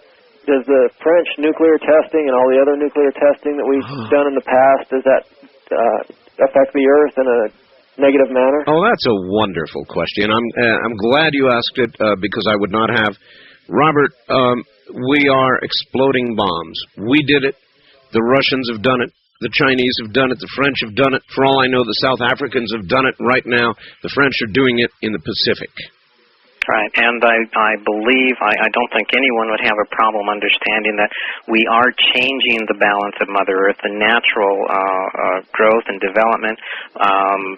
We are destroying the bones and the essence of what goes on inside.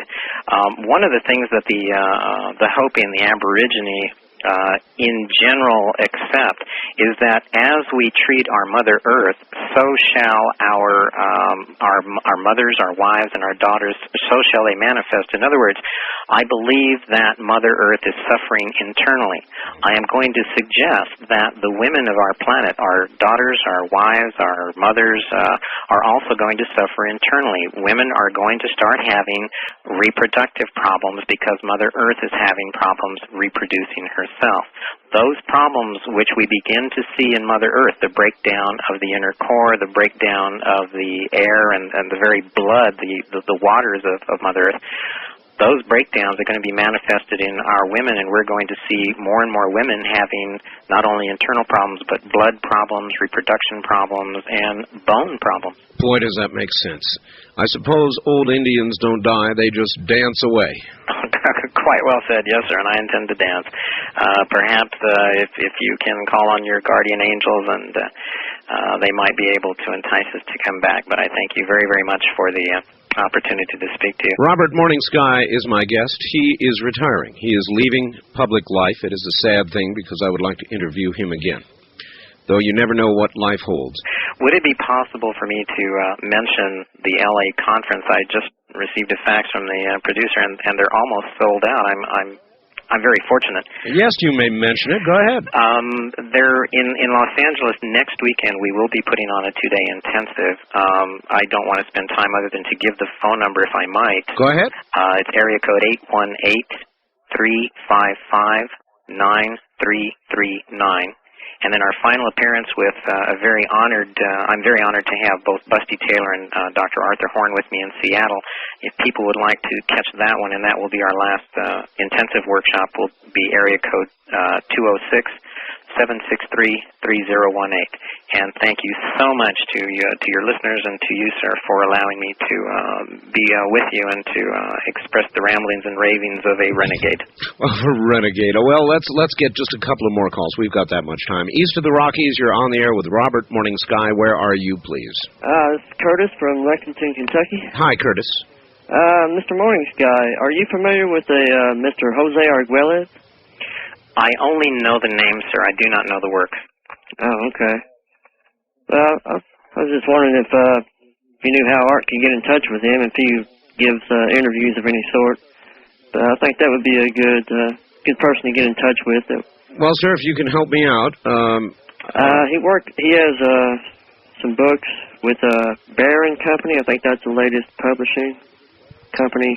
That might be enough. I'll give it a try. Okay, thanks a lot. All right, thank you. West of the Rockies, you're on the air with Robert Morning Sky. Hello. Howdy, Robert. This is Dennis. Good evening, sir. Dennis in Medford. I had a quick question for you on basically Art's The Quickening. Is there any in the Hopi histories of the Earth and its poles changing axis? Ah, yes. Yes, sir. As a matter of fact, there is a story. One of the legends speaks of Spider Woman, who has placed two twin grandsons, one at the North Pole, one at the South Pole, in the Northlands and in the Southlands. And the legends, and there are numerous legends, do speak of the changing of positions of the two twins several times. And I'm going to suggest that these legends that say the twins change places, in fact, verifies and confirms the concept of a pole shift. I was just speaking myself. I know from the Comanche legends that the sun at one time did come up in the west and sat in the east. So that's correct. Yeah. And there are several nations that do address, I think, that very, very same concept, that there has been a changing of the north and south poles, that the directions were reversed at some point. All right. All right. Thank you very much, caller. First-time caller line. Running out of time. You're on the air with Robert Morning Sky. Hi. Oh, listen, I wanted to know a little bit more about the Blue Star Kachina. Hail Bob, how does that relate? Well, we've covered that extensively. It is the view of Robert Morning Sky that Hale-Bopp may well be the Blue Kachina, or Blue Star. Right, Robert? That's correct, sir. Absolutely. All right. Wild card line? Nope. East of the Rockies, you're on the air with Robert Morning Sky. Hello. Yes, congratulations, Art, for getting Robert Morning Sky on. Thank you. Where are you? Calling from St. Louis, listen to KSD, and yes. Could you get Carlos Castaneda on, please? Well, we could try. Do you have any question for my present guest? No, just tell him to keep up the good work. All right. All right, thank you. The blind man and the elephant parable applies very much to what he's talking about. The blind man and the elephant where everyone's reaching for, they've got the whole elephant, and they've got a hold of God. That's what all the religions of mankind are all about, and about the Indians. They're all going in the right direction. Well, that may well be. That may well be, and I'm sure it may be, Robert. Would you agree or disagree? There may be many paths to the same destination. Oh, absolutely. Very, very much so. I mean, there's the highlands and the lowlands. Absolutely, sir, without a doubt. All right. Let's see. Can we squeeze? East of the Rockies, you're on the air with Robert Morning Sky. Where are you? Edmonton. Edmonton, Alberta, Canada. All right. One quick question, then we got to go. Okay.